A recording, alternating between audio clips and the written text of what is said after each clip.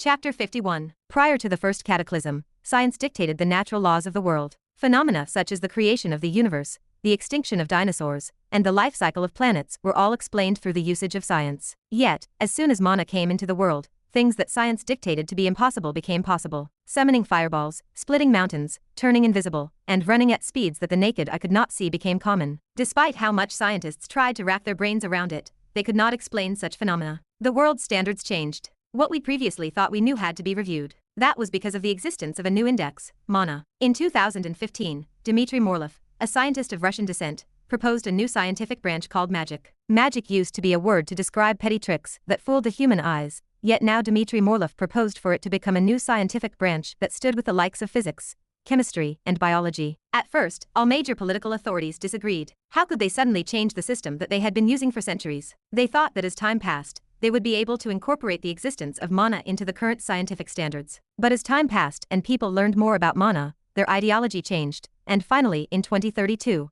magic was approved as a new scientific branch. Magical research. This was the name of the class I was currently headed to. It was also the class that Assistant Professor Gilbert von Dechterer taught. He was the secret head of the blood supremacist group that dominated the academy alongside the two other major groups, Noblesse and Empire's Sword. Despite there being many factions inside of the academy, Blood Supremacist, Noblesse, and Empire's Sword were the ones that had the most influence and members. The Noblesse faction had a similar concept to Blood Supremacist in the fact that they only accepted people with certain statuses. However, in contrast to them, they were not as radical. They did not despise people just because of their lineage and wealth. Most of the members in Noblesse did not even get to choose to join the faction, as it was decided beforehand by their parents. Emma and Melissa too were forced to join because of their parents' influence. If everything went according to the plotline, during the last month of their second year, they would both be elected as the heads of the faction. Lastly, there was Empire's Sword. Unlike the other major faction, Empire's Sword did not select members based on their lineage or status. It only focused on individual strength. In order to enter, you must prove that you were worthy of holding their name. As such, the requirement to joining the faction was to defeat a senior member. Only upon proving your strength could you enter the faction. Ranks within the faction were also determined by strength, with the head of the faction being the current rank 1 of the third year. Those were the three major factions, and fortunately for me, I managed to avoid getting on their radar, allowing me to have a fairly carefree life. Despite the fact that being in a faction had many perks, it also came with many disadvantages. Most notably the fact that you had less time for yourself. Because I was quite behind the rest of the protagonists when I had reincarnated in this world, I needed all the time I could spare to train myself so that I could catch up to them. Because of how talented they were, catching up to them was not going to be an easy task. A month and a half had passed since reincarnating in this world, and I was not even close to surpassing Emma, whose rank was currently E-, let alone Kevin, the main protagonist, whose rank was E+ borderline D-.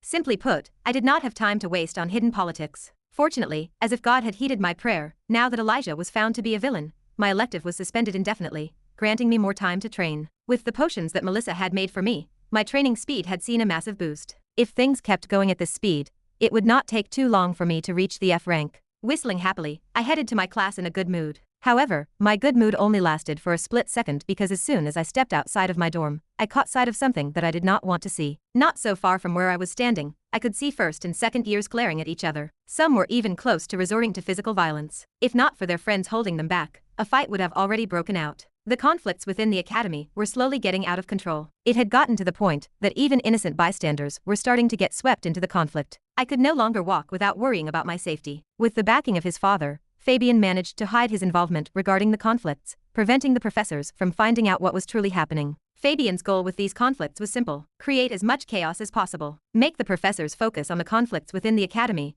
rather than Emma. It was all proceeding as he planned. The only upside about this situation was that everything was proceeding as I predicted. There were no changes to this scenario, allowing me to take a load off my back. As long as the plotline did not change, I could still exploit the fact that I knew the future. As long as the plotline more or less remained the same, I could have some peace of mind. I arrived in my class, sat in my usual seat, and waited for Assistant Professor Gilbert to start the lecture. Since he was not a professor yet, he could only be referred to as Assistant Professor. The class was unusually chatty today, with some male and female students excited about the upcoming class. The primary reason for their excitement was because of the person who was teaching them today. Eagerly looking at the front of the class, everyone's eyes paused on a young individual with dirt blonde hair. He had a noble air around him that made him look like an aristocrat from ancient times, and his features that were relatively handsome made some of the girls in class blush. Gilbert von Dechterer. Not only was he extremely talented and managed to become an assistant professor at the tender age of 22, but he was also the son of the third-ranked hero, Thunder God Maximus von Dectoror,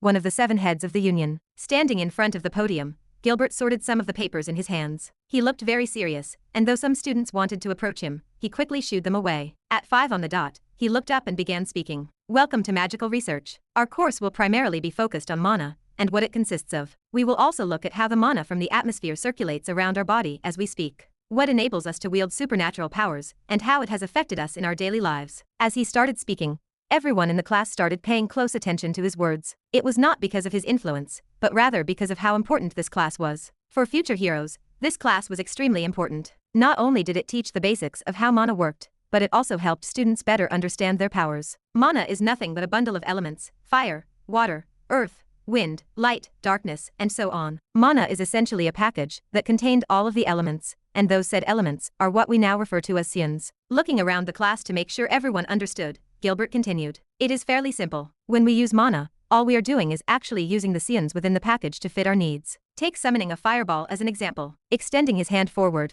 a wave of heat spread across the classroom as a large fireball that resembled a sun appeared on Gilbert's palm. To do this, all I did was channel the mana inside of my body and visualized a fireball. But how does simply channeling mana create a fireball? Looking at the large fireball in Gilbert's hand, every student eagerly awaited his next words. They too were curious. Since young, most of the students were taught how to channel mana, without actually knowing the reason behind their actions. It was like learning how to breathe, but not actually knowing why they were breathing. Everyone wanted to know. Smiling at everyone's enthusiasm, Gilbert continued. In reality, what you are doing is merely stimulating the fire scion within the bundle of mana so that you can materialize fire like I just did. Mana follows the wave-particle theory, meaning that it behaves similarly to both particles and waves. When we use mana, as he was continuing his demonstration, just like the others, I could not help but be entranced by his explanations. Though he was an absolute scum of a person, I had to say, he was a really good teacher. His voice was crisp and pleasant, and he did not leave any detail out when explaining the class contents. Even for someone like me who had only been in this world for a month and a half, the lecture was easy to understand. Although I was not a mage,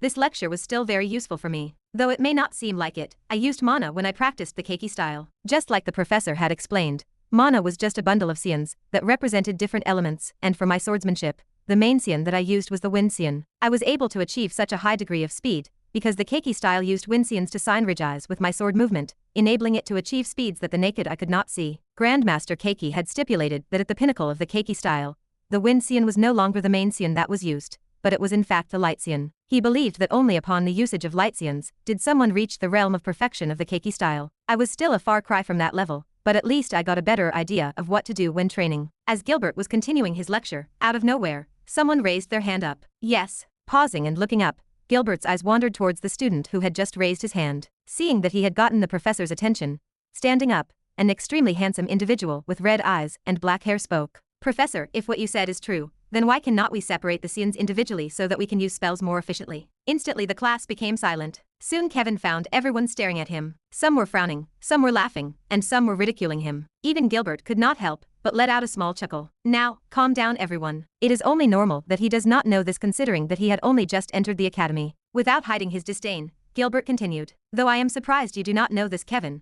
let me explain it for you. The reason why scions are bundled together and are not separate is because of the law of conservation of energy. A single scion by itself would simply disintegrate in the air because it is unstable. Only when it is with the other scions can it remain stable. As Gilbert was lecturing Kevin, I had already stopped focusing. I was deep into my own thoughts. For the past 2 weeks, I had been stuck in the threshold of the minor realm of mastery of the Keiki style. No matter how much I trained, I could not quite make that leap to the next level in my sword training. But after hearing Gilbert's lecture, it finally dawned on me. The key to why I could not break through to the next realm of sword mastery. Scions. Chapter 52. Inside of a dimly lit bedroom, a young boy let out a long breath as he sat cross-legged. A white glow pulsated around his body, increasing and decreasing constantly. Focusing my mind, I tried to feel the mana around me. After having listened to Gilbert's lecture, I managed to grasp the missing key to my roadblock. Mana control. I needed to have better control of my mana. More precisely, I needed to have better control of wind scions. Since the Keiki style required me to harness wind scions to coat my sword and propel it forward, I needed to have a better understanding and control of them.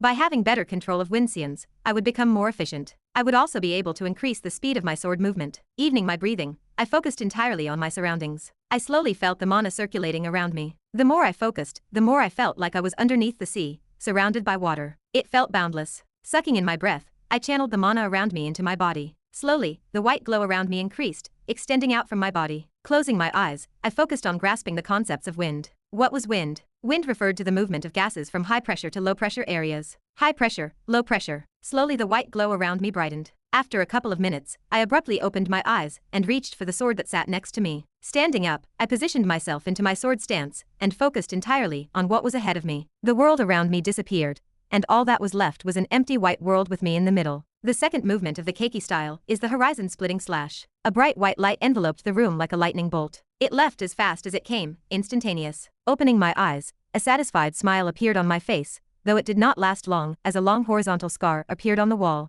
Damn it. Hurrying over to the wall that I had just slashed with my sword, I traced my finger along the long horizontal scar that I left. Feeling how deep it was, I could not help but curse out loud. There went a couple of thousand you. Damn it. Originally, I was supposed to go to the training grounds to practice, but because I needed to hide the fact that I practice a 5-star module, I was left with the option of practicing in my room. The commotion of my breakthrough would have just been too big. Moreover, with all the cameras installed, hiding what I was doing was impossible. In the end, I could only lament the fact that I did not have my own personal training ground. Shaking my head, I slumped back on the ground as fine droplets of sweat dripped from my forehead. Laughing bitterly, I looked at my status. My name is Ren Dover, my rank is F, and my strength is F. My agility is F, stamina is F, and intelligence is F-. My mana capacity is F, luck is E, and charm is G. My profession is swordsmanship level 2. The degree of understanding of the sword has evolved to the next level, and the user will find it easier to understand concepts that were previously harder to understand. My martial manual is the 5-star Keiki style, at a minor realm of mastery. This sword art was created by Grandmaster Toshimoto Keiki, a 5-star module that focused primarily on reaching the apex of swordsmanship and speed. Upon mastery, the sword art becomes so fast that before an opponent could even think about their next move, their heads would already be rolling on the ground. My skills include Monarch's Indifference. This is a skill that enables users to erase all emotions and act as a supreme monarch that only calculates the best option regardless of circumstance. Looking at my stats, my brows involuntarily twitched due to one of the attributes' refusal to increase. On the bright side, I had finally managed to reach F rank. I had originally thought that I still needed a couple of weeks to a month before getting promoted to F rank, but it seems like my breakthrough had also helped me increase my stats. Another factor that contributed to my sudden rise in rank was probably Melissa's potions. Since they were made by her, the quality was probably on the higher end of the spectrum compared to what was sold on the market. This probably contributed to my sudden increase in rank. I could now proudly say that I was at least within the top 150, if not top 100 in our year. Though I was still not in the top ranks, I was slowly catching up to the others. It did not matter how long it took, all I needed to know was that I was slowly achieving it. One day, I would slowly but surely become strong enough to overcome any challenges I faced. I did not want to be helpless again like the time I was in the dungeon. Looking back at my status window, I could not help but notice that my swordsmanship had leveled up to 2. As my understanding of the sword increased, so did my profession. The higher the profession level, the higher the understanding you had of the profession. Moreover, the more your profession level increased, the easier it was to understand previously daunting problems. It was like my comprehension had been increased. With my newfound knowledge, I was instantly able to find the flaws of my current fighting style. Despite how good the Keiki style was, I was currently too weak to wield it. Looking back at my previous fights, I remembered always finding myself in a pickle after not being able to finish my opponent on my first hit. I only knew how to attack, but not defend. Once I attacked, I wasted too much time trying to regain my stance. Because I was still a newbie with the Keiki style, I wasted too much time transitioning from one stance to the other. This, in turn, allowed the enemy to regain their bearing, completely removing the element of surprise. Moreover, from my experience, I found that in between the time that I was switching stances, I was basically helpless. I needed something that created synergy with the Keiki style, something that bought me time so that I could regain my stance. My first thought was obviously getting another skill, but considering how expensive and rare they were, I could only discard such a thought. My next thought was whether I should buy an artifact. If I bought an artifact that created a shield around me after every attack, it could easily solve my problem. But in the end, similarly to skills, I could not afford it. Despite the fact that I had 6 million U with me, it was not nearly enough to purchase an artifact that met my precise requirement. In the end, I was left with one option: learn another sword art. This was probably the easiest and most appropriate method. There was more than one reason as to why this was the most appropriate choice, but the biggest of them all was that I was in urgent need of a sword art that I could use in the absence of the Keiki style. For obvious reasons, if news were to spread that I was in possession of a 5-star manual, I could kiss my daily life goodbye, as I would be hounded by greedy bastards left and right. It was fine if they were just targeting me, but since I had parents, my every action had to also consider them in the picture. I was no longer alone. Thinking thus far, I knew that I had to mask my real sword art. What better way to hide that fact than by practicing another one? This way, I could hide my strength from everyone's sight even better. The fewer the loopholes, the better. Plus, if I chose a defense-orientated sword art, and if I could use it alongside the Keiki Style, my strength would see another boost. It was simply a win-win. Now all I had to do was find the appropriate sword art. A couple of ones came into my head, but they were either too hard to get or were too expensive. The academy also provided them, but you had to have a certain amount of merits in order to use them. I currently had 0. After a long time of me trying to rack my brain over this issue, I decided to leave it for later. It will eventually hit me. There was no point in trying to think of the solution to a problem in my current circumstances. I was already exhausted from breaking through. There was no point in thinking when my brain capacity was currently at its limit. It will eventually hit me. Laying down on my bed, I picked up the mysterious red book that I had gotten from the package my mom had sent me. Things had been quiet on Kevin's side. Nothing particularly exciting happened apart from the slight conflict he had with Gilbert at the end of the lesson. I was too immersed in my own enlightenment to witness the conflict. But what essentially happened was that Kevin and Gilbert had a verbal dispute with each other at the end of the lecture. It was a tit for tat. It did not escalate to a full-blown fight, but it certainly increased the enmity between the two, especially Gilbert, who already hated Kevin with a passion. Looking through the book and seeing that there was nothing particularly exciting, I closed the book in my hands and prepared to sleep. Regarding the book, one more thing I found out about it was that it could not be stored inside of a dimensional space. This was a bummer because it meant that I would essentially have to carry it with me everywhere from now on. Though I did not use the book much, if the situation called for it, I was always ready to make use of its future alternating properties. But as of now, I only used the book to see how Kevin and the story were progressing. There just was not a need for me to use it as of now. I mean, although there were some hiccups here and there, the plotline was proceeding as it should be. Because Kevin still did not have any major conflicts, I did not really feel the need to use it. Just as I was about to close my eyes and sleep, the sound of my doorbell ringing could be heard. Who could it be? Sitting up on my bed, I looked in the direction of the door in confusion. I do not recall ordering anything. Frowning, I tried to remember if I had a prior engagement, but I soon shook my head. I was not expecting any packages, nor was I expecting someone. Maybe my parents ordered something for me, but I do not recall them ever mentioning anything about this. A myriad of questions entered my mind as I headed for the door. In the end, because I was too tired, I thought nothing of it and opened the door. I was not popular enough to have someone actively looking for me. How can I help? Halfway through my sentence, I froze. Standing in front of me stood a stunningly beautiful young girl with glossy black hair that gently fell down all the way to her waist. Her black crystal clear eyes looked directly at me, and though she was not as tall as me, we could see each other at eye level. After a moment of pause, she said, "May I come in?" No words came from my mouth. I was so shocked at the moment that I just stood there dumbly. I was totally caught off guard. Tilting her head to the side, and seeing the state I was in, the young girl entered my room without waiting for me to respond. It was evident that such a situation was within her expectations. The sound of the door closing as the young girl entered my room snapped me out of my daze. Turning around, a complicated look appeared on my face. Why would Amanda suddenly show up in my room? Chapter 53. The air around the room was tense. It felt suffocating, almost as if I was stuck inside a cramped room with no room to breathe.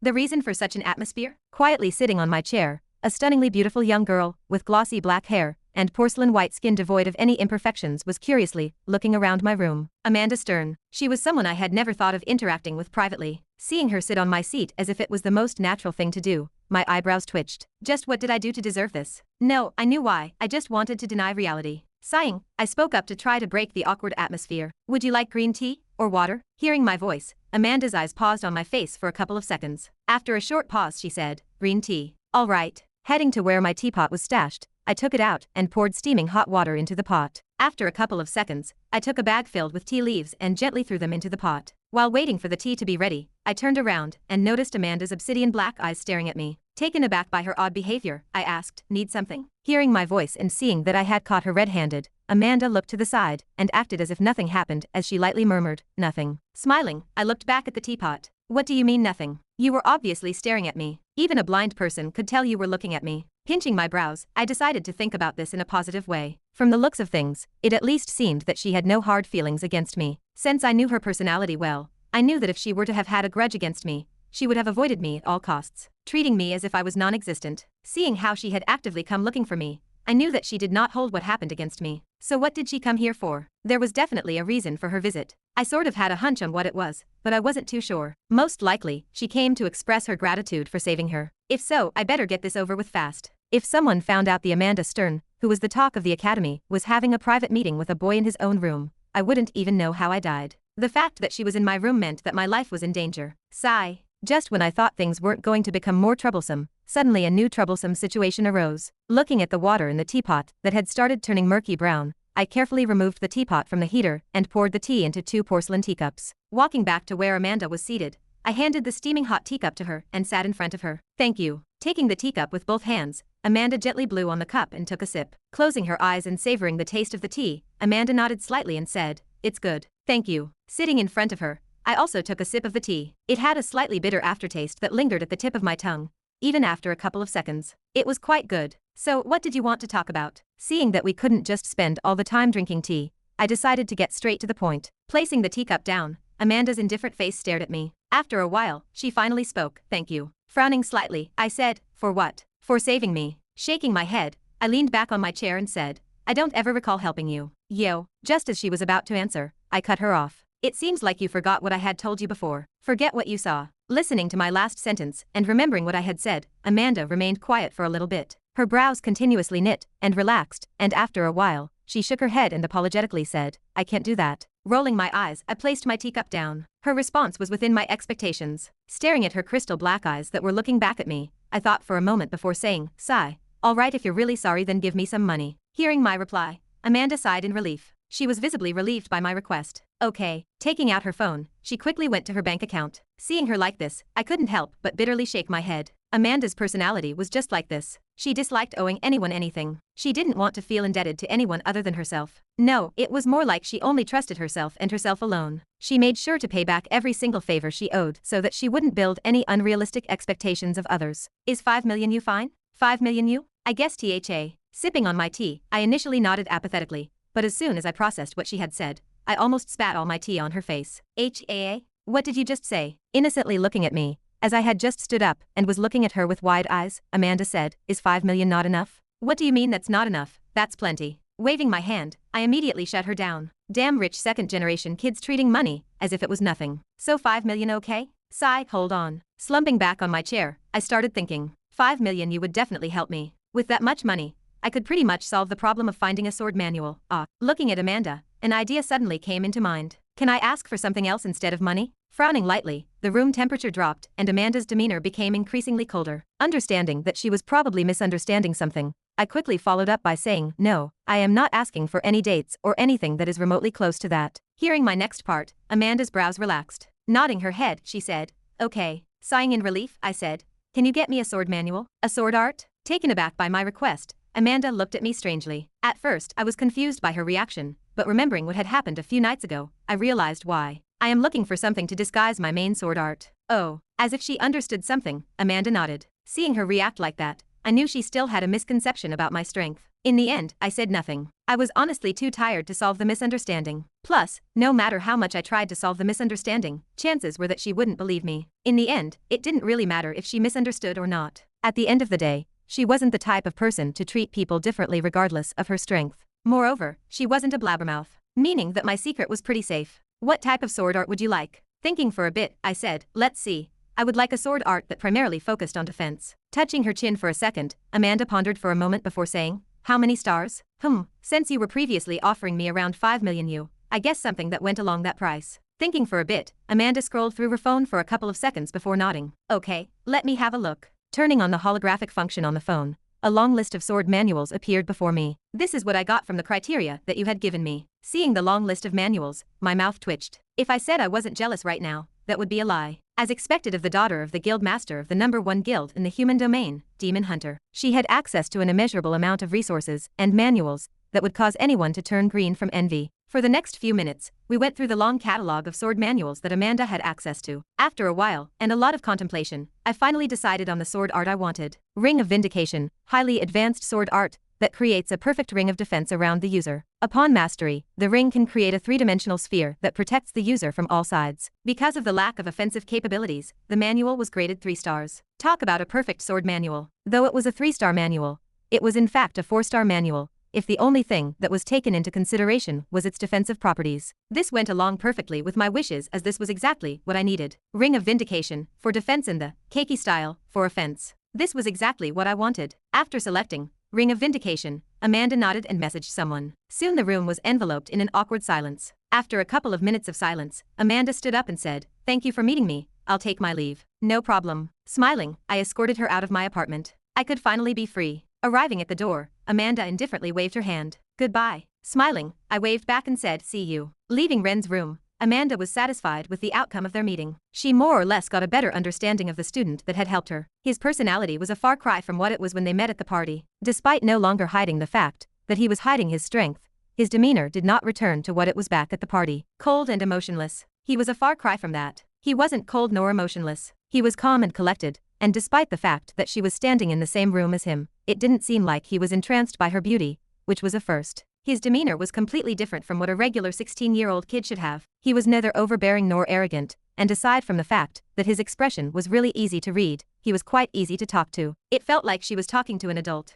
It honestly felt weird. Walking along the corridor of the dorm, she suddenly noticed many eyes staring in her direction. What is Amanda doing in the Hornsheep dorm? Was she meeting with someone? Nah, she was probably coming to check on something. There's no way Amanda would talk to those peasants living in the Hornsheep dorm. Along the way, Amanda heard people whispering amongst each other as she walked back to her dorm. Being used to such attention, she promptly ignored what they were saying and exited the building. Taking out her phone, she quickly dialed a number. Ring, ring, ring. After a couple of seconds, an aged voice entered Amanda's ears. Hello? How may I help you, young miss? Because Amanda disliked making small talk, she immediately got straight to the point. Send the 3-star manual, Ring of Vindication, to the location I messaged you a while ago. After a short pause, the person on the other side of the phone spoke. Very well, thank you. Tack. Hanging up the phone, Amanda felt a weight lift off her chest. Turning back towards the Hornsheep building, she lightly murmured, Now I don't owe you anything. Chapter 54. 6 days had passed since the meeting with Amanda, and just like she had promised, my new sword manual arrived the next day. When I first opened the package and saw the manual, I was once again reminded of how much influence Amanda had in the Demon Hunter Guild.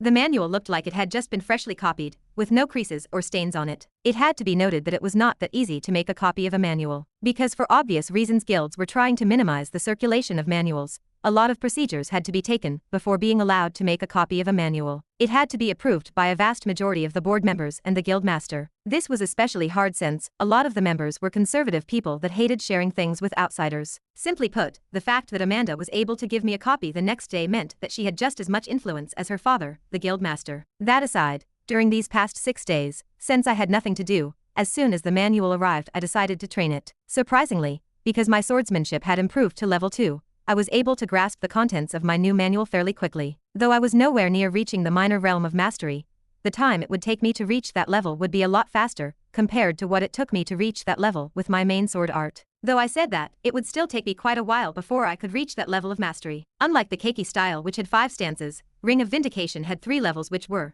Ring of Aegis, Gravitational Ring, and Elemental Alternation. The first level, Ring of Aegis, created a ring in the air that acted as a shield. How strong its defense was depended on the degree of mastery of the sword art. The second level was a more advanced version of the first level, Ring of Aegis, and added a gravitational pull on the ring that redirected all the attacks towards the ring. This was extremely useful, as only one ring needed to be created to defend rather than multiple rings to deflect multiple attacks coming from different directions. This way, I did not have to split my focus on defending different areas. Lastly, the third level, Elemental Alternation. This level consisted of manipulating scenes in a way that the ring attained elemental attributes. This was extremely useful in countering elemental attacks, as fire attacks could be countered with a water-attributed ring. However, in order for one to be able to pull this move, they had to have a high degree of mana control. They had to be able to harness the precise scene they wanted to use and create a ring with it. That alone was incredibly hard to do. And if someone did not reach a certain level of mastery towards mana control, it would be impossible. These were the 3 levels of Ring of Vindication, and the first time I learned about their effect I could not close my jaw for a whole hour. After the shock died down, what replaced it was pure excitement as I could not wait to start practicing it. And here I was now, 6 days later standing in the middle of the training ground practicing the first level, Ring of Aegis. Phew. Sucking in a deep breath, I closed my eyes and slowly drew a ring in front of me with my sword. In the process of doing so, I focused entirely on channeling my mana to the tip of my sword. Slowly as I drew the circle in the air, if one looked closely, a dimly lit line followed the tip of my sword. After one full circulation, it formed a yellow ring in the air. However, exactly 2 seconds after I drew the circle, it broke down and scattered in the air. Opening my eyes and looking at the scattering circle, I let out a satisfied smile. 2 seconds. Though it did not seem like much, in the first 3 days I could barely even draw a full circle. That is how much I progressed these past few days. However, I was still a far cry from reaching the point where I could actively use this sword art. Although I could create a ring that lasted for 2 seconds, it could barely be used to defend. It still had no substance to it, meaning that right now, it was nothing but a beautiful decoration. One thing I noticed these past few days,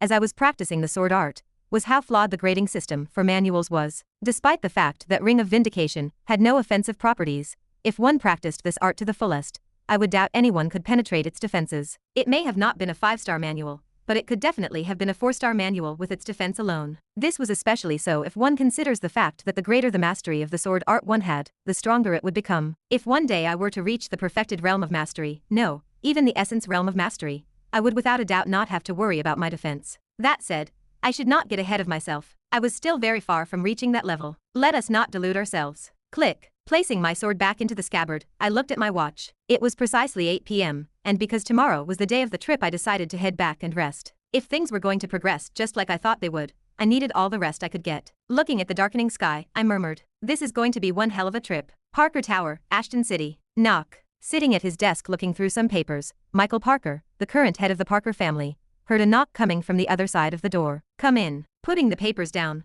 Michael looked in the direction of the door. Opening the door, an elegant elderly individual with a butler outfit entered the room. He had long white hair accompanied by a finely trimmed mustache that rested below his nose. Despite his age, his face barely had any wrinkles, and aside from the pigmentation of his mustache and hair, someone could have easily mistaken him for a 40-year-old man. "Greetings, master." Elegantly bowing in front of Michael Parker, the butler looked at his master and waited for him to speak. "Are the preparations ready?" Looking at the butler before him, Michael's authoritative voice rang across the room. "Yes, master, everything has been prepared." Hearing the butler's response, Michael nodded slightly. Pausing for a moment and looking at Ashton City from the window, he said, "Has the trivet squad been dispatched?" Hearing the word trivet being mentioned, the butler's demeanor faltered for a split second before recovering. "Yes, everything is as you have ordered." "Good." Letting out a satisfied smile, Michael slumped on his chair and lightly murmured, "With the trivet squad in charge of this case, I do not have to worry about anything." Looking at Michael Parker with a complicated look, the old butler could not hold it anymore and said, "Sir, though it may be rude of me, are you sure you want to send the trivet squad for this mission?" As soon as those words escaped the butler's mouth, the temperature of the room dropped to freezing points. A strong oppressive force started emanating from Michael as he looked at his butler. "Richard, it seems that I had been too lenient with you. Despite having served me for over 15 years, you still doubt my decisions?" Subjected to such immense pressure, cold sweat dripped from Richard's back as he immediately lowered his head. "No, I just thought that after raising them for so long, it would be a waste to let them go just like this." Smirking, Michael shook his head. "Naive. This is the best time for the trivet squad to come into play. This mission requires the assassination of several high-profile individuals whose backing is just as strong as our family, if not even more. A single failure could cause everything that my father and grandfather had built to go down the drain." Looking back at the butler, Michael coldly said, "If anyone catches wind of what we are planning, the fate of the Parker family would be on the line. A single mistake, and we could very well be wiped out from the face of this planet. Only if we utilize the trivet squad will we be able to complete our plan without worrying about it implicating us." Squinting his eyes, the pressure around Michael intensified many folds. Do you understand why I am employing the trivet squad?" "Understood." Struggling to adjust himself to the pressure, Richard forced himself to nod. The pressure was too much for him. "Good." Letting out a satisfied smile, the pressure around the room dissipated. Feeling the massive pressure lift from him, Richard finally managed to catch his breath. After a while, a complicated look appeared on his face. There was only one reason for his sense of discomfort. The trivet squad, an elite squad that was secretly raised by the Parker family and created for the sole purpose of killing high-profile targets. Each member, who were raised from a very young age, had no other purpose to their life aside from serving the Parkers. They were essentially discardable elite soldiers. Once used, they would be killed. They were a one-time use squad. Regardless of whether they succeeded or not, they were fated to die after completing the mission. The reason for such a procedure was because the Parkers did not want to leave behind any loopholes in case any of their missions failed. Even if they succeeded or failed, no other person apart from a few trusted individuals could know what they had done. The fewer people that knew, the better. "You may go." After seeing that his butler had somewhat understood his intentions, Michael waved his hand and dismissed him. "As you wish." Standing up, the butler bowed once again before leaving and closing the door on the way out. Soon, Michael was left alone in his office. Looking at the papers in his hands, Michael's eyes paused on a few profiles: Kevin Voss, Emma Rochfield, Amanda Stern, Jin Horton, Han Yufei, and Melissa Hall. Those were just a few of the names of the people he was planning to have assassinated during the Academy start-of-year trip. He was planning on killing them all. He planned to kill all of the individuals who were either too talented or were direct competitors of the Parker family. 20 years. That is how long he had been training the trivet squad. It was all for this moment. He wanted to deal a fatal blow to all of his competitors, one that would cause them to lose what was most precious to them. He wanted them to despair. He wanted them to suffer a pain that was worse than death, just like what he had been through all those years ago. Reaching for the corner of his desk, Michael flipped over an old wooden picture frame. Staring at the photo behind the picture frame, Michael's indifferent face slightly softened as he lightly caressed the glass on the frame. After a couple of seconds, his fingers started trembling and his voice shook. "Soon, my dear, I will see you soon." Tack. Closing his eyes and taking a deep breath, Michael flipped the picture frame down. It took a couple of seconds before he was able to revert back to his previous indifferent demeanor. Standing up, Michael walked to the edge of his office, where thick reinforced glass replaced the walls, allowing him to overlook the whole of Ashton City. Interlocking his hands behind his back, he coldly murmured, "Hallberg will be the first step to my revenge." Chapter 55. All right, everyone please enter the bus. Wearing a loosely fit white t-shirt that was neatly tucked in her jeans, Donna did a quick roll call. As she was doing the roll call, her every movement attracted the attention of every boy present. Her violet eyes shone slightly, causing everyone to fall into a daze. I too was entranced by her. After making sure that everyone in Class A25 was present, Donna, taking no notice of the boys' flushed faces, boarded a huge white bus and urged us to follow along. Right after her figure disappeared inside of the bus, the boys snapped out of their daze and regained their senses. Seeing the confused look on everyone's faces, I couldn't help but lightly shake my head. This scene was too familiar. This was not the first time it happened, and it probably wasn't going to be the last time it happened. Donna, whenever she was in a bad mood, tended to unconsciously release some of her powers, causing all the boys in class to suddenly feel extremely infatuated with her. Sometimes it would get so bad that some of the guys would directly faint. Only the likes of Kevin and Jin were somewhat able to remain unaffected by her sudden seductive outburst. Regaining my composure and looking at the others who were boarding the bus, I couldn't help but stare at the bus which Donna had just entered. I was in complete awe. The bus's outer body was painted in white, and its smooth design was slick and modern. The bus, which was enormous, measuring up to 15 meters in length, could house up to 200 people. The reason why the bus was able to hold that many people was because it had a second floor which surprisingly had a mini snack bar. Around the bus, all the windows were tinted in black, making it impossible to see through, preventing people from prying inside. The bus's frame was made from highly durable metal alloys that could withstand the full power of several B-ranked villains. It was highly secured and was specifically made for protecting students from sudden ambushes from either villains or beasts. Looking behind the bus, 15 more buses lined up in the distance. Next to them, a crowd of students similar to us were all waiting to enter their respective buses. Because the number of people in the first years was well over 2,000, the students were each divided into different classes. My class was Class A25. Each class had its own instructor, and the selection was random. That was if we exclude Jin, Emma, Amanda, Kevin, and Melissa, who each could select which class they could be in. The privilege of the talented. Entering the bus, I looked left and right, and after spotting my group I made my way towards them. Along the way, I couldn't help but marvel at the interior of the bus. The seatings, which reminded me of first-class seats on planes, were made of fine leather. The seats were separated into 2 rows with 2 seats on each side. In front of each seat, there was a nice oak table that had several snacks on top. Arriving where my group was, a complicated look appeared on my face. According to what Donna had briefed us beforehand, we had to sit with our group during the whole bus ride, which would take approximately 5 hours. This was so that we could get to know each other better. However, looking at my group, I started to doubt whether this was a good idea. On my right side, Evan and Cassandra were sitting together munching down some chips. Behind them, Melissa was quietly sitting on her seat with her eyes closed. Her whole aura screamed, "Don't disturb me." On the right side, Donald was sitting next to the window. He was currently busy staring at the scenery outside the window, and thus seemed to have not realized that I had just arrived. Looking around, apart from the seats next to Melissa and Donald, everywhere else was full. As my eyes alternated between Melissa and Donald for a couple of seconds, I decided to sit next to Donald. Though I disliked the guy, I at least didn't risk the possibility of dying. What are you doing, you bastard?" Just as I was about to sit next to Donald, he turned around and glared at me. "Ere I am sitting." Pausing for a moment, I looked at Donald for a bit before ignoring him and seating on the seat. As soon as I sat on the seat, a moan almost escaped from my mouth. It felt as if I was inside of a cloud made of cotton. My back instantly sank into the chair, and the leather coating around the chair, which preserved some of the cold from the previous night, instantly cooled my body. Too comfortable. Just as I was enjoying my experience, I heard a loud voice on the right side of my ear. Turning my head to the side, I was met with the sight of Donald shouting at me, "You rude bastard! Who gave you permission to sit next to me?" Frowning, I was about to retort to him, but after thinking for a bit I refrained myself from doing so, and decided to ignore him. I wasn't going to gain anything from arguing with him. "Are you even listening to me, you rude bastard? How dare the likes of you IGN?" At first, I was able to ignore him without any problems. However, after a couple of minutes of continuous verbal abuse, I couldn't take it anymore and snapped, "Who you calling a bastard, you bastard? My name is Ren Dover, not rude bastard." Flipping the middle finger at his face, I raised my voice. "Leave me alone, damn it. I am trying to enjoy this seat, so stop shouting like a parrot and let me have my piece. You son of a." Opening his eyes wide, Donald was just about to retort back, but before he could do that he heard a cold voice coming from the left side of the bus. "Stop." Opening her eyes, Melissa took her glasses off and glared at both me and Donald. "Cease your immature display at once." Pointing behind her, where the other students were seated, she said, "Are you planning on killing me from embarrassment? Was this something you had planned beforehand in order to kill me? If so, you succeeded. I would rather drown myself in a bowl of water than being subjected to any more of this." Looking at where Melissa pointed, I soon noticed almost everyone on the bus staring in our direction. Kiam, sorry everyone. Awkwardly coughing a couple of times, I apologized to everyone. It seems like Donald and I were a bit too loud. Without needing to be told by Melissa, we sat on our seats and stopped talking. Closing my eyes, I decided to take a quick nap. Turning on my MP3, I immediately plugged in my earphones and played a random song. Seeing both me and Donald sitting quietly like obedient children, Melissa's brows finally relaxed. Soon after, she closed her eyelids and prepared to sleep.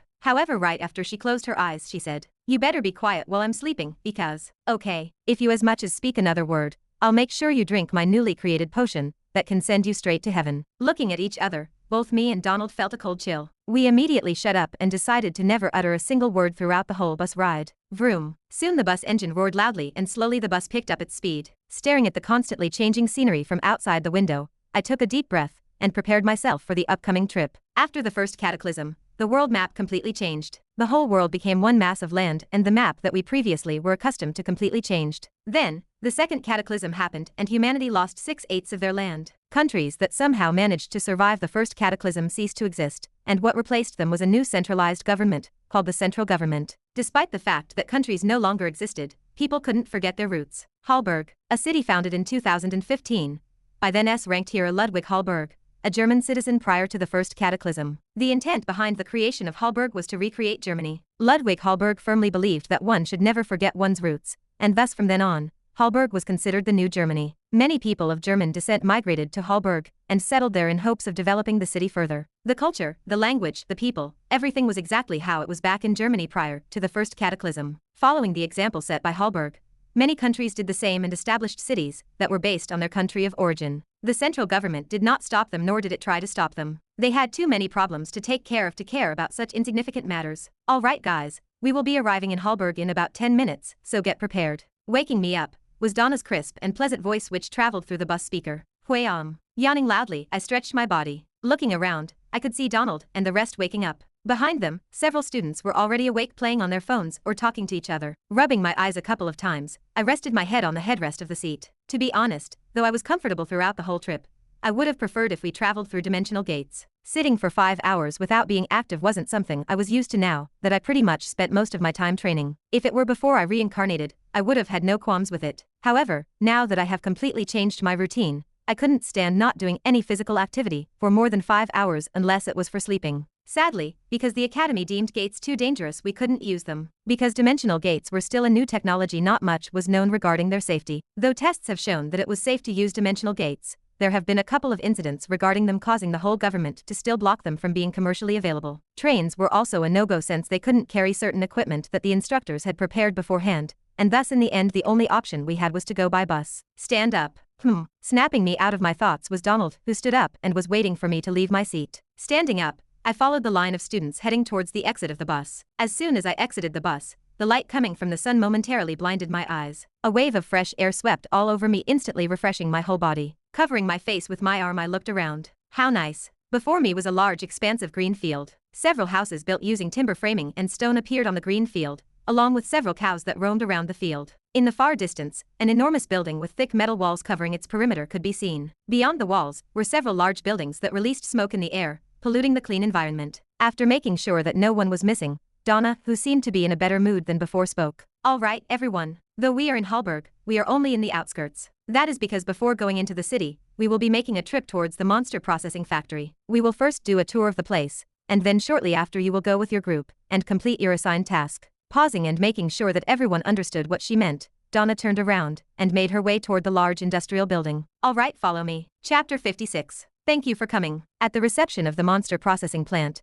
greeting us was a blonde young girl with deep blue eyes. Her hair was tied in a bun, and she wore a gray suit that fitted around her body nicely. Thank you for having us. Shaking her hand, Donna greeted the young lady with a smile. After sharing a couple of pleasantries with Donna, the young lady turned around and urged everyone to follow her. Please follow me. Heeding her words, we formed a long single line and followed her. Fortunately, because the other classes went to different facilities, it was not too crowded. A lot of procedures are taken into consideration when dismantling and processing monster and beast corpses. This plant right here is called Grunwies, and we are responsible for dismantling G to C ranked monster and beast corpses. As most of you know, the stronger the monster or beast, the harder it is to process. This is simply because their skins and bones become that much harder to remove and cut. Not only is their skin tougher, but they also tend to have poisonous properties that could instantly kill everyone present in the room. Therefore, we currently only have a license to process monsters and beasts between G and C rank. For higher ranked beasts and monsters, a special facility with top-notch equipment would be required. Along the way, the young lady started describing the features of the plant and what they did. She did briefly talk about the history of the plant, but all that information went from one ear to the other. I honestly did not care about the history of this place. Stopping right before the door that led to the main processing plant, the young lady turned around and said, "Before we enter, I would like for all of you to get changed into adequate clothing." Following that, she signaled for a couple of individuals to enter. Arriving before us students were 5 individuals all wearing white lab coats, glasses, and masks. As they came, they pushed a trolley hanger that was filled with lab coats. Walking next to the hanger, the young lady looked at us and said, "As I briefly mentioned before, in here we handle highly toxic and poisonous materials. For your safety and the general public safety, we need you all to be wearing lab coats. If we don't take this precaution, we could potentially endanger people, or even habitats, as some of the stuff here can be extremely lethal." As she continued rambling on how important it was to wear adequate safety equipment, I looked around the place. Though we were not yet at the main processing facility, surrounding us were a lot of monster dolls that had been stuffed with preserving materials, allowing them to keep their original appearance. Because they were so well preserved, it looked like the real thing was here,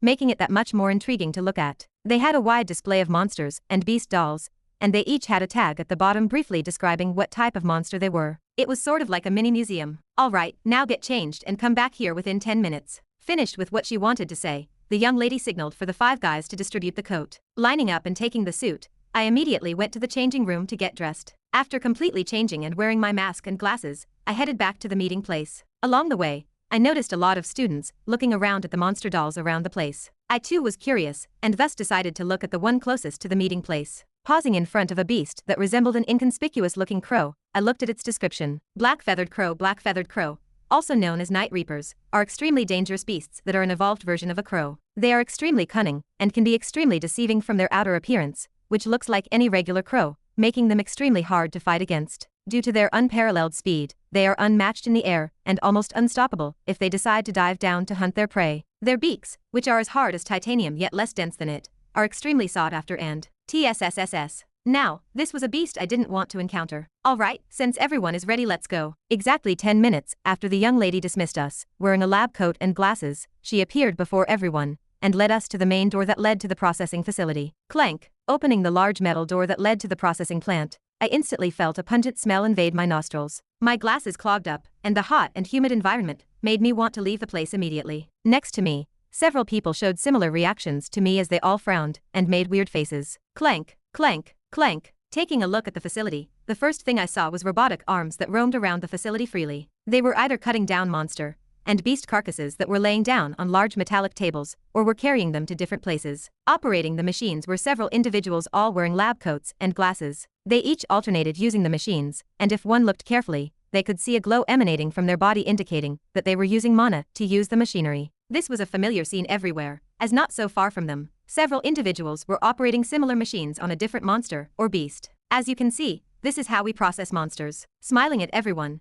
the young lady led us to one of the areas in which a monster was being processed. Stopping, she looked at everyone and pointed towards one of the processing tables. This beast right here is a steel-plated rhino, and just like its name may suggest, it has a very tough outer layer. Looking in the direction where the young lady was pointing at, a large beast that was 5 meters in length lifelessly laid down on a large metallic table. The beast's body was humongous and looked to be extremely muscular judging from the size of its legs. It had a huge horn on the top of its nose, and despite it being closely related to a rhino, the steel-plated rhino looked much more fearsome. They were incomparable. Around the body of the steel-plated rhino, metallic arms that shot thin laser beams continuously worked on dismantling the outer layer of the beast. Taking notice of the students' interest in the lasers, the young lady quickly explained to them, "What we are using is a highly powerful laser that shoots a single beam of 12 petawatts of energy that lasts 5 seconds per shot. Thanks to how advanced technology has become, we are now able to use laser technology to directly cut extremely tough and durable materials such as monster parts and even diamonds. Because of how tough the outer layer of a steel-plated rhino is, we can only resort to using lasers to remove its skin." Pointing at the laser machine, she continued,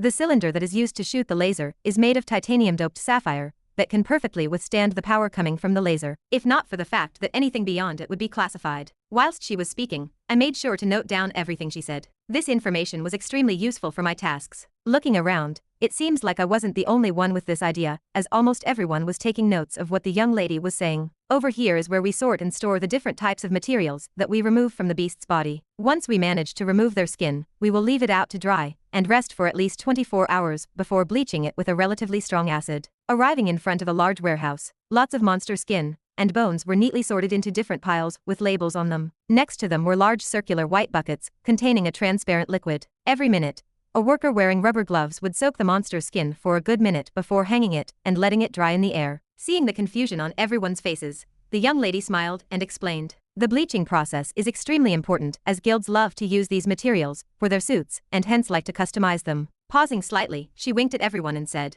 "There's a reason why there are different designs for armors and equipment." Hearing her joking remark, everyone lightly chuckled. What she said was true. People loved to wear specially designed suits when entering dungeons. Part of it was due to having an extra layer of protection, but the main reason was its design. It was sort of like wearing clothes. When I roamed Ashton City in my free time, I noticed many shops with different suit designs. Most notably, I remember seeing a suit in full pink which pretty much screamed, "I am here." It was so over the top that I wouldn't be surprised if all the monsters decided to attack the person wearing the suit. They were like a walking target. Well, who was I to judge, right? Just like that, we followed her around the facility as she explained different things. Sometimes some students would ask questions, and she would promptly respond to them, but most of the time she was recounting useless information. From time to time, however, she would talk about the things that I needed for my assignment. If she did do so, I would immediately take note of it. However, 2 hours into the tour, I started to get extremely bored. She started rambling on which monsters were selected, who was in charge of making decisions, and other useless nonsense that I honestly couldn't care less about. Moreover, the hot and humid environment caused me to be extremely uncomfortable. It was to the point that I was starting to feel extremely lethargic. Finally, after who knew how long, the young lady stopped and said,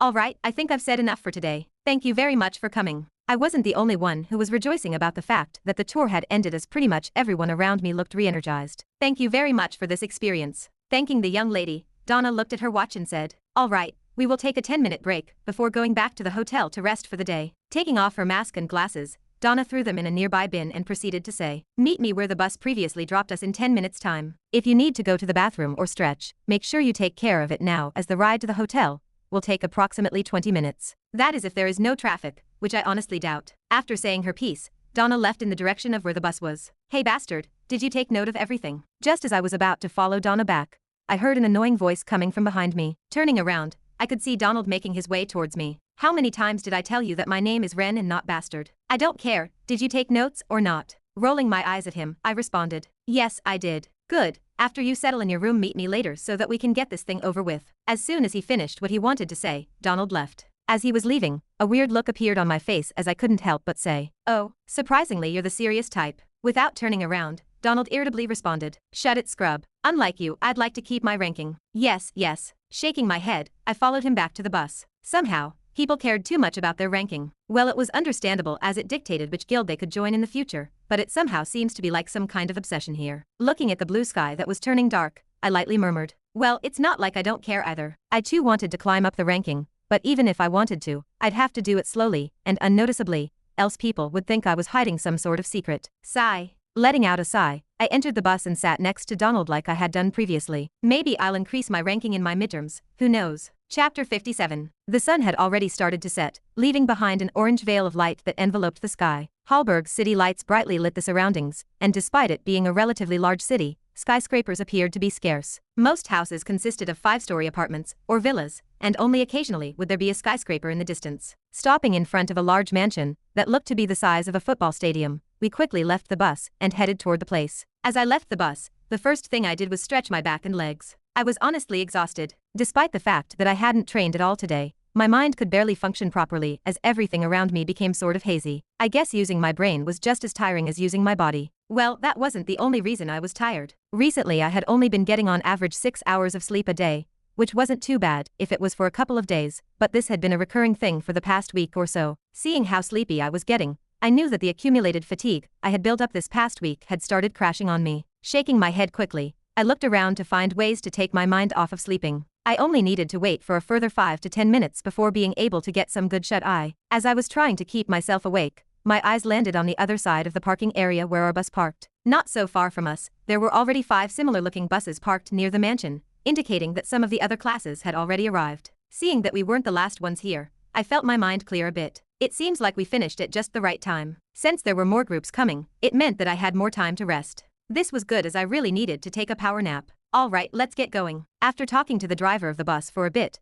Donna waved goodbye to him and led us to the mansion. Entering the mansion, a nice fragrance invaded my nostrils, causing me to uncontrollably salivate. Looking around, it seemed like I was not the only one who felt that way, as most people were staring in the direction of where the nice aroma was coming from. Turning around, Donna, who seemed to have read what was on the mind of most people, started speaking. Alright everyone, I know you guys are hungry, but things need to be done in order. Taking out a card from her pocket, she pointed towards the reception and said, "First things first, I will call you each by your name, and you will then proceed to go to reception and collect your card. After that, you will come back here and wait for the others to finish before heading to your own designated room." Seeing everyone's deflated looks, Donna lightly smiled and raised her brow. "Don't be so down. Don't tell me you guys are planning on eating when you had just sweated for a whole day." Checking her watch quickly, she added, "At 8 on the dot, as you guys can already tell by the smell, there will be a buffet where everyone can eat and drink as much as they want, so hurry up and get changed." Holding my stomach that had started rumbling ever since I had caught a whiff of the nice fragrance, I quickly collected my room key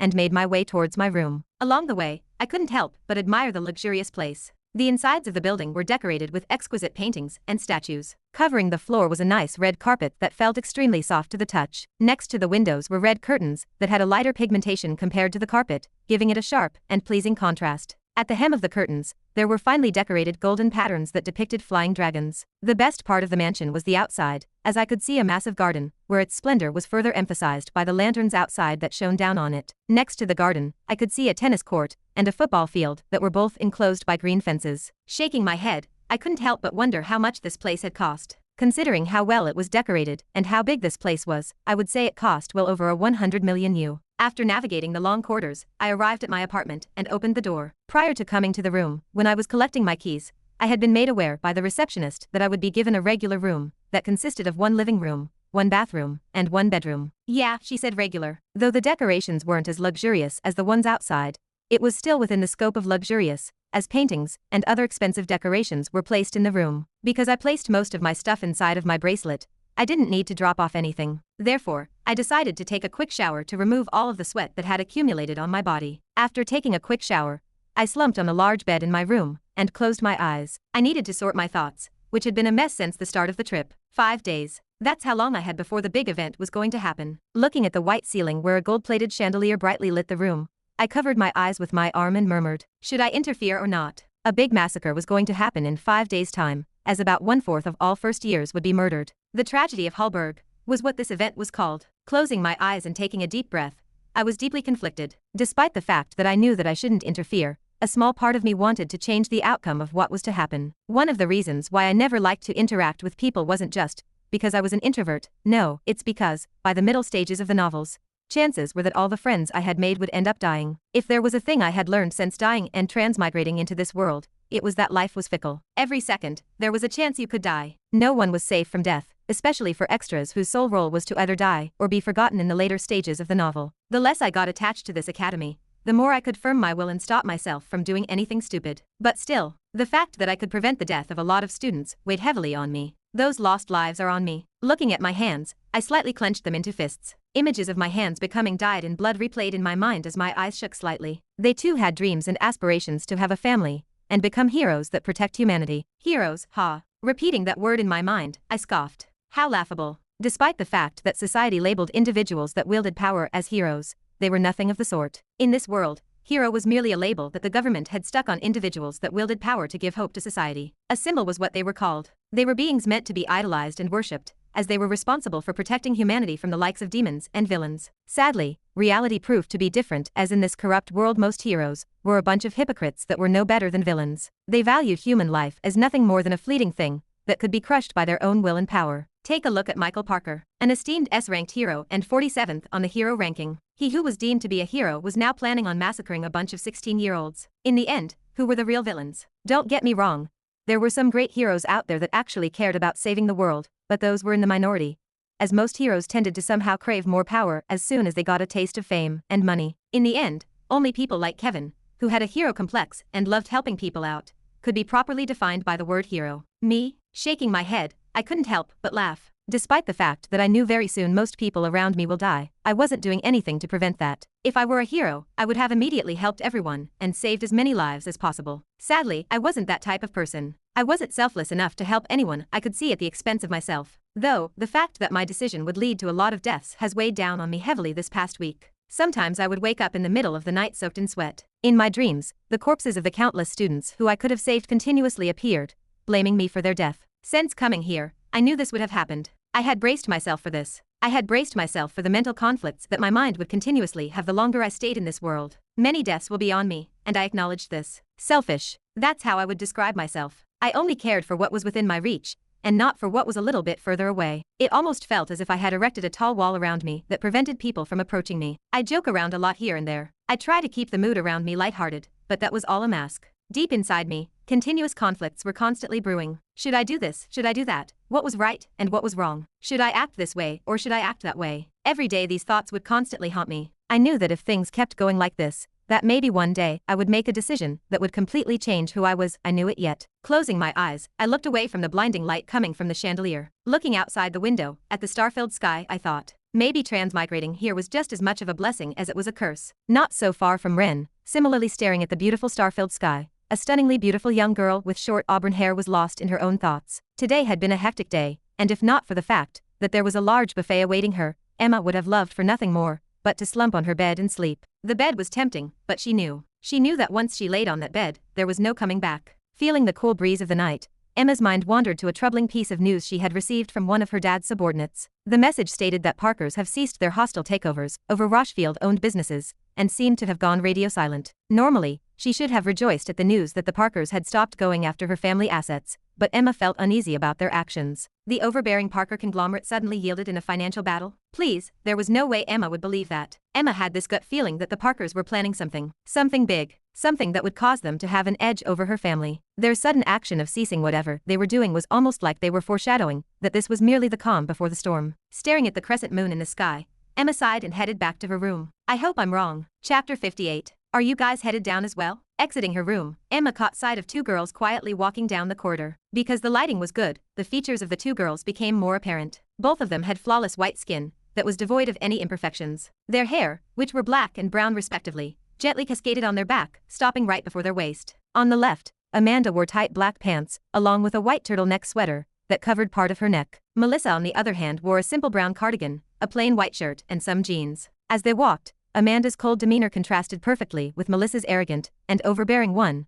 creating this picture-like scene. It was like seeing a pair of phoenixes. Jogging to catch up to them, Emma brushed her hair to the side and stopped right when she was about an arm's length away from them. Pouting slightly, Emma sourly looked at Amanda and Melissa before saying, "Hey, come on, why didn't you guys stop and wait for me?" Looking at Emma from the corner of her eyes, Melissa responded, "Would it have made a difference?" Turning her head towards Melissa, Emma looked at her sharply before saying, "What? No, but it's still common courtesy to wait for your friend." "Sure, whatever makes you feel better." "Ugh, seriously, what am I gonna do with you?" Shaking her head at Melissa's lackluster response, Emma looked at Amanda, who remained quiet the whole time. Avoiding Emma's eyes, Amanda looked around the corridor. It was apparent that she didn't want to talk. Rolling her eyes, Emma facepalmed. "What am I gonna do with you guys?" Though they had known each other for about 2 months, the distance between them didn't shrink at all during the time they had spent together. No matter how much she tried to socialize and interact with them, they would always keep her at arm's length. This was especially so for Amanda, who was always curt and polite, treating everyone as if they were a stranger. In the end, Emma was left totally helpless when interacting with these two. Letting out a sigh, Emma thought for a bit before saying, "Say, don't you guys find Jin a bit weird these days?" As soon as the word Jin escaped from Emma's mouth,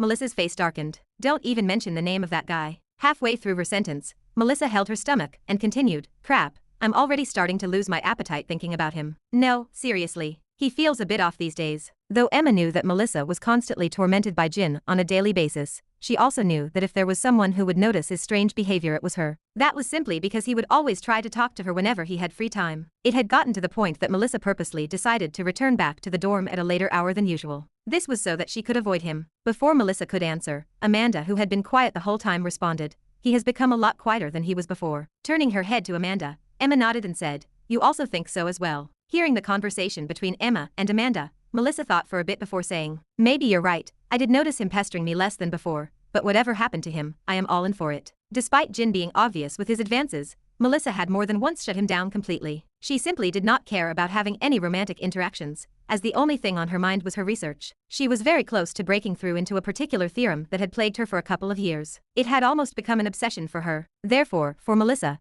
who was in this critical juncture of proving her theorem, Jin's constant pestering had caused her nothing but headaches. If someone were to ask her who was the most annoying person in the academy, for her, Jin was undoubtedly number one. He's pestering you less? Some halfway through her sentence, Emma was stopped by Melissa, who couldn't help but say, "Let's not talk about him anymore. It's spoiling my appetite." Without waiting for Emma to respond, Melissa picked up her pace and headed towards the first floor where the banquet was held. Turning her head to the side and seeing Amanda also being uninterested in the topic, Emma lightly sighed and said, "Okay." After calming down a bit, I decided to head downstairs where the banquet was held. In the end, hunger got the best of me. As I was heading downstairs, I soon noticed the figure of a student walking ahead of me. Squinting my eyes to get a better look at who it was, I was surprised by my discovery. Rank 5 Han Yufei, also known as Frank Han, and the leader of Class A23. From the back, I could see his short black hair that was permed in a way that looked like he had a mop on his head. His body was on the relatively skinnier side, and he wore round glasses. Though he didn't look particularly strong, his presence alone screamed danger to me. It felt as if I was staring at a crouching tiger waiting to lunge at me at any moment.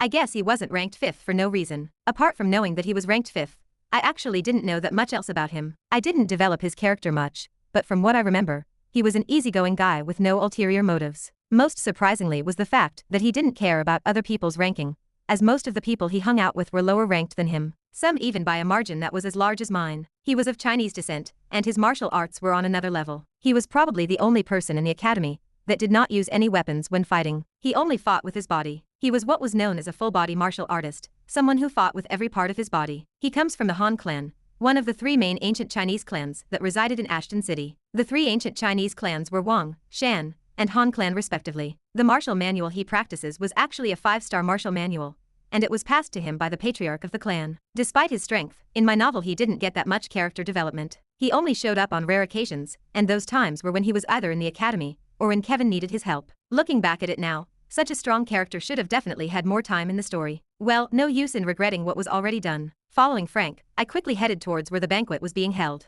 Soon I could hear the sound of a lot of people laughing and chatting. The closer I got, the louder the sounds became. Turning left, I soon found myself inside an enormous hall. Looking up, 3 enormous chandeliers brightly lit the hall. Massive pillars made out of marble supported the structure of the room, and next to them, tables filled with food could be seen all over the place. Waiters dressed in black outfits wandered around the place as they served different drinks. Despite it not being 8 o'clock, the hall was already filled to the brim with students. Looking around, I soon spotted the area where my class was. Making my way there, I took a drink from the waiter and slowly savored it. Ah damn it, I forgot that alcohol doesn't affect me anymore. After tasting the drink and realizing that it had no effect on me, I slightly cursed, and downed the whole thing in one go. What was the point of alcohol if you couldn't get drunk from it? Shaking my head, I soon arrived at the area where my group was designated to. Looking left and right, I quickly spotted Donald and my other group members and headed to where they were. Ayu, lightly waving, I stood next to them. Looking at me who had just come, Donald gave me a side glance and then proceeded to ignore me. Rolling my eyes at him, I stared at the front.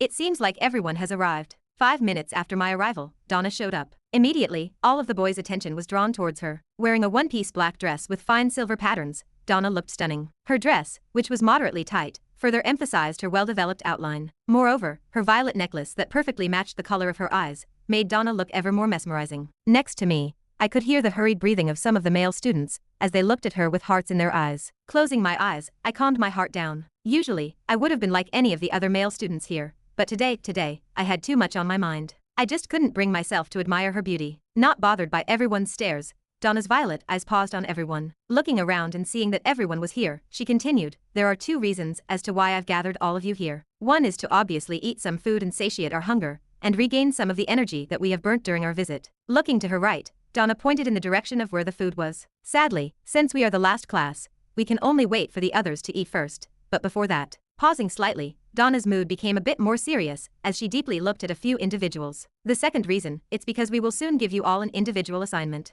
Instantly murmurs could be heard from everyone as they wondered what task they would be given. Judging from how she said the word individual, it seems like this task could only be completed without anyone else's aid. "I will soon give you the task which you have been assigned. Each of you has been given 3 days' time to complete the task, and failing to complete the task means automatic credit deduction from your end-of-year report." As she was speaking, Donna could see some of the students shaking in nervousness. Shaking her head lightly, she added, "Don't worry, the difficulty of your tasks has been assigned according to your abilities. After a lot of consideration, we managed to assign you guys tasks that are well within the reported data of your strength, Therefore, you guys should be relatively safe. Clap. Clapping her hand to get the attention of some of the students that had stopped listening and were trying to find out what their task was, Donna smiled and said, "All right, I think I've said enough. I will soon send you your tasks on your phone. Please enjoy the food, and make sure you don't fail the missions." Ding. Right on cue, a message appeared on my phone. Just as I was about to open it and see what my task was, Donna spoke once again. I forgot to add. We won't aid you in your task, so if you guys die, you die. We won't be helping you. Instantly, the room became tense. Some students started shaking in nervousness as they carefully looked at their phones to see what their task was. Well, sorry to have dampened the mood for you all, but I felt that I needed to warn you beforehand so that you don't get complacent thinking that we will save your asses even if you were to fail the mission. Finished with what she wanted to say, Donna quickly left and joined the other instructors who had similarly shared the news with the other students. Turning on my phone, I looked at the notification that had popped up on my screen. Student rank 1750, Ren Dover mission target, Carl Czar, head of a minor drug organization that had infiltrated Hallberg for the past decade. Target location at XXXXXX Road. Target behavioral pattern. Taking a deep breath, I looked at the ceiling of the hall. I guess I'll have to prepare myself. Chapter 59. Inside a large dark room, the figure of an extremely handsome individual could be seen sitting cross-legged in the middle of the bed. A distinct hissing sound filled the air. Sitting shirtless, steam slowly rose from the figure's body. As steam poured out, the figure suddenly tensed and relaxed his muscles repeatedly. He continued doing so at 5-second intervals. As he tensed his muscles, the outline of the veins tracing his body became more apparent, making him look extremely intimidating. He let out a long, ragged breath. After a couple of minutes of continuous tensing and relaxing, the figure finally opened his eyes, revealing 2 scarlet irises. Standing up and taking a towel from a nearby table, Kevin dried his wet body. Turning around, he looked at his reflection in the mirror. His body, chiseled to perfection, bore multiple scar wounds on both his abdomen and chest. His back was even worse, riddled with scars ranging from different sizes and shapes. Most notably, one stretched halfway across his back. Tracing one of the scars on his chest, Kevin was reminded of the time he was forced to fight against multiple G-ranked villains when he had just entered F-rank. It was a mission the system had given him in exchange for a relatively powerful skill. In the end, if not for the fact that he had multiple trump cards on him, he would have died that day. All the scars on his body were reminders of the hardship he had gone through to get to where he was. Throwing the towel on the bed, Kevin opened his phone and checked his most recent notification. The message read that student rank 1, Kevin Voss, had a mission target, Victor Hugh, the Hallberg Minister of Finances, who was charged with corruption and embezzlement. The target was located at a specific road with a known behavioral pattern. He whispered to himself, "Corrupt officer, ha." Looking through the data file sent to him, Kevin quickly schemed the contents. Stopping on a certain section, Kevin frowned. He read, embezzlement, money laundering, soliciting and acting as an intermediary for drug trades, false imprisonment of government officials, sexual harassment. The more he looked through the series of crimes his target was accused of, the deeper Kevin's frown became. He muttered, "Such trash." Turning his phone off, Kevin placed it in his pocket. A distinct click echoed in the room. Dressing in a simple white t-shirt and black pants, Kevin took his black cashmere jacket and headed out of the room. A notification chime sounded. He looked at the system alert. Host has received a new mission. Would you like to view it? Not surprised by the sudden notification, Kevin nodded. He said, "Yes, open quest interface." The system quest appeared, detailing a difficulty rank of E+. The mission was to eliminate Victor Hugh, a corrupt minister that had been embezzling funds from Hallberg, who was guarded by several F-ranked individuals and one E-ranked guard. The mission reward was a rank upgrade from E+ to D-. Looking at the quest window that popped up in front of him, Kevin frowned as soon as he saw the difficulty of the mission. However, that frown soon relaxed. Opening his status window, he looked through his stats. He had a rank of E+, with strength at D, agility at E+, stamina at E-, intelligence at E+, mana capacity at E-, luck at E, and charm at D+. His profession was listed as swordsmanship level 4. His martial manual was the 4-star Everlasting Sunset, in the greater realm of mastery. This sword art was primarily focused on creating feints and hiding true sword intent. By creating multiple illusions of sword art, the enemy would find it harder to defend as the true attack would always be masked under multiple feints. He also had the 3-star Sky Steps in the minor realm of mastery. This movement art considerably increased user agility, and upon reaching a certain level of mastery, stepping on the air became possible. His skills included E-rank overdrive. It was a skill that enabled the user to push bodily functions to the extreme. For 1 minute, the user could exhibit power double the original user strength, and other stats would increase considerably. After usage of the skill, the user would experience extreme fatigue, making it hard for them to focus and carry out ordinary tasks for the next few hours. He also had F-rank mind cleansing. It increased the user's computational and analytical ability for a short period of time. It could not be used for a prolonged period of time, due to the risk of possible brain trauma. Finally, he had F-rank mana coating. This skill enabled the user to replenish mana more quickly by expanding the pores on the human body. Finally, after more than 4 months of being stuck at E+ rank, he finally had a chance to increase his rank. If not for the fact that he had enrolled in the lock, Kevin estimated that he would have already reached D- rank. He had wasted a lot of time at the academy. The environment was not like before where he would constantly be on the edge, almost dying multiple times a week. Sometimes, the missions were so dangerous that even the slightest mistake could cost him his life. The environment in the lock was much more relaxed than his previous environment, which in a way was good as it allowed him to learn other things aside from fighting. But it had also stagnated his fighting ability. Only through constantly being on the edge of your life would you truly become strong. The more peaceful their environment was, the fewer chances for growth. That was what Kevin firmly believed. Stopping in front of the reception desk, Kevin walked up to a young female receptionist and asked, "Hello, may I know if I can rent a bike?" Looking up and seeing Kevin, the receptionist was momentarily stunned by his appearance. However, that did not last long as she quickly collected herself and asked, "A bike?" Kevin replied, "Yes, preferably a black one that goes at incredibly high speeds." The receptionist said, "Let me speak with the manager." Knitting her brows, the receptionist picked up her phone and dialed a number. This was the first time that she had ever been asked to rent a bike, so she did not know what to do. Hence, she opted to call for her manager. She asked, "Hello?" Picking up the phone, a middle-aged voice could be heard from the other side. The receptionist said, "Sir, a student is requesting to borrow a bike." The manager asked, "A bike? Why would he want to borrow a bike?" The receptionist replied, "I do not know as well. That is why I am asking for confirmation with you." Pausing slightly, the person on the other side of the phone said,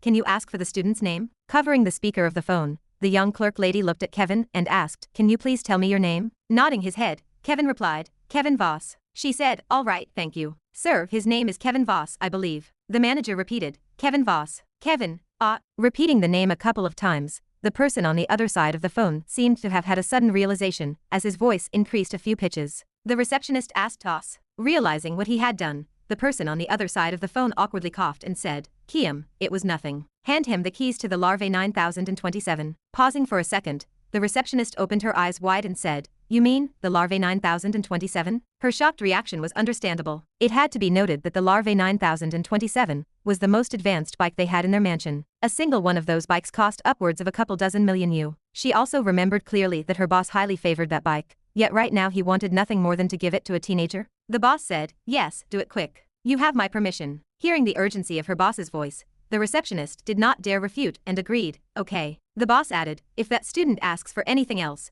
make sure you try to please him as much as you can." Overwhelmed by the huge favor the young boy before her was getting, the receptionist could only dumbly agree to her boss's orders. A big shot. The young boy before her was a big shot. She said, "Okay." The boss replied, "All right, call me if anything happens regarding that student." Hanging up, the receptionist looked at Kevin with a complicated look. She gestured, "Please follow me." Opening a small safe box, the receptionist took a pair of black keys and urged Kevin to follow her. Soon they entered an elevator that brought them to the bottom floor. As soon as the elevator doors opened, Kevin was stunned by what he saw. Rows upon rows of supercars appeared on the large floor. The large collection of cars were sorted by brand and age at which they were manufactured, with some of the cars dating as far back as 2015. The receptionist urged, "Please follow me." Without waiting for Kevin to admire the place, the receptionist moved towards where the bikes were parked and urged him to keep up. Stopping in front of a bike, the receptionist took out the keys and unlocked it. She said, "Here is the bike." Handing the keys to Kevin, the receptionist smiled at his reaction. It was that of awe. Looking at the bike in front of him, Kevin could not help but be amazed. As soon as the bike turned on, the body of the bike lifted upwards, levitating right on top of its two thick wheels. The frame of the bike was matte black, and its long frame could accommodate two people comfortably. Kevin said, "Thank you." Satisfied, Kevin smiled and mounted the bike. The receptionist said, "Here." Handing Kevin a nice black helmet that covered the whole face, the receptionist stepped back. Putting on the helmet, Kevin lightly nodded at the receptionist. He tightened his grip on the bike throttle, and the bike silently sped into the distance. Watching Kevin leave, the receptionist smiled and said, "Have a safe trip." Chapter 60. As night shrouded Hallberg, a silhouette sped into the busy streets of the city. Swiftly moving between cars, the figure of an individual could be seen riding on top of a slick motorbike that emitted no sound. If not for the two lights coming from the front of the bike, someone could have easily overlooked the bike that was swiftly moving in between the streets. After 10 more minutes of riding, silently stopping in front of a large villa, Kevin took off his helmet, revealing his two scarlet red eyes that shone under the moonlight. System, open inventory. Extending his hand to the right and retrieving it back, a drone appeared in his hand. Turning on the drone, Kevin turned on the cloaking function as well as the noise dampening function installed on the drone. Throwing the drone in the air, it silently disappeared and melted into the darkness of the night,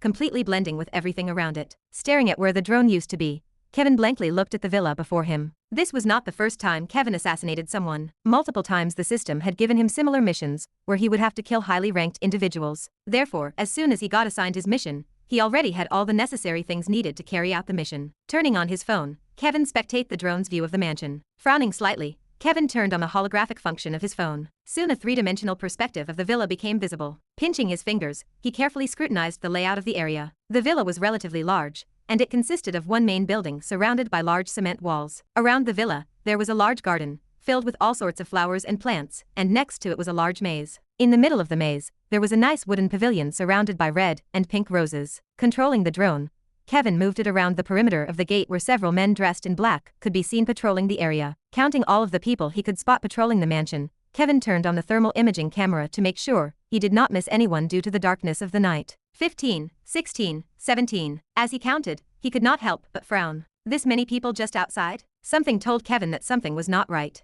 Thinking for a bit, Kevin decided to deploy his mini scouting devices. Pressing on a button on his screen, several small devices dropped from the drone, landing softly on the garden's grass. Swiping left, Kevin switched the view from the drone's point of view to the mini scouting device's view. As he navigated the mini scouting devices with his phone, Kevin kept the drone in the air to monitor the surroundings, just in case something happened. Quietly entering the villa, carefully controlling one of the small scouting devices, Kevin quietly looked through each room. After a couple of minutes of continuous scouting, Kevin stopped at what seemed to be his target's study room. Infiltrating the room through the small gap of the door, Kevin was able to see the inside of the room. In the middle of the room stood a large wooden desk with two white leather sofas positioned right in front of it. Behind the desk, there was a large window that overlooked the whole garden. A large carpet that seemed to have been made from real animal skin covered the whole floor, and around the room, multiple different paintings were displayed for people to see. Just as Kevin was about to check through the files on his target's desk, the scouting device picked up a few tremors coming from the ground. Frowning slightly, Kevin quickly hid the device from human view and turned on the cloaking function.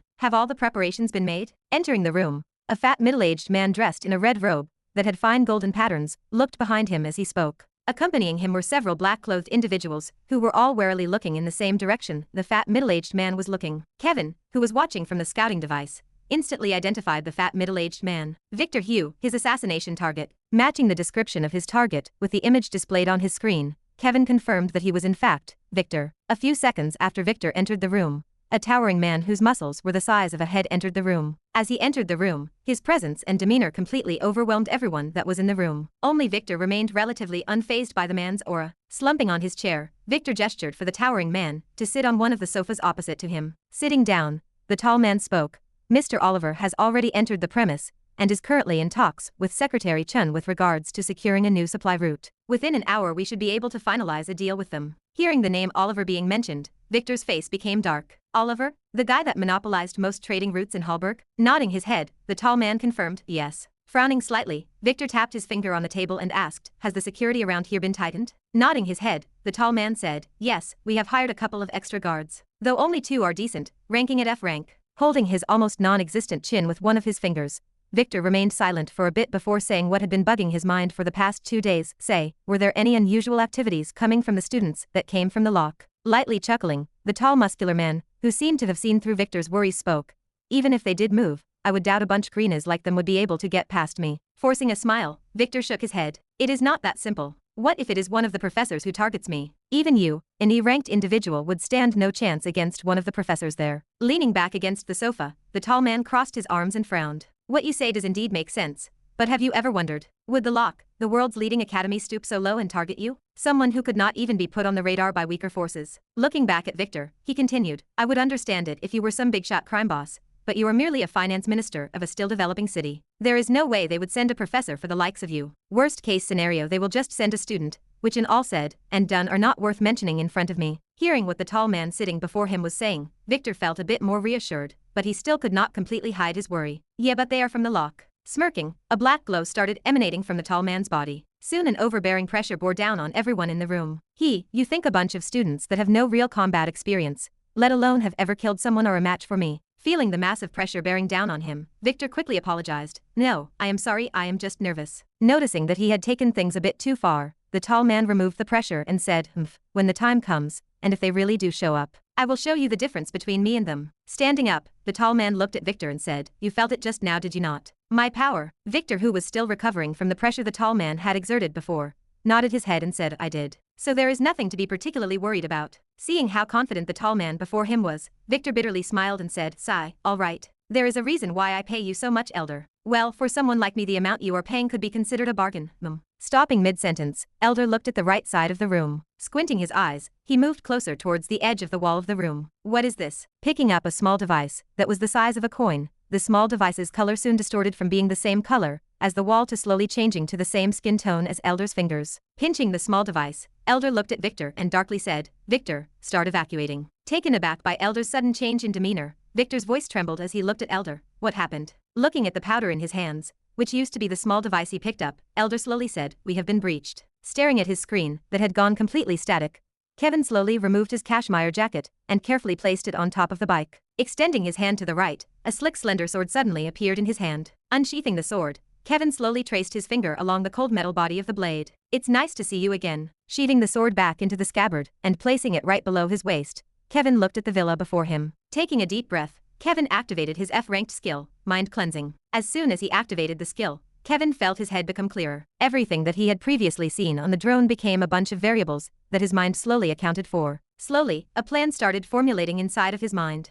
A plan that dictated the fastest route and way he could use to get to where Victor was and swiftly get rid of him. Phew. Releasing a long breath, a couple of seconds after activating the skill, Kevin deactivated it. As soon as he deactivated his skill, veins started popping on his forehead as they pulsated constantly. Frowning, Kevin stopped himself from displaying any reaction and endured the pain that came along with using the skill. After a couple of seconds, everything returned back to normal, and the pain disappeared. Despite having only used the skill for a couple of seconds, it still did a number on him. However, it was not for nothing. Now, he knew what the fastest and safest way to kill Victor was. Closing his eyes, slowly, his figure melted into the darkness. Let the hunt begin. Chapter 61. Kevin appeared behind one of the guards patrolling the area, swiftly and silently slitting his throat. He dragged the guard's corpse behind a bush, then came back out wearing a black uniform and a hat. On his right chest, a white name tag rested on the uniform. After scouting all of the guards from the drone, Kevin had a general idea of the guard's movement pattern. Turning right, Kevin passed by another guard that was patrolling not so far away from where he was. The guard nodded his head to greet Kevin and moved past him. Kevin appeared behind the guard, swiftly and silently slitting his throat, then dragged his body away. Coming back out,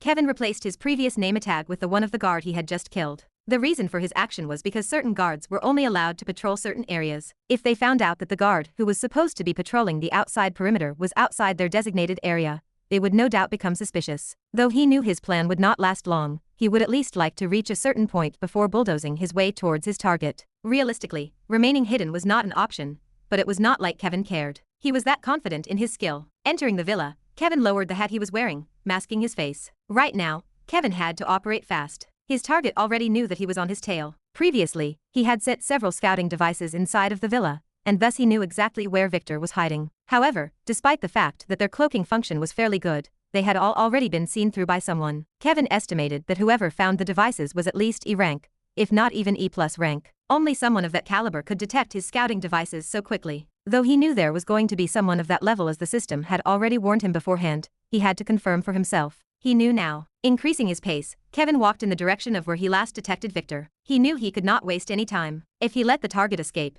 the next time he tried to assassinate him, chances were that he would be more prepared. Even worse, he would hide until Kevin had no choice but to return to the academy, preventing him from completing the mission. He had to kill him now at all costs. If not, there was not going to be a second chance. Turning left of the hall, Kevin passed by two guards who seemed to be in a rush. "Hey!" Hearing someone shouting in his direction, Kevin halted his steps, keeping his eyes on the front. "Morrison, what are you doing here?" Jogging to where Kevin was, one of the guards looked at Kevin suspiciously. "You shouldn't be here, we just got an emergency message regarding someone infiltrating the premises." Just as the guard was about to finish speaking, Kevin subtly looked at his name tag, Leo, and swiftly stabbed his heart. Supporting Leo's lifeless body with one arm so that he remained standing, Kevin pretended to converse with him. Halfway through his conversation, Kevin slightly loosened the grip on Leo's body, and it slowly sank in his direction. "I know, someone ordered me to. Hey, Leo, are you okay? What's going on?" Noticing something strange, the other guard who was accompanying Leo, whom Kevin had just killed, jogged in Kevin's direction. Using his shoulder to mask the blood that was slowly seeping from Leo's body, Kevin spoke flusteredly. I don't know, I was just talking to him when he suddenly just passed out in front of me." "Hey, Leo." Arriving next to Leo, the guard gave him a gentle tap. Noticing a small red stain on the ground, the guard instantly felt that something was not right, but before he could react, a silver streak of light appeared before his heart. Kevin knew that his cover would be blown any second, so he sprinted towards where Victor was hiding. Hey! As he was running, he met a couple of guards that tried to block his way. However, it was all futile. Stepping on the side of the wall, Kevin stabbed his sword in their direction. Noticing Kevin's action, The two guards immediately tried to block Kevin's attack. But suddenly out of nowhere, the sword that they assumed was coming from the front suddenly appeared on the side, completely catching them off guard. Killing one of the guards, using the momentum he had from having propelled himself off the wall, Kevin somersaulted in the air and slashed towards the other guard. Flustered, the guard tried to block Kevin's attack. But similarly to the first guard, just as the sword was about an inch away from him, it suddenly appeared in a completely different direction, completely catching him off guard. Without looking back, Kevin continued running and killing guards left and right as he bulldozed his way towards where Victor was. Stop right there. Just as Kevin was about to reach the room Victor was hiding in, a large towering man appeared before him, obstructing his path. A large pressure emanated from his body. Stopping, Kevin looked at him and said, "So you must be the one who found my scouts." Without answering Kevin, the towering man looked at him up and down, a trace of astonishment appearing on his face. "E rank. How is this possible? You should be worried about something else instead of my rank." Appearing before Elder, Kevin drew his sword and slashed in his direction. "You dare." Before Kevin's sword could hack at Elder, a giant axe appeared in his hand, perfectly blocking his attack. Taking a couple of steps back, Elder hacked his axe on the ground to stop himself from moving further backward. Regaining his bearing, Elder solemnly looked at Kevin. "To be able to push me this far back, you are not half bad." Without answering Elder, Kevin appeared on his left side and stabbed towards his head. Just as Elder was about to block Kevin's sword attack, midway through his motion, he stopped and redirected his axe to the left side of his body. KHHH. Barely managing to block Kevin's attack, Elder's axe grazed Kevin's sword. Though he managed to stop Kevin from stabbing him in the liver, a large gash appeared on his body. "What kind of sword art is that?" Dumbly looking at his wound, Elder looked at Kevin, who was a few steps away from him. Ignoring Elder, Kevin once again attacked. Staring at the sword coming in his direction intently, Elder once again managed to barely deflect his attack. KHHH. Damn it. Holding on the side of his body, Elder took a quick potion from his pocket and downed it. Slowly, his injuries started healing. Appearing on Elder's right side, Kevin's sword hacked towards his head, and a whistle arose as the sword split the air, firmly blocking Kevin's true attack that was heading towards his heart. A smirk appeared on Elder's face. "You think I would not be able to block it after the second time?" Using his enormous frame, Elder pushed Kevin back. Huawei. Raising his axe in the air, Elder firmly hacked it towards Kevin's direction. Sidestepping, Kevin tried to avoid the attack. However, midway through the air, Elder's axe twisted to the side in AJ motion. Blocking the attack, Kevin felt all the bones in his body vibrate from the clash. Again, raising his axe again, Elder once again hacked. Frowning, with his right hand holding the grip of the sword and his left hand holding the body of the sword, Kevin followed the axe's movement and redirected it to the ground. Breaking the marble floor into millions of pieces, a large cloud of dust swept the area. Noticing the slight opening, Kevin decided to act. Swiftly turning the tip of his sword, a whistle arose. Kevin's momentum suddenly changed. His gentle attacks from before were long gone, and what replaced them were fiercer and heavier strikes that overwhelmed Elder. Following the heavier strikes, Kevin's sword became even harder to trace as every single one of his attacks would look like the real deal. He would occasionally pretend to do a feint when in fact there was none, so that he could destroy Elder's mentality, increasing the chances of him making a mistake. Elder, who was under the barrage of attacks, could barely hold on as he used his giant axe as a shield. The fact that he could not rely on his sight made things that much harder for him, as he had to pay extra close attention to the sound the sword made in the air. KHHH, damn it. As he was being pushed back, Elder grit his teeth. Looking at Kevin, whose momentum was increasing by the second, Elder knew that this could not keep going anymore, and decided to use his strongest move to end things. "You leave me no choice." Suddenly, a black glow emanated from Elder's body as his muscles started bulging. Kevin, who noticed these changes, immediately attacked him more fiercely, but it was to no avail as Elder was starting to defend his attacks more accurately. He was using something similar to overdrive. Stopping his frontal attacks, as he knew it was useless, Kevin decided to rely on his agility, and swiftly moved behind Elder's thick body. Noticing Kevin moving behind him, Elder turned around at an astonishing speed. The giant axe in his hands was covered in a thick black glow before Kevin knew it, and along with it, a supremely fierce and immense pressure bore down on Kevin, who was caught off guard. As soon as the axe slashed horizontally, Kevin felt the air and the surroundings vibrate intensively. It was so fast that it was impossible to dodge. Seeing that he could not dodge, Kevin met the axe head-on. A large shockwave swept the surroundings, and taking 10 steps back, Kevin felt an iron-like taste in his mouth. After a couple of seconds, Kevin could not hold it anymore and spat a mouthful of blood. Before Kevin had enough time to catch his breath, Elder's giant axe came swinging from above. Narrowly dodging the attack by a hair's breadth, Kevin saw the giant axe split the marble floor into dozens of pieces. "In the end, I have to use it, huh?" Looking at Elder, who was preparing himself for another swing, Kevin closed his eyes and let out a long breath.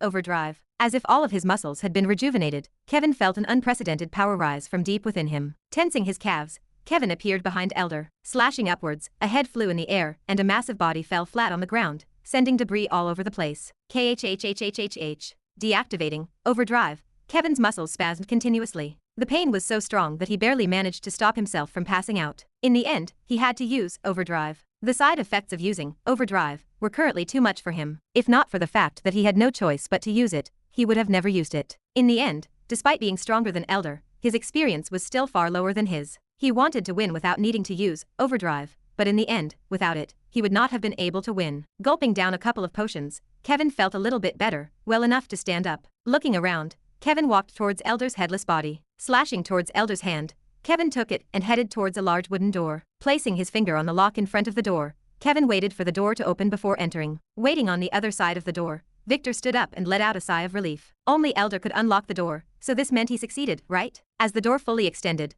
Victor's smile froze as he saw two scarlet red eyes staring in his direction. Who are you? Slumping backward, Victor trembled as he crawled away, as far from Kevin as possible. Who am I? Looking at Victor's sorry figure, Kevin smirked. Extending his hand upward, he slowly hacked in his direction. Watching Victor's fat head rolling on the floor, Kevin slowly said, I am Kevin Voss. Chapter 62. They say humans were adaptable creatures. Presented with an external scenario that changed their behavioral pattern or ways of life, humans were creatures that were able to adapt to the new changes presented to them. Compared to the other races, humans didn't have anything in particular that stood out for them. Dwarves were smart, elves had a high affinity with mana, and orcs had strong constitutions. Humans had none of that. They didn't have the dwarves' intelligence, the elves' strong affinity with mana, nor did they have physiques as strong as the orcs. They were merely a bunch of evolved primates in the eyes of the three races. Yet, after around 70 years, to the surprise of the three races, humanity had almost caught up with them. Though they weren't particularly outstanding in a single area, after adapting to the new changes around them, they were able to swiftly become a powerhouse that could comfortably defend their territory from the likes of demons and the other races. It all came down to how they were able to adapt to the changes presented before them. They didn't need to be the smartest.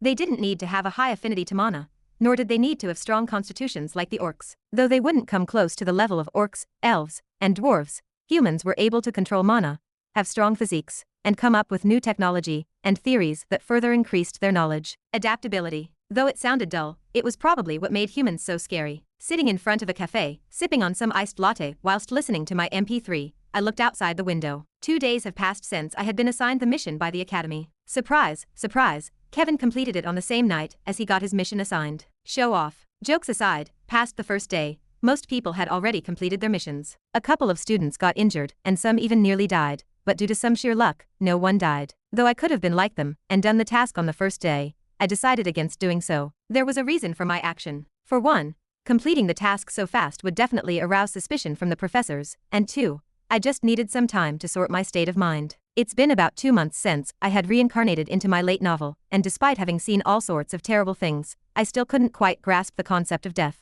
I've sort of forced myself to not think about it. Even after I killed Elijah back in the after party, I wasn't affected much due to the effects of Monarch's indifference. But that was merely a way for me to cope. In order to cope, I lied to myself into making myself think that the person who killed Elijah wasn't me, but another version of me that was under the effect of Monarch's indifference. I knew this wasn't good for me, but if I didn't do so, my mentality would have long crumbled. Biting the top of my latte cup, I looked at the foremost notification on my phone. Time left until mission expires, 01D02H, 17M24s. Now, I was once again presented with a scenario where I had to kill someone. My first thought when I got the mission was, let's use Monarch's indifference. If I used that skill, I wouldn't have to worry about having nightmares for a week. However, after a bit of thinking, I decided against doing so. I needed to get used to death. I needed to acknowledge the fact that I was no longer on Earth, but inside of my novel where the morals were completely different from the world I used to live in. It was hard. It was very hard. Though I've tried multiple times already, the morals that had been engraved in me for 32 years of my life couldn't just be thrown away in the drain as I wished. It just wasn't possible.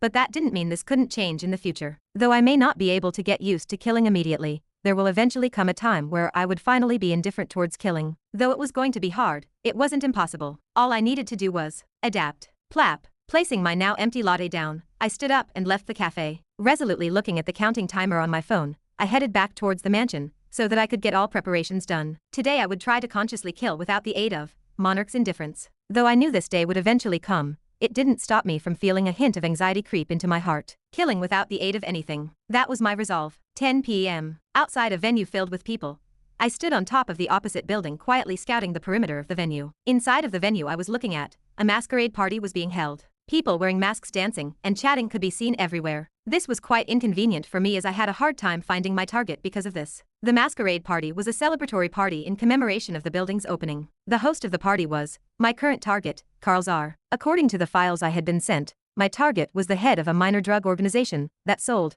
and traded potent drugs into Hallberg. Despite the fact that the organization he controlled was small, he earned a hefty amount of money, enough to afford a whole building. The building he just bought was merely a building he had bought so that he could show off his wealth to the others, and it was one of the many other properties he owned. After looking carefully, I was finally able to spot my target. Despite the fact that everyone was wearing a mask, my target was surprisingly easy to spot. Wearing a gold mask that only covered his eyes, Carl had a group of people following him. They were probably his bodyguards. Frowning slightly, I thought something was strange. He was being too obvious. Despite this being a masquerade party, he didn't try to hide who he was. If he wasn't as obvious, I would have probably have had a harder time spotting him. Maybe he caught wind of what was happening these past few days? I thought as I looked at it from a different perspective. If so, it made sense. I mean, who wouldn't become more cautious after seeing a lot of big shots disappear in a matter of days? He was currently living his days not knowing whether he would be one of those people that disappeared overnight. I too would have become paranoid. Looking at Carl's figure walking around to the venue accompanied by the many bodyguards, I measured the distance between us. In terms of distance, I was probably about a couple hundred meters away. Though it wasn't far, it was also not close. I needed to kill him before he left for good. If he managed to leave before I could kill him, I may not be able to find another good time to kill him. In any case, my job today was simple. I just had to wait for my target to leave before killing him. 11 p.m. The sun had already long set, and what replaced it was the gentle moonlight that lit the surrounding streets. The street lanterns brightly lit the streets of Hallberg as occasionally a few cars would drive by in the distance. The masquerade was nearing its ending stages. Luxurious cars arrived at the venue one by one, and people adorned in fancy dresses and masks filled with strange patterns exited the building and entered the cars that soon drove into the distance. As they left, the roaring sound of the car's engine could be heard not so far from where I was standing. 11:30 p.m. A black limousine arrived in front of the party venue. Soon, two people exited the building and made their way towards the limousine. Seeing the two people leave the premises, I instantly became alert and prepared for what was to come. My target Carl Czar had finally left the venue. Though I could have killed him while he was still at the venue, there was a high chance things were going to get troublesome if I were to kill him in front of everyone. In the end, I could only wait for him to exit the building and attack then.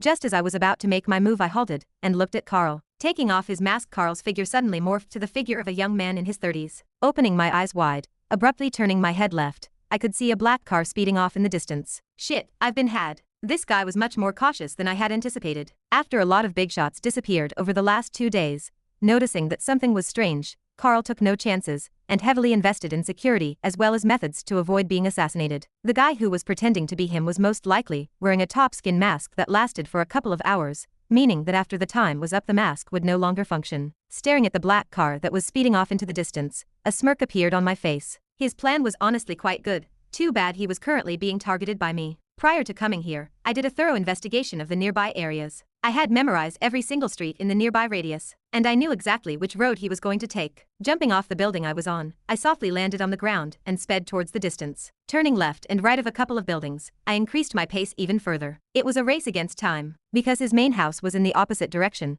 I knew exactly which road he was going to take to get back home. Though it may look like they shook me off, I already knew that our paths were bound to cross very soon. Let's see if you can really escape from my grasp. Chapter 63. Swiftly moving around the alleys of Hallberg, I took out my phone and quickly checked the map of the surroundings. Despite not knowing the current position of the car, I could estimate how long it would take for it to reach the main road that was a few blocks away from my current position. If things were going as I predicted, in approximately 15 minutes, they would reach the main road. Staring at the red dot on the map that marked my position, I lightly frowned and increased my speed. Fuck, I should definitely get a movement art after this. As I ran, I could not help but curse at my speed. Though my rank increased and my speed along with it, it felt as if I still lacked in the speed department. Fortunately, because I was directly cutting through the buildings to reach my destination, the distance that I covered was much less compared to the car, which needed to go through a couple of adjacent roads that connected to the main road. Huff, this must be the right road. Panting heavily, after having run at full speed for 10 minutes straight, I supported myself with my knees and looked ahead. In front of me stood a deserted road that was dimly lit by the street lamps that stood on the side of the road. The sidewalks were empty, and all the houses next to the road had their lights turned off. Checking my phone and confirming that I was at the right destination, I took out my MP3 player and scrolled down my playlist. I needed something to take my mind off of what was to happen next, and what better way than through music. Let's go with this. Moonlight Sonata, Beethoven, midnight to 1500 hours. Feeling the breeze of the night, I stood in front of the deserted road. Vroom. About time. As soon as I pressed the play button of my MP3, on the opposite side of the road.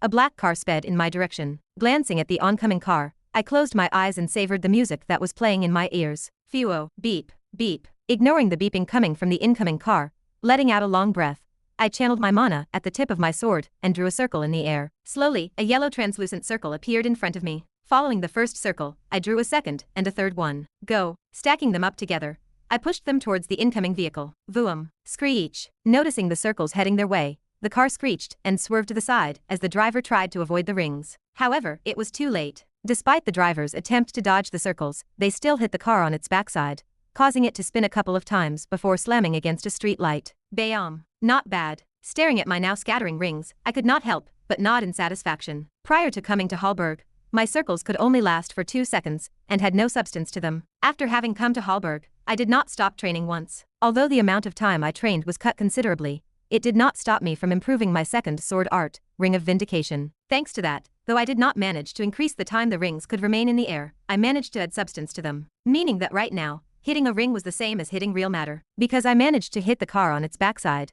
I disrupted its momentum, causing it to spin and crash against the pole. This technique was essentially a similar tactic to the pit maneuver that police used, but without the need for me to use another car. Plaque. Ah shit. Opening the door of the car, a rather handsome individual with short brown hair and green eyes came out. Looking around and noticing me standing in the middle of the road, the handsome individual's eyes narrowed. So you must be one of those rats sent from the lock. Behind him, 4 more individuals exited the vehicle. They all wore nice black suits, and apart from a few shards of glass on their clothes, they seemed to be relatively unharmed. Glancing behind him, the young individual felt a surge of confidence rise from within him as he started speaking with more confidence. I've long known that I was a possible target. I hoped that it would not have come to this, but it seems that in the end, you pests from the lock are planning on cleansing the whole of Hallberg. Nudging at the guards behind him to come forward, the handsome individual smiled and said, I'll give you a chance, leave now before things get serious. Removing one of my earpieces, I shook my head and looked at the handsome individual who hid behind his 4 bodyguards. I'm afraid I would have to disappoint you there, Mr. Czar. You see, if I don't kill you,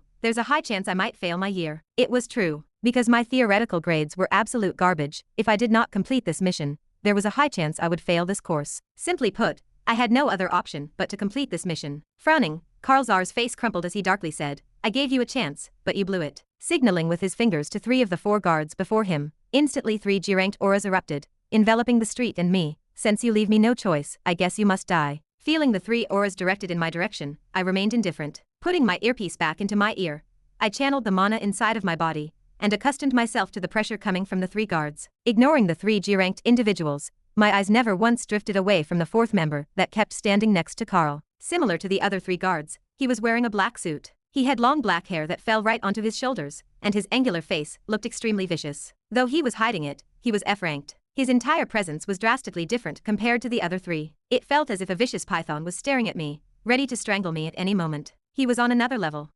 Noticing my indifferent expression, Karl frowned and looked at the guard that was standing next to him. Glancing at Karl, the guard nodded his head and stepped forward. Vroom. Instantly, a pressure that was on a different level compared to the 3 guards engulfed the entire street. Taking out a dagger from his pocket, the guard smiled as he slowly licked the blade of the dagger. It's been a while since I've had some fun. Seeing his strongest guard move, Karl felt a wave of confidence wash over him as he commanded the other guards, kill him. Hearing Karl's command, the 3 G-ranked guards instantly moved and ran in my direction. Staring at the guards coming in my direction, my eyes slightly darted towards the F-ranked guard who was behind them. Though it looked like he was not going to attack, I knew that he was most probably going to attack me when I least expect it. He was probably going to attack as soon as he saw an opening. Therefore, phew. Releasing a long breath, my F-ranked aura instantly enveloped the entire street as white light started emanating from my body. Tapping on my sword, a bright white light instantly engulfed the whole street. The second movement of the Keiki Style, horizon-splitting slash. Click, thud, thud, thud. As soon as the light died down,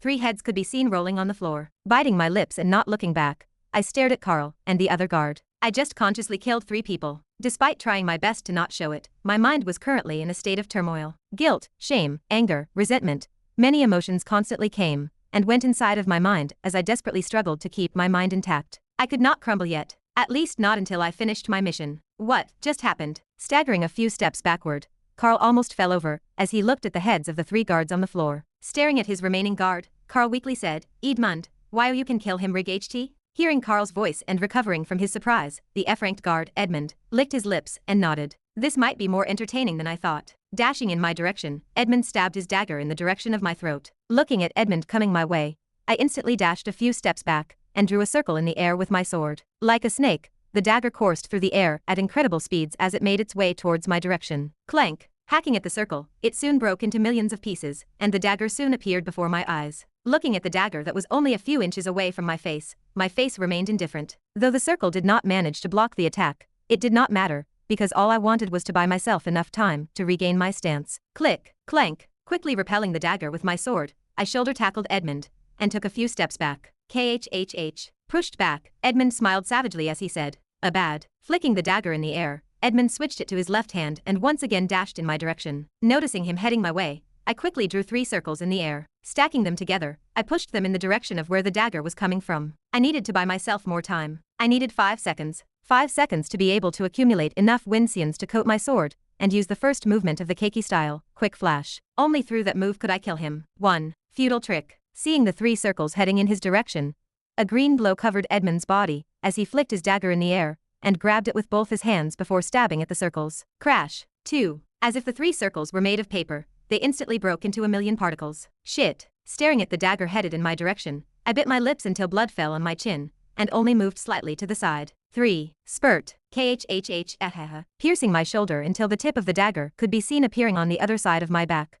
I stared at Edmund, who looked at me with an expression of shock. 4. You crazy bastard. Smiling slightly I said, yeah, I think so too. 5. The first movement of the Keiki Style, Quick Flash. Thud. KHHH. Huff, huff. Grabbing my shoulder which was bleeding heavily, I panted heavily as my vision blurred slightly. Hi, don't come near me. Forcefully trying to regain my composure, I quickly headed towards my target, Carl Czar. Why oh you want money? Women? Fame? I can give you anything. Please don't kill me. I don't want to die. Picking up one of the earpieces that fell off of one of my ears, I put it back on and ignored Carl's pleas. Arriving before Carl, I let out a long breath and raised my sword. Looking at his sorry state, I started hesitating a bit, but after thinking about all the horrible things he did from reading his report, I firmed my will and slashed down. Spurt. Thud. Wiping Carl's blood off of my face, I let out a long breath and stared at the moon that was surrounded by the stars. I guess I truly am a part of this world now. Chapter 64. Is that him? Did he really get injured over such a simple mission? He really does look weak. Aimlessly walking around the mansion, I ignored the whispers and stares coming from some of the students that I passed along the way. Yesterday night, after completing the mission,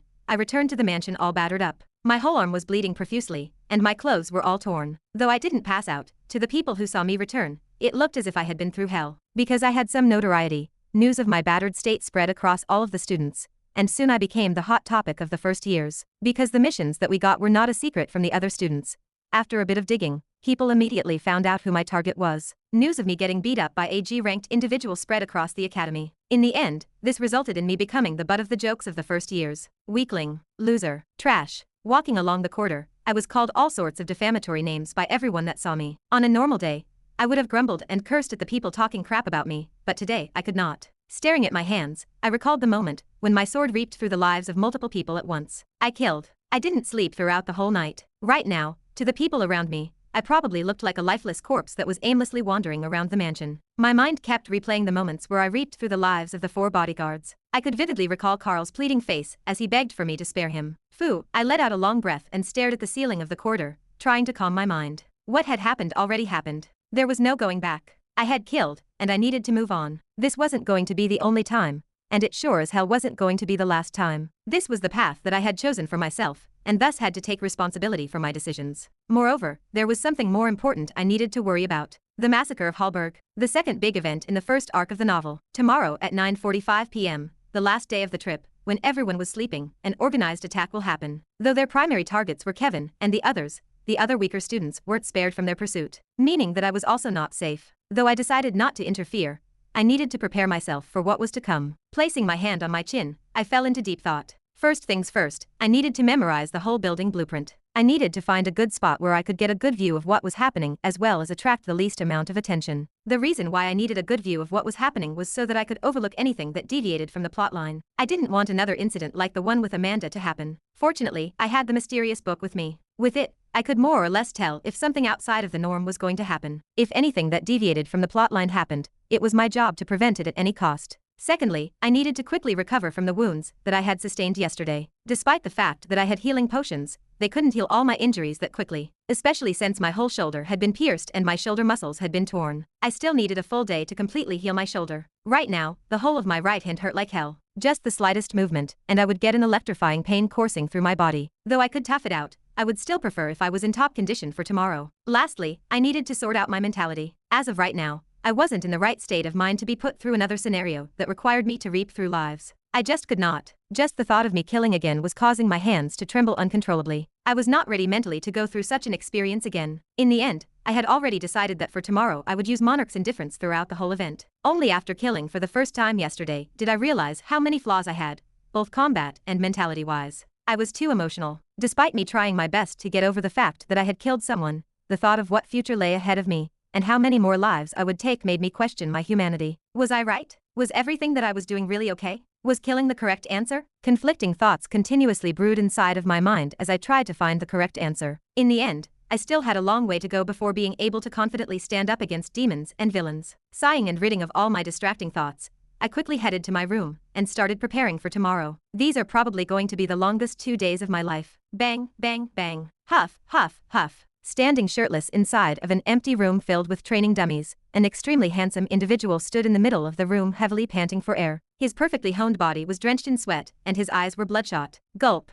Downing a potion and recovering some of his stamina, the young individual quickly dashed before one of the training dummies and punched it with all his might. Die, die, die. Bang, bang, bang. Cursing and continuously punching the dummy until he ran out of air. Small shockwaves spread throughout the room as the sound of the collision between his fists and the dummies reverberated around the place. Exactly 30 minutes after continuously hitting the dummies, the young individual laid on the floor heavily gasping for air. Staring at the ceiling, he clenched his jaw hard, and he covered his eyes with his arm. Just what am I lacking? Recalling Kevin's achievements on the first night the mission was assigned, Jin couldn't help but feel a massive wall standing before him. It felt as if a wall that he couldn't climb was standing before him. No matter how much work he put in, he couldn't find any way to bridge the gap between himself and Kevin. Was Kevin that much more talented than him? Should he just accept the fact that Kevin was better than him? Damn it. Bang. Clenching his fist hard, Jin punched the floor hard. I can't accept this. Even if my talent is not as good as his, I have access to the best resources and facilities. This should be enough for me to be able to become better than him. Kevin, who was an orphan and had nothing, managed to surpass him who was born with a golden spoon. He couldn't accept it.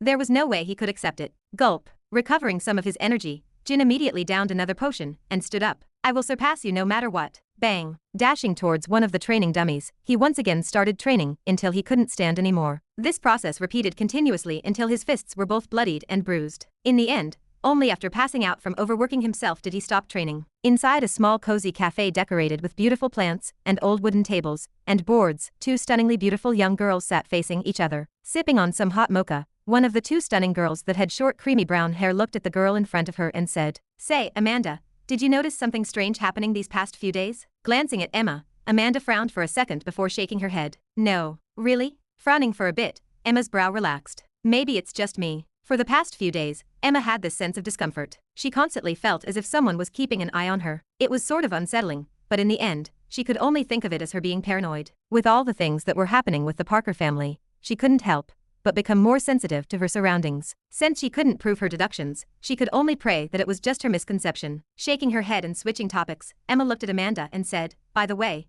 did you hear about the latest rumor?" Tilting her head to the side, Amanda shook her head. Yeah, you're not the type to care about that sort of stuff." Realizing that Amanda didn't care about gossip or any of that stuff, Emma leaned back on her chair and softly mumbled, "Well, it's not like it's anything particularly exciting. Just about the weird guy that sits on the left side of the class." Hearing the word weird and left side of the class, Amanda's eyebrow jumped slightly as she said, Who? Taken aback by Amanda's sudden interest, Emma looked at her strangely. "I'm not sure about his name, but he's the weird guy that sits on the left side of the class and always sheaths and unsheathes his sword in the middle of the training ground." Frowning her brows, Amanda said, "What about him?" Noticing something odd about Amanda's behavior, Emma squinted her eyes and said, "Why are you suddenly so interested? You usually don't care about this stuff." Realizing that she was being a bit too pushy, Amanda brushed it off and said, It's nothing much. He was in my elective food exploration, so I was just curious." Not believing her, Emma's eyes narrowed as she scrutinized Amanda. In the end, after seeing Amanda's indifferent face, she gave up and said, "It's nothing interesting, it's just that he is now nicknamed the weakest first year, and other stupid nicknames like that." Taken aback, Amanda couldn't help but raise her eyebrow as she repeated, "The weakest first year?" Nodding her head and seeing Amanda's confusion, Emma followed up. Apparently this stemmed from the fact that some students saw him return all battered up last night, and after checking what mission he had they found out that he only had to deal with AG-ranked nobody. Listening to Emma's talk, Amanda couldn't help but slightly frown. Just what was he thinking? The more she knew about him, the more mysterious he became. Coming back battered after going against a single G-ranked individual? Like hell, she would believe that. There was no way the same guy that killed Elijah, a D-ranked villain, could possibly get hurt from a G-ranked individual. He must have either faked his injury, or something else must have happened. Hey, Amanda. Snapping Amanda out of her thoughts was Emma, who pouted at her. You were the one who asked me to tell you about the rumors revolving around that student, and yet you're not even paying attention. Ah, sorry. Shaking her head, Emma sighed and looked at her watch. Well, whatever, it's about time we go back anyways. Standing up and putting on her jacket, she looked at Amanda and said, let's go. Nodding her head, Amanda stood up and left with Emma. Along the way, Amanda couldn't help but once again think of Ren, who had saved her during the after-party. Just what was his true goal? Chapter 65. Looking at the blueprints of the building through the holographic function of my tablet, I fell into deep thought. It was already the next day, and today was the day that the massacre of Hallberg event would start. After running around the mansion all night yesterday, I finally managed to secure myself the blueprints of the building, and looking at them now, I could not help but think one thing. Big. The mansion was big, and when I mean big, I mean very big. If we exclude all of the outside facilities, the mansion was about the size of a football stadium. It had 5 levels, with the bottom level being a parking lot filled with multiple cars. The ground level was the place where the reception and dining hall were located. The first and second floors were where the guest rooms were located. The professors stayed on the second floor, and the students on the first floor. The last floor had an outdoor swimming pool with training facilities that the students could use at any time of the day. Though they were not as advanced as the ones in the lock, they were still equipped with state-of-the-art equipment, such as gravity rooms and training dummies. Supporting my body with my arms on the table, I took a careful look at the blueprints of the building. I needed to carefully analyze all of the exits and entrance points of the building. I noted where the closest and furthest exits from my location were, as well as which areas were the most secure. Pinching the hologram to zoom, I carefully looked at the layout of floors 1 to 3. The goal of the assassins was to infiltrate the top 3 floors as well as the bottom floor. If I do not remember wrongly, at around 8 p.m.,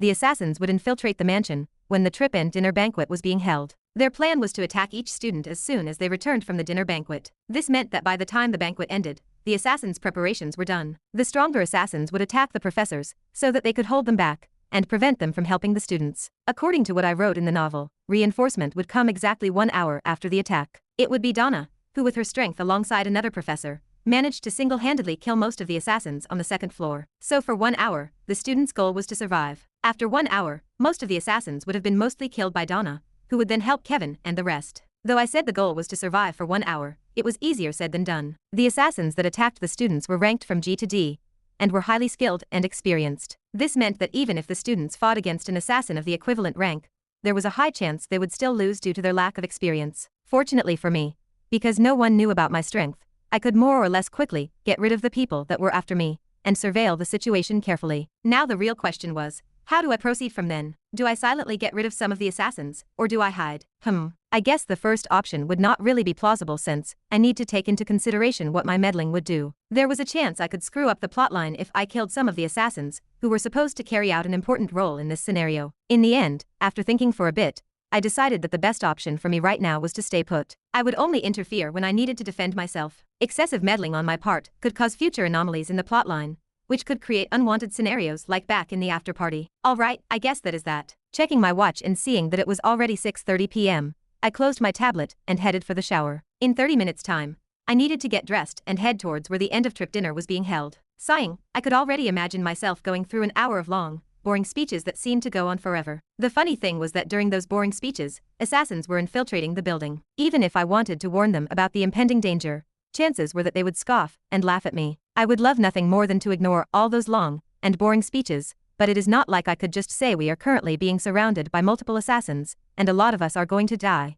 so hurry up and finish your speeches, and get ready to defend yourselves. Moreover, with my current reputation, there was a high chance no one would listen to me. In fact, I would probably get ridiculed. Bastards. In the end, after taking a quick shower and changing into a set of new clothes, I headed towards the dining hall with heavy thoughts. Dining hall, 8:15 p.m. After infiltrating the facility and taking out the person responsible for communications, It has been about an hour since I entered the dining hall, and the world around me had turned black and white. I was having trouble keeping my mind focused. 1 hour. I went through 1 hour of roundabout speeches from different professors and representatives going on about how proud they were of us, and what they learned throughout the trip. They spoke of how monsters were processed, and what they learned during their mission. I want to die. Who thought that giving such long speeches was a good idea? Quite honestly, I would rather be attacked by multiple assassins at once rather than listening to any more of this gibberish. Sighing and looking left and right, I could see some students in similar situations, as they too seemed to be on the verge of passing out from boredom. After this long trip, I have seen the growth of a lot of you, and I can say with confidence that you are slowly shaping yourselves into becoming strong and capable heroes that will soon shoulder the heavy burden of protecting humanity from the demons. Raising his glass of wine, the current professor that was speaking looked at everyone and said, "It is with great pride and honor that I would like to end my speech saluting the future heroes of our world." Clap, clap, clap. After finishing his speech, a wave of applause engulfed the entire dining hall,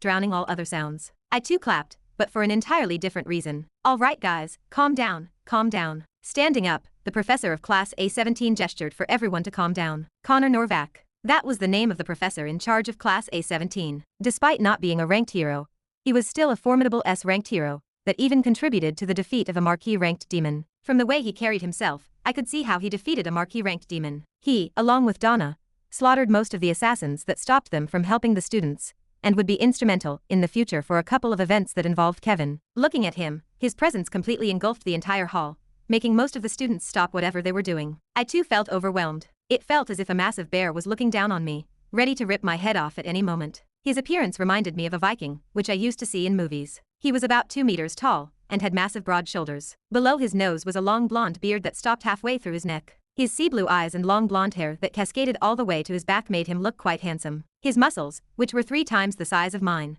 were extremely impressive. His white t-shirt, which was too tight for his body, perfectly emphasized his bulky outline. Standing up and looking at everyone in the room, and making sure that everyone was quiet, Connor's deep voice resounded across the hall. "I know that most of you are bored senseless from all those boring speeches. If I had to be honest, I too am on the verge of dying due to how boring they were." Stopping halfway, Connor paused and smiled as a wave of chuckles could be heard from multiple students and professors. "I will keep it short and make a short announcement." After waiting for the hall to become silent, Connor continued. "Your assignment work can be handed in right after you return from the trip. Today, apart from relaxing and enjoying yourself, you do not have to do anything else. I do not want to go into too much detail regarding what you need to do, as you can just ask your professor regarding the details of the work. All I want you guys to know is that the deadline for your assignments is 2 days after the trip, and your group will be graded based on what you present." Looking around and seeing that everyone understood what he said, Connor smiled and said, "So in conclusion, please enjoy yourselves for the rest of the day, you deserve it." Clap, clap, clap. Finished speaking, Connor sat down and took a big gulp of his drink amidst the wave of applause coming from the students and professors. Soon after, all of the students dispersed and went to the buffet area, filling their plates with all sorts of delicious food. All right. Looking at the students heading towards the food area, I checked my watch and let out a long breath. It was currently 8:30 p.m., and in a little bit more than an hour, the event was going to start. If I said I was not nervous, that would be a lie. It felt as if a million butterflies were fluttering inside of my stomach, making me lose my appetite. Looking around and seeing all the students and professors joyfully laughing and chatting with each other, a small part of me felt guilty. A lot of them will die. And despite me knowing that, I did not do anything to stop it. I guess this was the price I had to pay as the author of this novel. Gulp. Taking a cup of wine from one of the waiters, I gulped it all in one go. Hey. Staring at the empty glass in my hands, I thought that I really need some proper alcohol. 9:30 p.m. 15 minutes to go. The way back to my room seemed to be much longer than ever before. Each step I took seemed heavier than the other, almost as if lead was stuck on them. Looking behind me, at the students who were returning at the same time as me, I bit my lip and continued making my way towards my room. It was finally time, the moment I dreaded since coming on this trip. The massacre of Hallberg, an event that resulted in a quarter of the first years dying, and one of the biggest events that contributed to the growth of the main protagonists. An event that will shock the whole human domain, and result in the lock becoming heavily scrutinized by the media. In the end, what will happen will happen. Arriving in front of my room, and placing my hand on the doorknob, I let out a long breath. Phew. This was it, I thought. Once I opened this door, the event was going to start. A couple of assassins would ambush me as soon as I opened the door, and from there, the rest of the students would also be faced with a similar situation. Closing my eyes and activating Monarch's indifference, I slowly opened the door. Click. Chapter 66. Closing the door behind him, Ren stood in front of the door. The room was dark, and apart from his breathing, no other sound could be heard. Standing in front of the door, Ren looked at the narrow corridor that led to the living room of the small apartment. Turning on the lights whilst keeping an eye on the living room, Ren slowly took off his shoes. Though he could not see the whole living room, due to the corridor narrowing his line of sight,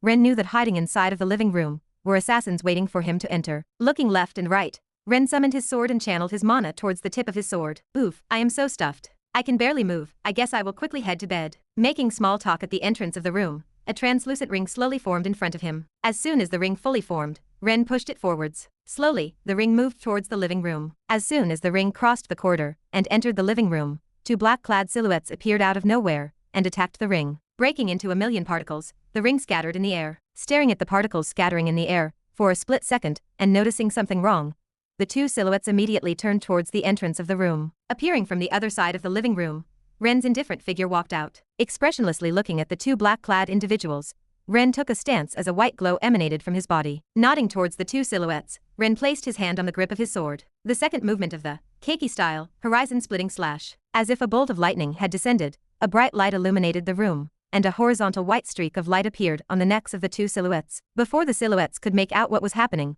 they felt their world turn upside down as they slowly saw their headless bodies standing upright before them. Removing his hand from the sword, Ren apathetically walked towards his room, ignoring the two heads rolling on the floor. Along the way, his shoulder twitched a couple of times, but he ignored it. Though his injury still was not fully healed, with the effects of Monarch's indifference, he could ignore the pain that was coursing through his shoulder. Heading towards the nightstand next to the bed, Ren opened the drawer and took out a red leather book. Deactivating Monarch's indifference to save mana, Ren felt his emotions return to him. KHHHH. As his emotions returned, Ren's face repeatedly changed as he felt his shoulder twitch uncontrollably. Taking a minute to suppress the pain, Ren opened the red book and read through its contents. Surrounded by three black-clothed individuals, Kevin swiftly moved around his apartment, hacking at them with his sword whenever he saw an opening. Parrying Kevin's sword, one of the black-clad individuals signaled to the other two people to attack at the same time. Noticing their sign, Kevin forcefully twisted his body and defended against two attacks coming from his left and right side. Barely blocking the attacks, Kevin took a few steps back as beads of sweat dripped from his forehead. Looking at the three black-clad individuals before him,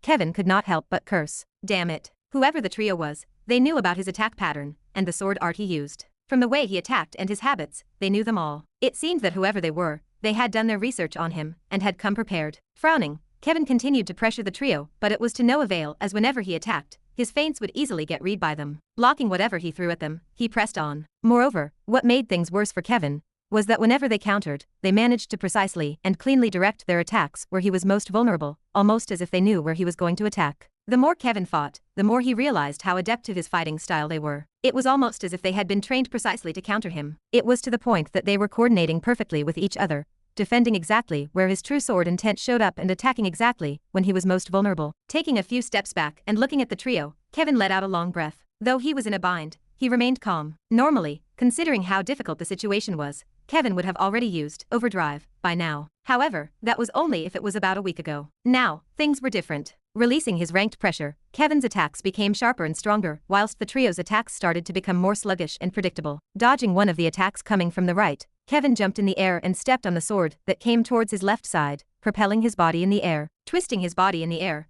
Kevin channeled Winseans at the bottom of his feet and stepped on the air. Redirecting his body to the other side of one of the black-clad individuals, Kevin hacked his sword towards his head. Caught off guard, the black-clad individual tried to defend himself, but it was to no avail as Kevin's figure disappeared and reappeared right behind him, piercing him straight into the heart. 1. Removing the sword from the black-clad individual's back, Kevin stared at the other remaining two individuals in the room. Tensing his calves, Kevin's body shot in their direction, stabbing towards the black-clad individual on the left. A red glow slowly started emanating from Kevin's body. Seeing Kevin's sword coming in their direction, the black-clad individual on the left took a defensive stance, whilst the other black-clad individual hacked in Kevin's direction. Just as the black-clad individual on the left was about to block Kevin's attack, Kevin forcefully twisted his foot and redirected his attack towards the guy on the right, catching them both off guard. Raising the black-clad individual on the right sword, Kevin tossed his sword to his other hand and stabbed it towards the guy on the left whilst simultaneously using his fist to punch the guy on the right in the stomach. Curling his body due to the heavy punch from Kevin, the black-clad individual on the right dropped his sword and held his stomach in pain. Redirecting his attention towards the remaining black-clad individual, Kevin stabbed his sword in his direction. Parrying Kevin's sword, Kevin thrust his sword again towards his head. Expecting the sword to be redirected to his heart, the black-clad individual did not notice the slight glint in Kevin's eyes as his sword continued making its way towards his head, piercing him straight through his brain. 2. Turning around, Kevin easily parried the attack coming from the other guy and kicked him in the stomach. Stepping back to avoid Kevin's foot, Kevin reappeared on the remaining black-clad individual's left flank and pierced him in the liver. 3. Removing his sword from the body of the last black-clad individual, Kevin frowned and immediately headed towards the exit of his room. Though he wanted to check the bodies of the people that assaulted him, he could hear a commotion outside of his apartment. Despite being unsure of what was happening, he knew that something serious was currently happening outside of his room. What's going on? Opening the door and exiting his room, Kevin could not believe the sight that laid ahead of him. Blood-curdling screams resounded across the whole first floor as the corpses of students and black-clad individuals could be seen sprawled everywhere. The sound of metal clashing reverberated throughout the corridors of the first floor as students could be seen fighting for their lives everywhere. Multiple black-clad individuals appeared everywhere, attacking students from all sides as absolute mayhem shrouded the whole first floor. Kevin. Snapping Kevin out of his daze was Emma's distraught voice, as she fought against multiple black-clad individuals with her short swords. Her perfect figure danced around them as her swords constantly clashed against their attacks. However, despite managing to hold her own against the black-clad individuals,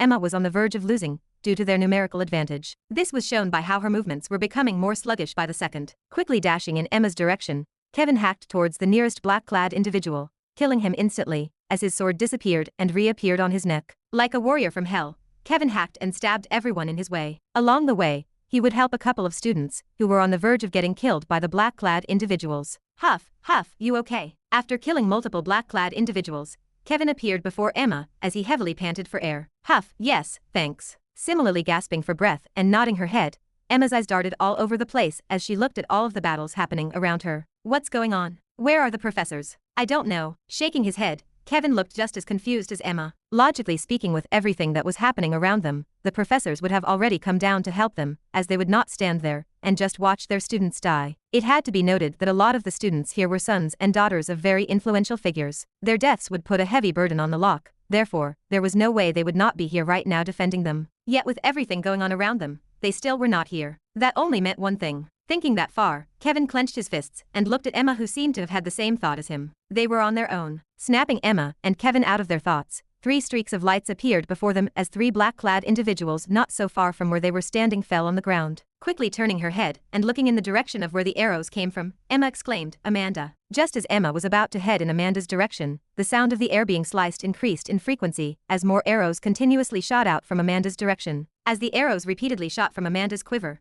they reminded Kevin and Emma of a swarm of locusts that devastated ecosystems. With each arrow that left Amanda's bow, a black-clad individual fell on the ground. Some of the black-clad individuals managed to parry Amanda's arrows whilst others could not. In the end, as soon as Amanda ran out of arrows, the hall was quiet, as most of the black-clad individuals were either dead or seriously injured. Running towards Amanda, Emma said, "Hey Amanda, have you seen Jin and Melissa?" Putting her bow down, Amanda walked in Emma's direction and nodded. "I met Melissa on the other side of the first floor. She's currently with Han Yufei." "Then what about Jin?" A new quiver filled with arrows appeared on Amanda's hand as she shook her head. "I saw Troy and Arnold together, but Jin was not with them, so I do not know." Frowning, Kevin thought for a moment before saying, "Considering how the assassins targeting me knew how I fought, there is a chance he is still fighting against them." Remembering how difficult his fight with the black-clad individuals was, Kevin looked towards Emma and Amanda and said, "Let's go help him." "Yes." Nodding her head, Emma looked in Amanda's direction and said, "You coming?" "Yes." Nodding her head, Amanda followed Kevin and Emma towards Jin's room, which was only a few blocks away from where they were. Along the way, as they traveled through the first floor,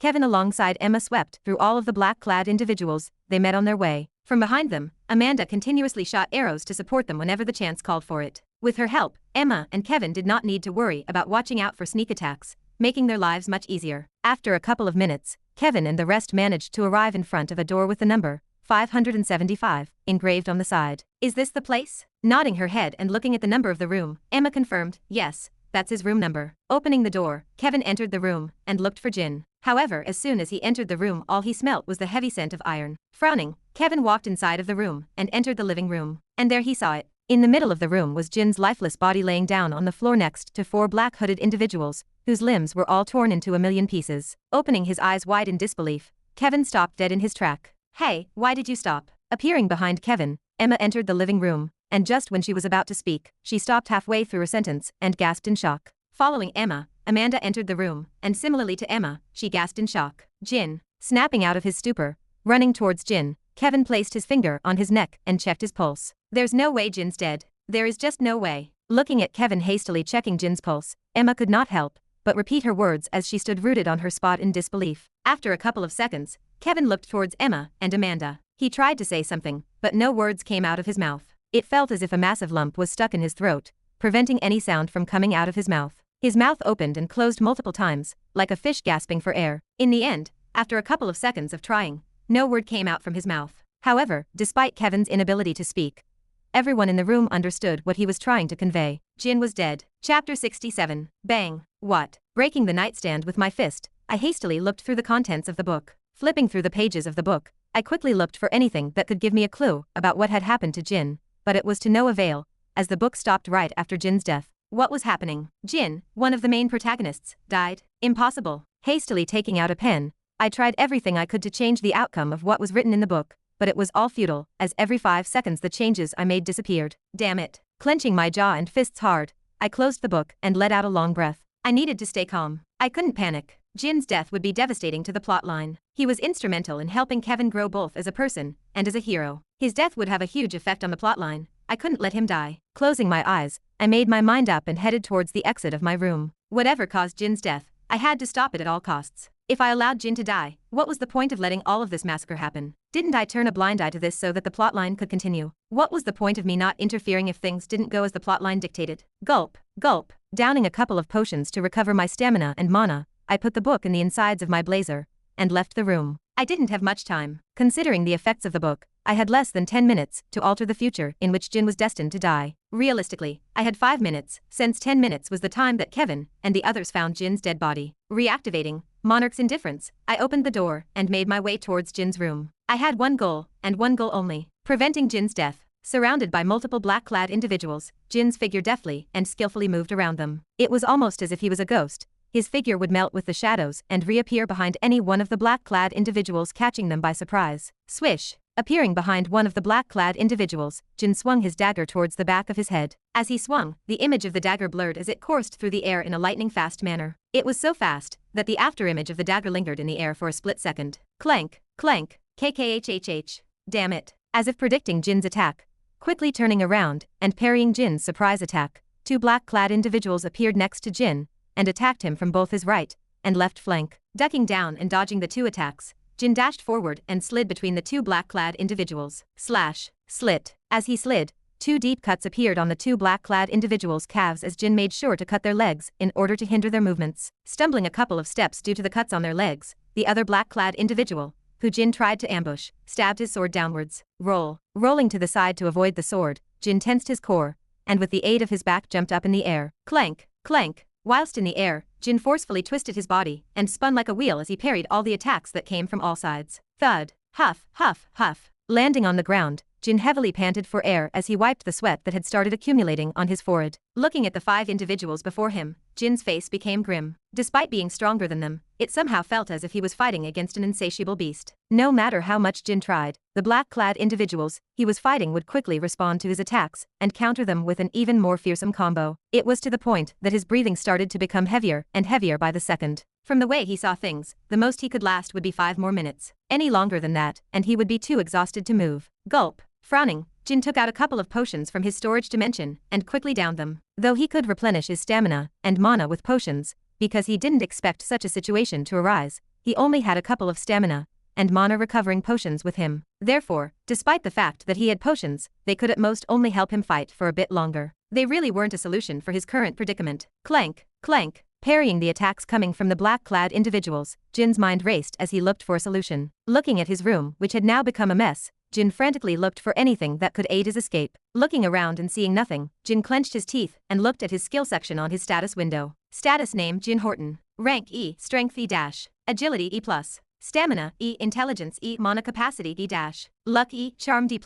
Profession: Assassin LVL.3, Martial Manual, Shadow Harvester, Greater Realm of Mastery. Dagger art primarily focused on lightning-fast attacks that slice through the air at astonishing speeds. The greater the mastery, the faster each swing becomes, making each attack harder to defend against. Void Link, Minor Realm of Mastery. Movement art that enables user to momentarily move between shadows. The greater the mastery, the longer the user can travel between shadows. Speed of user inside of shadow is tripled, and when exiting the shadow, user speed will be considerably boosted for a couple of seconds. Skills: Mana Conglomeration, a skill that enables user to gather all of their mana into a singular point and letting it explode in one swift attack that multiplies the attack power of the attack by a factor of 10. F. Light Eye, a skill that stimulates the neurons located in the eyes, enabling the user to enhance their vision, from being able to see further away to being able to see at night, and being able to slow down the world around him. Light Eye enables user to enhance ocular functions. Damn it. If only he had more skills. Despite the fact that he had access to a lot of skills thanks to his family, he was only allowed to choose 2. Any more than that and the elders within the family would start complaining as skills were limited and the demand was high. The reason he chose those 2 skills was because it best suited his profession, assassin. And precisely because his profession was assassin that he was currently in a bind.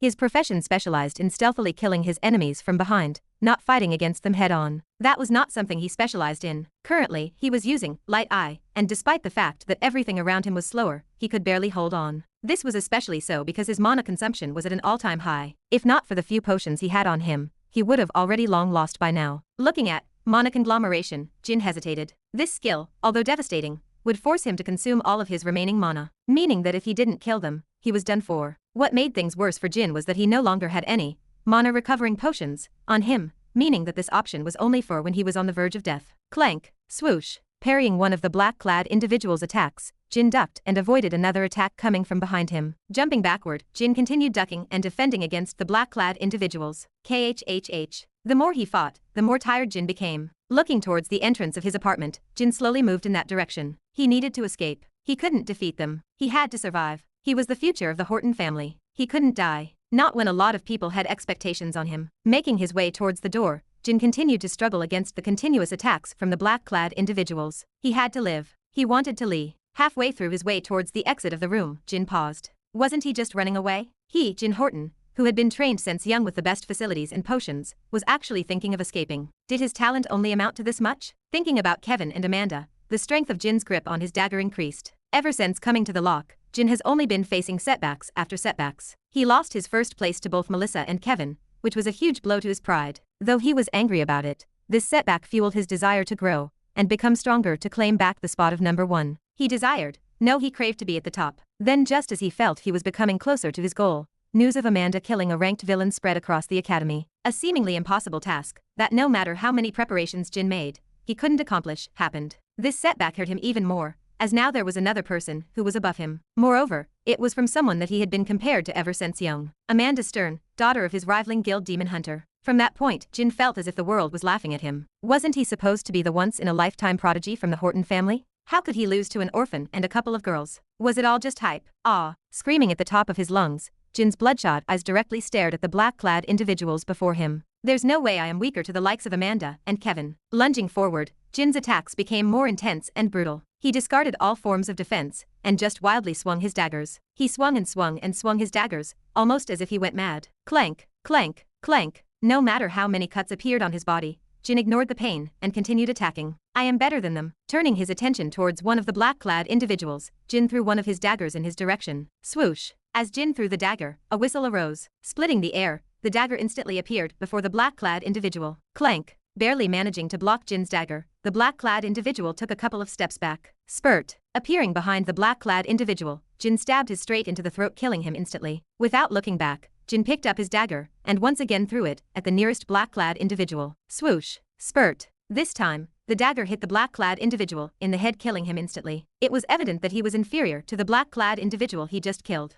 Turning his attention back towards the remaining 3 black-clad individuals, Jin took advantage of the fact that their formation was a mess to once again dash in the direction. Melting into the shadows, Jin disappeared from the view of the black-clad individuals. Huddling up together, with their back against each other, the 3 black-clad individuals waited for Jin to appear. Swoosh. Hearing a swooshing sound next to them, the trio simultaneously turned in the direction of where the sound came from and stabbed in that direction. Clank. Clashing against a hard object, pieces of wood scattered everywhere as a broken lamp appeared in their view. Gotcha. Appearing behind one of the black-clad individuals, Jin's dagger split the air as it pierced through his neck. Spurt. Thud. Moving backward to distance himself from the remaining black-clad individuals, Jin looked up and said, Huff, huff, 2 more to go. Just as he was about to once again attack, stumbling a couple of steps, Jin lost control of one of his legs and took a knee to the ground.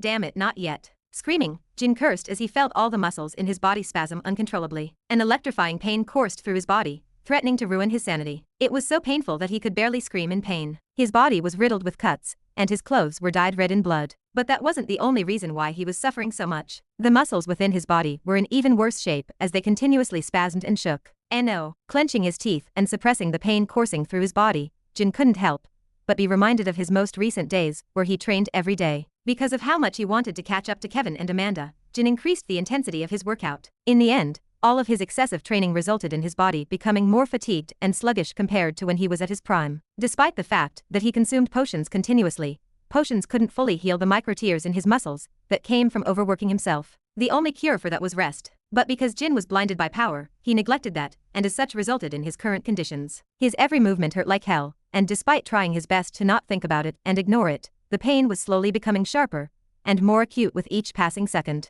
Staring at the two black-clad individuals, who seemed to have noticed his predicament, Jin clenched his teeth. I can't Elos. Gathering all of the remaining mana in his body, Jin looked at the two remaining black-clad individuals and prepared to use his skill, mana conglomeration. He knew that even if he used the skill, he was destined to die. But at least he wanted them to die with him. Snorting, Jin thought back at his childhood. You are going to be the best. Now no one can beat you. I am so proud of you. You are the pride of the Horton family. Memories of how everyone around him had been praising his talent and excellence replayed in his mind. He had grown up thinking that maybe they were right. Maybe he really was the chosen one. Maybe he was a cut above the rest and was the one that would lead humanity in the fight against demons. He remembered envisioning people erecting statues of him and worshipping him. That was what his future was destined to be. Thinking thus far, Jin couldn't help but snort. What chosen one? What prodigy? He was merely a talented individual that had all the resources available to him. In the end, the only reason why he was a step above the others was because of the top-end facilities and resources he had been provided with since young. Thinking back at it now, it probably was true, but the realization came too late. He was about to die, so what did it matter if he realized he wasn't actually as talented as he thought he was? Looking back at the two black-clad individuals, Jin stood up and took a stance. Talented or not talented, what did it matter when he was about to die? If he died, he had to at least kill the people that were after him. Crazily looking at the two black-clad individuals, Jin screamed, "Come at me, you bastards!" Swoosh, swoosh. Heeding Jin's words, stabbing in Jin's direction, the two black-clad individuals simultaneously aimed at his head and heart. Closing his eyes, Jin gathered all of his remaining mana and prepared to unleash his skill. Click. However, before Jin could do anything, the world around him became dyed in white as the sound of two heavy objects falling could be heard. Thud, thud. What? Slowly opening his eyes, Jin froze in shock at the sight before him. Step, step. Walking in front of Jin, the figure of a youth with jet black hair and deep blue eyes could be seen holding onto his sword. Turning around and staring at Jin with emotionless eyes, the youth coldly spoke. How pathetic. Chapter 68. How pathetic. Looking back at those two emotionless eyes, Jin's mouth opened and closed a couple of times. Though he tried, no words came out from his mouth. Thud. Kneeling on the ground, Jin lowered his head and stared at his blood-soaked clothes. Those words hit him straight into the heart. No matter how much he wanted to refute, he couldn't. He couldn't even defeat a bunch of nobodies, and yet he dreamt of people erecting statues of him? How pathetic. No other words better matched how Jin felt at the moment. Expressionlessly staring at Jin's sorry figure, Ren spoke. Is this all your pride amounts to? Staring at the ground, Ren's words went from one ear to the other. The world around Jin became dyed black and white, and all sound around him became faint. Seeing Jin's state, walking next to him, Ren looked down on him. So this is the real Jin Horton, huh? An insecure brat with an overly inflated ego. That's who Jin Horton was. Only in his darkest moment did his true personality become evident. People around him thought of him as a genius and a prodigy. They lauded his talents and efforts continuously, but in the end, all that did was fuel his ego and insecurities. Just like a castle made out of cards, all it took was a simple push, and everything came crashing down. Bam! Staring at Jin's sorry figure for a couple more seconds, Ren raised his foot and kicked him in the stomach. Cough. Feeling a strong force on his abdomen, Jin curled on the ground as he gagged multiple times. To think your pride only amounted to this much.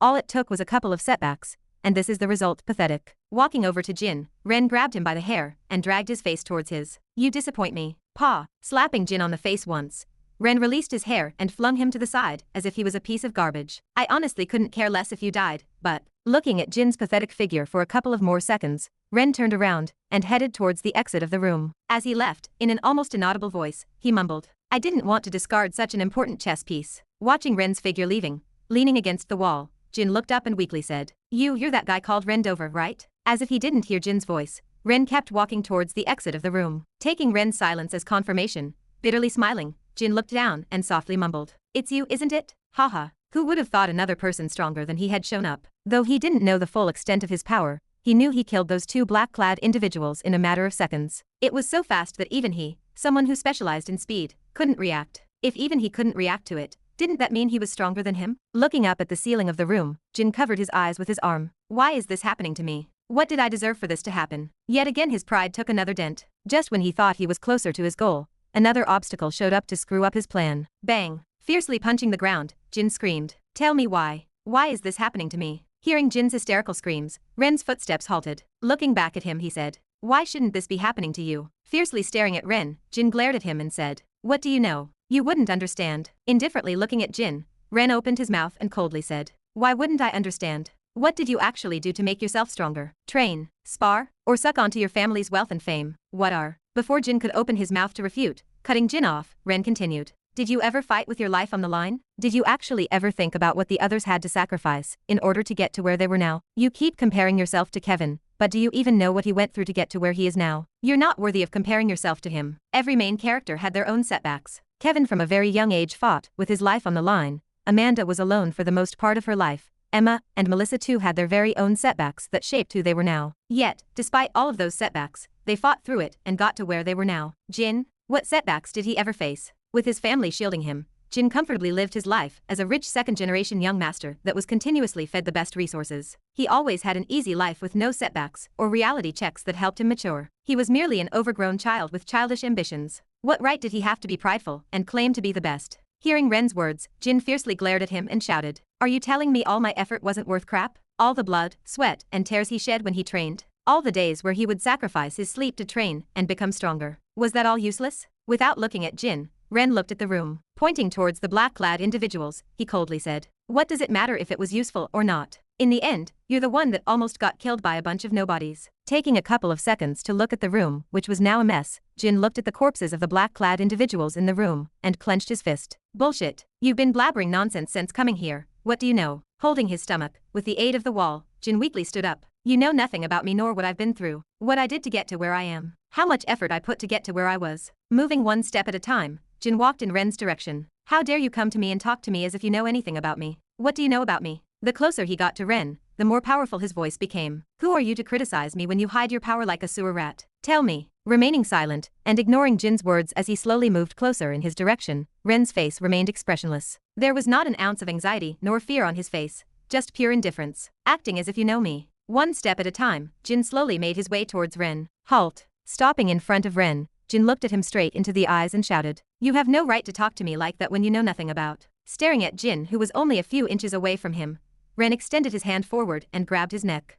GGHHH. Raising his body in the air, Ren coldly said, "For someone who acts almighty all the time, you don't seem that impressive to me. KHHH, let go." Suddenly being lifted in the air by Ren, Jin struggled to speak as he swung his legs in the air. "It's useless." Firming his grip on Jin's neck, Ren looked at him in the eyes and spoke. "When you sleep, when you eat, or when you're doing whatever you are doing, I want you to remember this moment. I want you to remember my hand at your throat as you heavily gasp for air and powerlessly lay in my grip." Pausing, whilst retaining his hold of Jin's neck, Ren emotionlessly looked at Jin, who kept trying to free himself from his grip. KHHH, damn it. Let go. In the end, no matter what Jin tried to do, he couldn't free himself from Ren's grip. All he could do was scream and curse helplessly. KHHH. Increasing the strength of his grip to shut Jin up, Ren continued. "Engrave this moment inside of your mind. Realize that no one cares about that stupid pride of yours. Whilst everyone around you is getting stronger, you're the only one getting weaker. For your whole life, I want you to remember this moment, this humiliation. Remember the moment where your pathetic self almost lost to a bunch of henchmen. Remember me, Ren Dover, beating you." The more he listened to Ren's powerful voice, the less Jin struggled. Eventually, he stopped struggling altogether. Never before had he ever felt so weak. Feeling the strong grip on his neck, Jin realized at this moment how truly weak he was. The more Ren spoke, the more Jin wanted to deny what he was saying.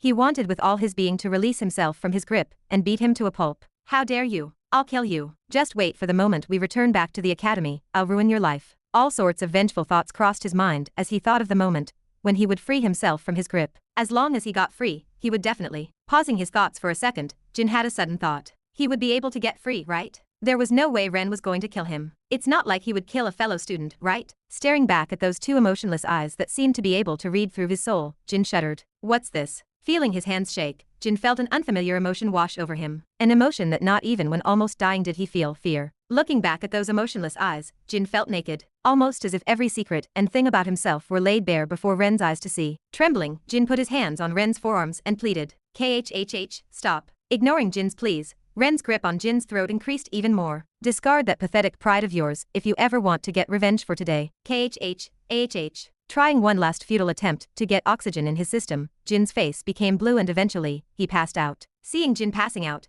Ren loosened the grip of his throat. Although his actions might come back and bite him in the future, he did what needed to be done. Under the influence of Monarch's indifference, Ren cared nothing for his own feelings. It didn't matter what sort of actions this moment would cause to him in the future. In his eyes, at the moment, such small setbacks weren't something he cared for. Under the effects of Monarch's indifference, Ren viewed everything pragmatically. His every action was for his goal, and his goal only. And to him, a broken chess piece was just as useless as a dead chess piece. As he spoke to Jin, Ren's every word and action was carefully thought of. Even under the effect of Monarch's indifference, Ren's memories as an author didn't disappear, meaning that he knew Jin's character well. He knew about his insecurities and everything about him, from his pride to his circumstances. For someone as prideful as Jin, the more you insulted him, the more fuel you added to the fire. Entering Jin's room, Ren saw a broken Jin. It was as if he was looking at a dying flame, a flame that had no more fuel to burn upon. Everything Ren did at the moment was trying to reignite that flame. Only by truly humiliating him and breaking his pride into pieces could he make Jin return to normal. From the way Ren saw things, if things continued as they were, Jin's future would have been bleak. Though his actions may result in Jin hating him, Ren didn't care. What mattered to him was for Jin to return back to normal, and for the story to continue as it should. He tried everything he could to fix Jin, and now, only time would tell if his efforts paid off. Click. Just as Ren was about to release his grip on Jin's throat, he heard a clicking sound from behind him. Turning his head around, towards the direction of where the sound came from, Ren saw the door slowly opening, and appearing from the other side of the door was Kevin's figure. Entering the room, Kevin froze. Looking at Jin, who was being held by the neck, Kevin slowly looked at the person who was holding him. Then, his eyes met Ren's. Chapter 69. Hey, why did you stop? Appearing behind Kevin, Emma entered the living room. Just when she was about to speak, she stopped halfway through her sentence and gasped in shock. Following Emma, Amanda entered the room. Similarly to Emma, she gasped in shock. 3 sets of eyes all focused on one individual. Standing in the middle of the room, holding Jin by the throat, Ren's figure could be seen. Jin. Screaming, Emma took out her short swords and circulated her mana. A strong yellow hue started emanating from her body. Get away from Jin. Just when Emma was about to lunge at Ren,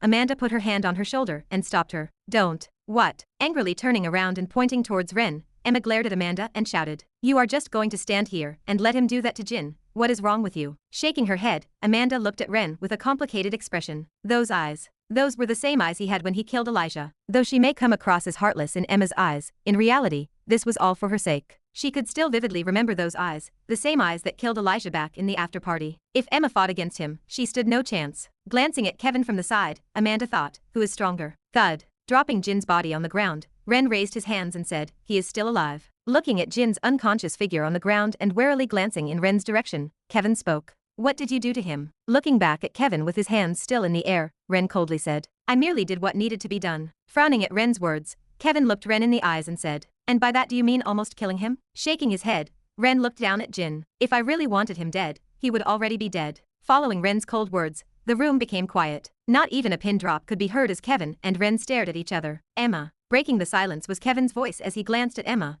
who was behind him. Okay. Understanding his motive, Emma put her short swords back into her dimensional space and quickly moved to where Jin's body was. Seeing Emma move, Kevin took out his sword and pointed it in Ren's direction. Without taking his eyes off him, he said, if you try anything funny, I will not hesitate to kill you. Ren indifferently glanced at Kevin. He did not respond and just looked at Emma, who was slowly moving closer. Arriving before Jin's body, Emma warily glanced in Ren's direction. Looking back at Kevin, and after making sure Ren was not going to make any moves, she placed her finger on Jin's neck and measured his pulse. After a couple of seconds, turning around, Emma sighed in relief and said, he is still alive. Nodding his head, Kevin asked, how is his condition? Glancing back at Jin, Emma carefully looked at his body before saying, not so good. He is heavily injured and has exhausted all of his mana. Frowning, Kevin looked at Jin's body before looking back at Ren. Now, tell us why you. Boom. Cutting Kevin mid-sentence. Just as the tension in the room was about to reach an all-time high, a loud explosion resounded across the room. The whole place shook. What? Staggering a couple of steps, Kevin, Emma, and Amanda all turned their heads in the direction of where the sound came from. Step, step, step. Appearing from the other side of the door and holding a huge axe that was about the size of 2 people,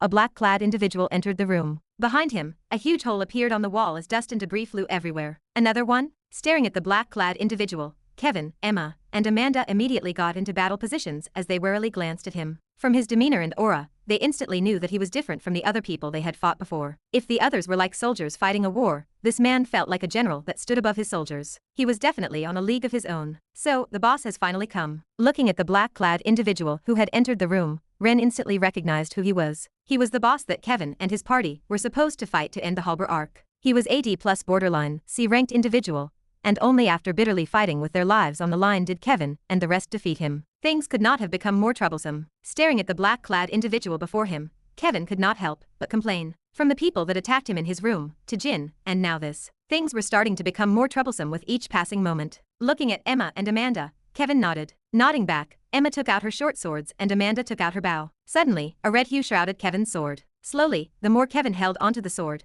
the more intense the hue around the sword became. Sneaking a glance at Kevin's imposing figure, Emma spoke. Can you tone it down a notch? Looking at Emma, Kevin smirked and said, not a chance. Watching Kevin, Emma, and Amanda getting into fighting positions, Ren slowly backed off into the corner of the room and just stared at the black-clad individual that had entered the room. Fixing his grip on the sword, Kevin spoke. Support me. Support. Please, that is Amanda's job. Rebutting playfully, Emma winked at Amanda and dashed towards the black-clad individual. My job is to beat him. Voom. However, as soon as Emma moved, a strong bloodlust suddenly expanded from the black-clad individual. Following the bloodlust, a humongous pressure came crashing down on everyone. A jet black hue expanded from the black-clad individual's body and hurled towards them like a tsunami. Crossing her arms, Emma shielded herself from the pressure. Taking a few steps back, Emma looked back at Kevin and Amanda. Both their faces became extremely grim. This is much more serious than I thought. Stepping forward, Kevin fully released his deranked pressure. Let me. Feeling Kevin's pressure, Emma could not help but look at Kevin in shock. Amanda too was shocked as her brows could not help but jump.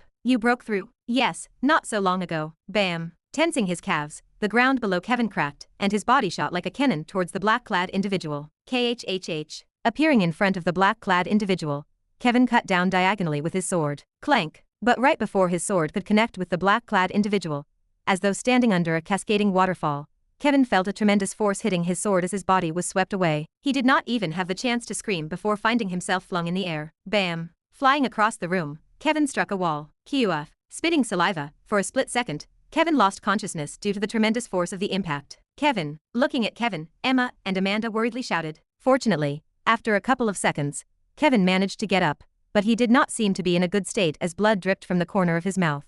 Hey, are you okay? Wiping off the blood in the corner of his mouth, Kevin nodded his head. I am fine. Ka. Staring at the black-clad individual before him, Kevin's grip on the sword increased. He is strong. Solemnly looking at the black-clad individual that did not move an inch from his position since flinging Kevin away, Emma asked. How strong? At least D+ or C rank, I am not sure. That strong. Nodding his head, Kevin held his sword with one hand as he painfully held the side of his chest. I probably fractured a couple of ribs, damn it. Gritting his teeth, Kevin looked at Amanda. Nodding her head, Amanda extended the string of her bow. Whoosh, whoosh, whoosh. Releasing the bow, 3 arrows shot in the direction of the black-clad individual. As each arrow shot, the air split apart creating a whistling sound. At the tip of each arrow, mana was carefully concentrated to increase its destructive power. As the 3 streaks of light made their way towards the black-clad individual, Kevin looked at Emma, who looked back at him. As if they read each other's minds, they dashed towards the black-clad individual from both the left and right flank. Clank. Raising his axe, the black-clad individual blocked Amanda's arrows and hacked it towards the ground. Boom. As soon as the axe met the ground, the whole place shook. The ground split apart and debris fell everywhere. Jumping up, Kevin swung his sword towards the black-clad individual's head, whilst Emma went for his feet. Block this. Bam. Stomping his foot on the ground below the black-clad individual's feet cracked. Ka. Halting her movements, Emma crossed her arms and blocked the debris that was shooting towards her. Clank. Wah. Blocking Kevin's sword from above, the black-clad individual screamed and flung Kevin away. CRRRR. Huff, huff, damn it. Sliding across the ground, Kevin heavily panted for air. Due to his previous fights, signs of exhaustion were already starting to show on his face. Looking beside him, Kevin saw Emma in a similar situation to his. Despite the fact that the fight had only just started, they were both already too exhausted to continue. The situation was starting to become dire. Gritting her teeth and turning her attention towards the corner of the room, where Ren's indifferent figure stood, Emma could not help but glare at him and shout, Hey you, why are you not doing anything? Ignoring Emma, Ren's eyes remained fixed on the black-clad individual. Seeing Ren ignore her, just as Emma was about to curse at him, Kevin's voice stopped her. Leave him be. But there is a much more pressing matter than worrying about him. Moreover, looking back at Ren, Kevin said, the fact that he is not interfering is much better than him attacking us from behind. Gritting her teeth, Emma nodded her head. Whoosh, whoosh, whoosh. Once again, from behind, Amanda shot arrows, signaling for Emma and Kevin to continue. Let's go. Dashing once again towards the black-clad individual, Emma and Kevin once again tried to split their attacks. This time, Kevin aimed for his heart whilst Emma aimed for his sides. Wah. Clank, clank, clank. Holding onto his giant axe with both hands, the black-clad individual spun around, blocking Amanda's arrows. As if a cyclone had entered the room, the black-clad individual spun madly. As he spun, everything near the black-clad individual, like a magnet, started getting sucked in his direction. KHHH. Ah, he is using a skill. Halting their steps, Emma and Kevin tried to stop their attacks, but it was to no avail, as they found their bodies getting sucked towards the black-clad individual. Kevin, I cannot hold on. Looking at Emma's struggling figure, Kevin turned back and looked back at Amanda, who kept shooting arrows like there was no tomorrow. Both of their faces were incomparably pale. It was evident that they were too fatigued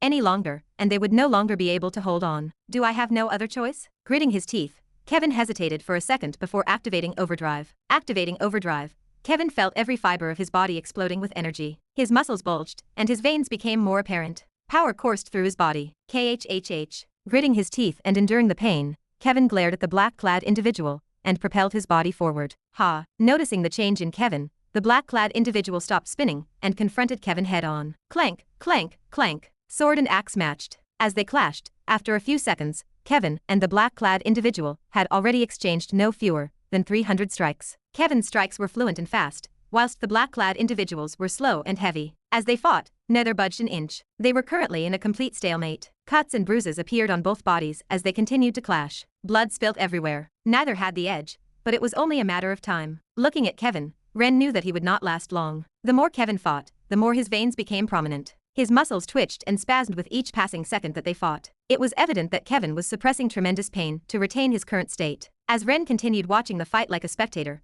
his eyes slightly paused on Jin's body. In the novel, Jin was supposed to be fighting with Kevin, Emma, and Amanda. With his help, they managed to defeat the boss and become heroes of the academy. However, Jin was no longer here. Jin's absence was showing. Kevin, Amanda, and Emma were not enough to fight the black-clad individual. From the way things were going, Kevin and the rest would soon die. Ren knew he had to step in. However, currently, he needed to look for an opening. He knew that with his current strength, the only thing he could do was find an opening. That is why he waited. Like a predator, Ren was waiting for the right moment to strike, and that moment had finally come. Feeling the effects of overdrive wearing out, Kevin's body suddenly gave out, and was helplessly flung all the way towards the other side of the room. Bam! Crashing against a wall, Kevin fell to the floor. KHHH. Step, step. Lying on the ground, Kevin looked up towards the black-clad individual, who was heading in his direction. Arriving before Kevin, the black-clad individual raised his axe, casting a large shadow over him. Staring at the giant axe above him, Kevin could not help but think, is this how I die? Whoosh. However,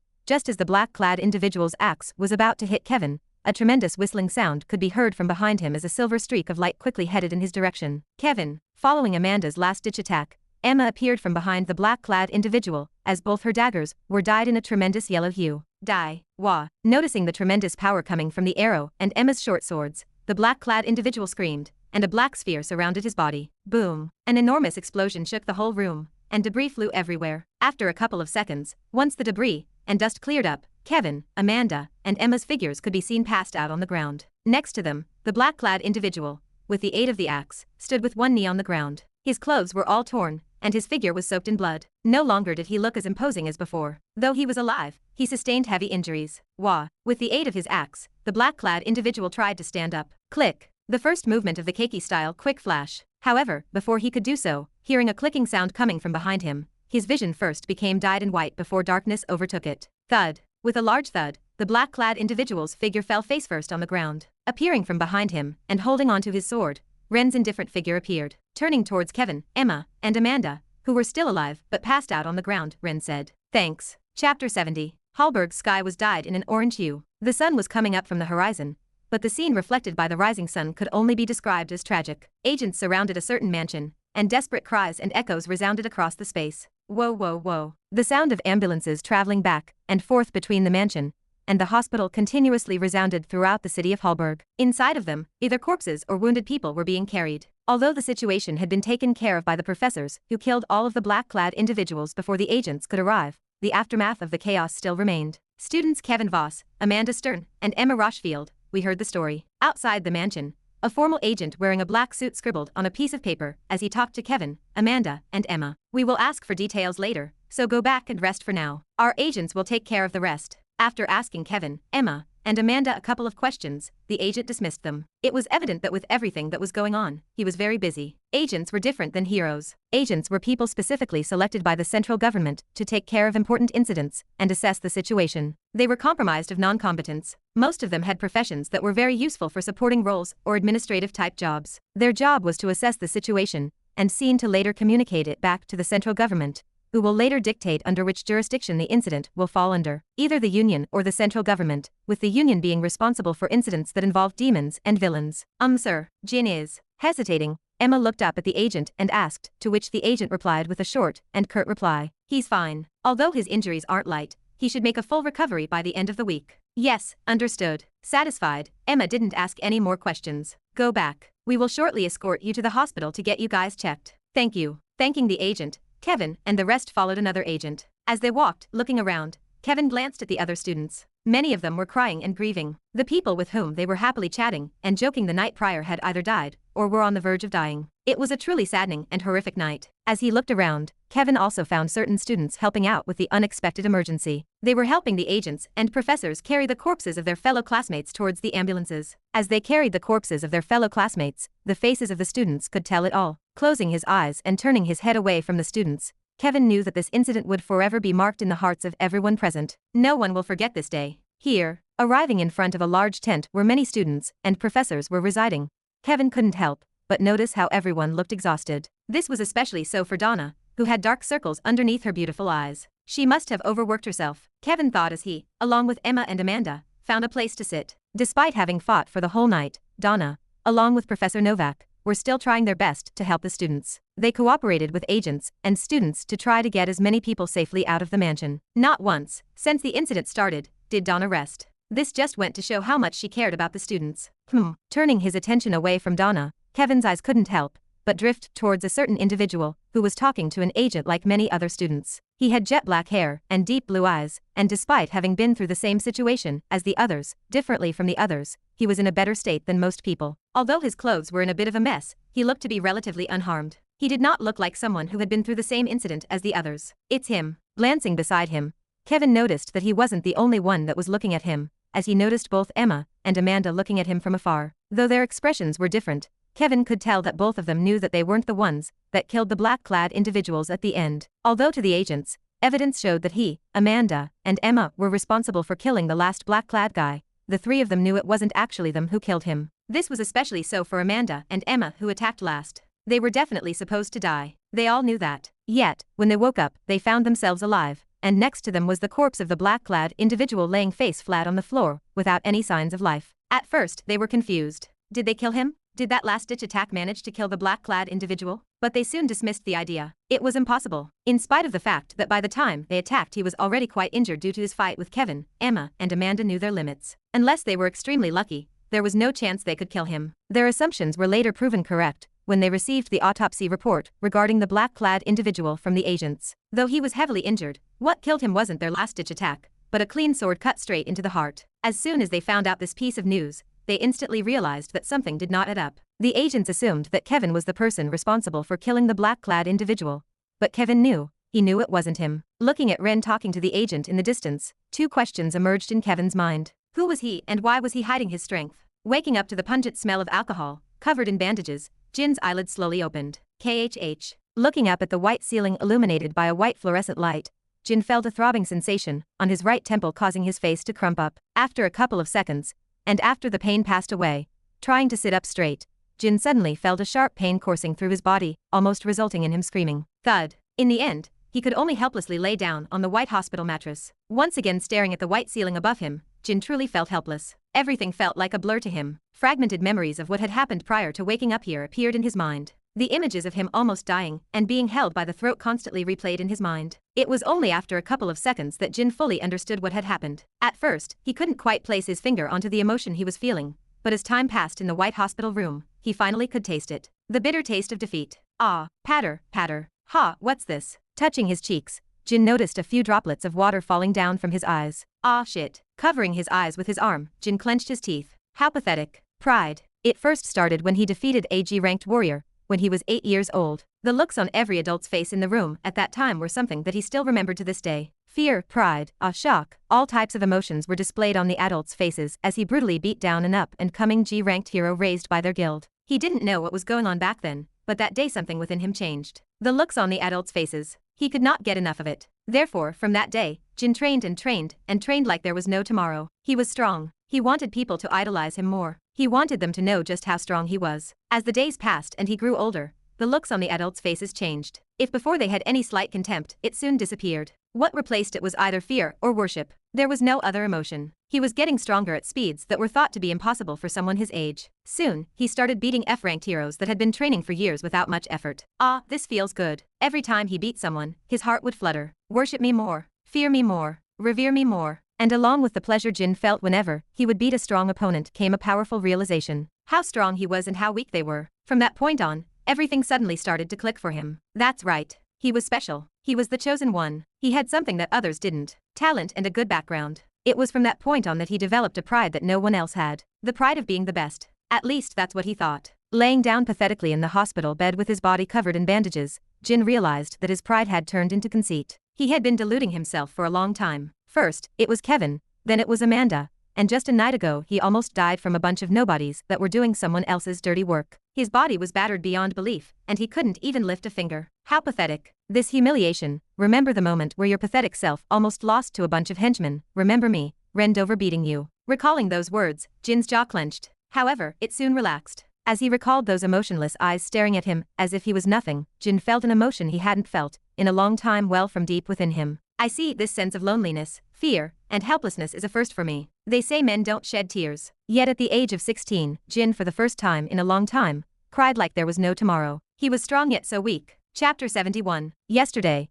at around 9:45 p.m. in Hallberg, a group of unidentified individuals attacked multiple students from the lock, killing 389 and crippling 107. Sitting on a comfy chair inside of a private hospital, I looked at the large TV screen on the wall. Currently, a male news anchor was reporting the happenings of the Hallberg accident. Next to him, a pretty female anchor added a few comments here and there. According to the investigation, no valuable information was gathered regarding the aggressors, as they all killed themselves or died from unknown causes. According to reports, thanks to the support of hero rank 156 Donna Longburn and S-ranked hero Connor Novak, the number of casualties did not reach the 4-digit figures. This type of massacre on students had never happened before in the history of the Lock nor humanity. What happened yesterday will forever be remembered as the massacre of Hallberg, and we can only extend our support and prayers towards the victims of this accident. Stacking the papers on the table, looking towards the camera, the news anchor's voice deepened. Now this gives rise to a new question. Is the Lock really that safe of a place? Is the Lock really the safe haven advertised by the central government and the union? Who should be held accountable for the death of those 389 people? I'm not sure about you, but clack, bam. As I was listening, suddenly the TV shut off, following which, the sound of something hard smashing against the cold hard floor echoed across the hospital. Turning my line of sight towards where the sound came from, angrily standing up, a professor glared at what remained of the controller. Looking back at the TV, he shouted, "What sort of nonsense are you talking about? Do they expect us to protect all of the students when we too were fighting for our lives? Do they not understand what we went through that night? Ha, tell me. Professor Rim, please calm down." Professor Rim. Noticing the outburst, a couple of students and professors immediately headed towards the professor, trying their best to calm him down. Despite their struggle, the professor did not calm down. It was only after more professors and students came that he finally stopped going on a rampage and calmed down. Tensions were at an all-time high. Not just the students, but the professors were heavily affected by the incident. Despite the fact that the professors had gone through a lot of similar situations, that did not mean they too did not feel terrible for what had happened. Be it students or professors, they all thought one thing. What if I was stronger? Could an extra life have been saved? Looking at the commotion, I shook my head. There were no what-ifs in the world. What had already happened. You either looked ahead or remained stuck in the past. Glancing at the students that sat next to me, their eyes were hollow. It was evident that they were traumatized by the incident. I sort of understood what they were going through. Having lost my parents at the peak of my dependence, I knew the feeling of losing loved ones. Some lost their best friends, some lost their romantic partners, or some even lost their siblings. Almost everyone lost something yesterday. As I stared at the students next to me, an indescribable sense of guilt welled up from within me. Whenever he walked, black-clad individuals would mysteriously fall. Because of the chaos, if someone did not look carefully, they would not have noticed this small detail. It was so subtle that no one around him realized what had happened. Even after zooming the camera and slowing the video down, Donna could not find out what was happening. The more Donna looked, the more she was confused. Something did not add up. As she zoomed the camera towards his face, his demeanor in general did not add up. It was not something a student should have. That emotionless and indifferent attitude was only something top heroes that had gone through many similar ordeals had. What happened next was even more confusing. He entered room 575, the exact room where Jin was staying as well as where Kevin and the rest entered afterward. Fast forwarding the clip, Donna saw Kevin, Emma, and Amanda sweeping through the rest of the black-clad individuals in the hall, following which they soon too entered room 575, the same room the man in question had entered. A couple of minutes after they entered, Donna saw the last black-clad individual making his way towards the same room they entered. Using his power, he broke through room 575, creating a massive hole in the wall. After that, though she could not see what was going on, she could hear the sound of metal clashing against each other followed by loud screams. 10 minutes after the black-clad individual entered the room, a large explosion shook the room where subsequently, a minute after the explosion, a brilliant white light dyed the surroundings. Because of the light, the camera froze up for a solid minute. By the time the screen came back to normal, everything was quiet, and no one came out from that room. After thinking for a bit, Donna figured that during that minute where the camera froze, the student in question left the scene. Taking out her tablet and after matching his face with her database, she immediately found the identity of the student in question. Ren Dover. She did have a small recollection of him. It was during the first day of training. He had left an impression on her that day. Not a good one. She had placed him on her blacklist that day, thinking that he was not worth having expectations for. Of course, although she placed him on her blacklist, that did not mean she gave up on teaching him. She only gave up on having expectations of him. But after watching the footage, maybe she needed to reevaluate her previous opinion of him. Ring, ring, ring. Just as Donna's curiosity was increasing, her phone suddenly rang. Frowning, she took it out and answered the call. Listening to the call, her posture instantly straightened. Nodding her head multiple times, she politely said, "Yes, yes, yes. I will be there immediately." Tack. Hanging up the phone, Donna quickly got her stuff and rushed towards the entrance of the hospital. Why out of all times did they have to come now? Officials from the union had arrived. Clank. Closing the door behind her, only the video Donna was watching was left to play in the emptied room. Standing on the rooftop of the hospital, I took a long breath and looked at Hallberg. The sky was blue and the sun brightly lit the city. No signs of what had happened the night prior were evident, and apart from the occasional ambulances moving to and fro in the city, it seems like the chaos had died down. Everyone was just going about their day, almost as if nothing had happened yesterday. Maybe it was better this way. As I was looking at Hallberg from the rooftop, I could not help but look back at the incident, especially what had happened while I was under the effects of Monarch's indifference. I thought about this before, but Monarch's indifference was an extremely scary skill. I did not think too much about it before, but under the influence of Monarch's indifference, it felt as if my body was being controlled by someone other than me. It felt as if I was under the depths of the sea, and my body was moving on its own. Despite the fact that I knew what I was doing, the process and how I was doing things was beyond my control. It was like anything aside from my goal did not matter. Regardless of what I did to achieve the goal, it did not matter. Be it sacrificing lives or killing. As long as it helped me achieve the goal, it was enough. That's how it felt. Scary. Very scary. Especially since my actions may have resulted in Jin and the others forming a negative opinion of me. Either way, regardless of how I wanted things to have played out, it was too late for me to regret it. You cannot change the choice you made. All you can do is not let it ruin you. This quote perfectly described how I felt at the moment. I could only move forward and go along with the changes around me. Clank. Suddenly, as I was in deep thought, the sound of the rooftop door opening echoed across the rooftop. Turning around, my eyes soon paused on a black-haired red-eyed youth. Ah, seriously? Chapter 72. An awkward silence enveloped the rooftop. Apart from the occasional chirps from the birds flying in the sky, no other sound resounded across the space. Step, step, step. Arriving on the edge of the rooftop, standing next to me, Kevin placed his hands on the handrails and looked at Hallberg in the distance. Aside from the occasional ambulance squeals coming from below, the city of Hallberg looked calm and peaceful. As Kevin and I watched the city in silence, a strange yet relaxing atmosphere enveloped us. It was as if all of our worries were gone for a split second. For a short period of time, neither of us spoke. We just calmly watched the city below us. It's peaceful, isn't it? After a short pause, breaking the silence, while looking at the city below him, Kevin opened his mouth. It sure is. Nodding my head while keeping my eyes on the city below, I responded. From where I stood, I could see children and adults playing in the park across the hospital. People walked along the roads to get to work, and cars honked at each other. It really was peaceful. Thanks. Once again breaking the silence, Kevin thanked me. Closing my eyes, I didn't respond immediately. I didn't know how to respond. If I answered, wasn't I just basically confirming to Kevin that I was indeed the one who had killed the black-clad individual? But, sure, in the end, those were the words that came out of my mouth. Glancing at Kevin from the side, I had come to the realization that denying was pointless. Having created Kevin myself, I knew that he wasn't a brain-dead protagonist. No matter how much I tried to deny it, he had already figured out what had happened. What was the point of denying something that was already obvious? Hearing my reply, while still looking at the city in the distance, Kevin smiled. You know, you seem like a completely different person compared to yesterday. Pausing, Kevin briefly glanced at me before leaning back on the handrail, and once again looking back at the city. You look more human. Taken aback for a second, recalling what had happened the night prior, I smiled bitterly and responded. Well, the circumstances forced me to be that way. Circumstances, ha. Repeating the word a few times, Kevin's brows knit for a few seconds before relaxing. Glancing at me from the side, he said, were they the same circumstances that caused you to attack Jin? Bitterly shaking my head while gazing at the clouds in the sky, I smiled. Would you believe me if I told you it was for his own benefit? Tilting his head, Kevin thought for a moment before nodding. More or less. Surprised, I turned my head in Kevin's direction. What made you agree with what I said? I wouldn't have believed you if it was before, but having just come back from visiting Jin, I, along with the others, managed to notice a change in him. I don't know what you did, but Jin has become a lot easier to talk to. Though he still is somewhat arrogant, it isn't as bad as it was before. Moreover, the way he looked at me was different. Placing his finger on his chin, Kevin thought for a bit before saying, if before there was a hint of hostility, Right now it's completely gone. It's as if he is a new person. At least that's how I feel when I look at him now. Listening to Kevin speak, I was honestly quite surprised. It seems like what I did under the effects of monarch indifference paid off. It was a gamble, a risky one at that,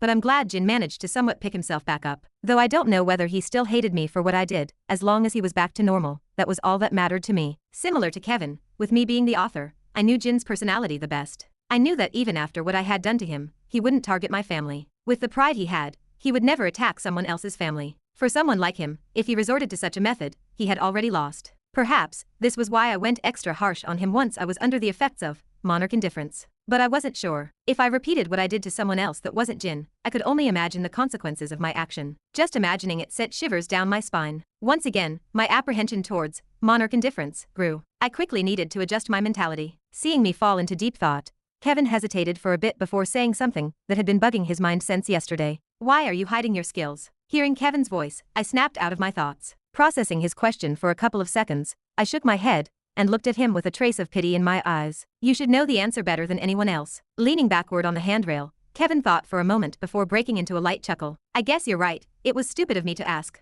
Smiling, I took a better look at Kevin. One thing I noticed as I looked at Kevin was that under his eyes were thick dark circles. Thinking for a bit, since he used overdrive, I figured he was probably exhausted. Though the skill was very strong, its side effects were just as strong as the skill was. From the way Kevin looked, it seemed like he still needed a couple of days of rest before being able to recover fully. Well, that's my cue. After looking at the city below for a couple of more minutes, I closed my eyes and decided to leave. Although it wasn't long, my talk with Kevin managed to somehow calm me down.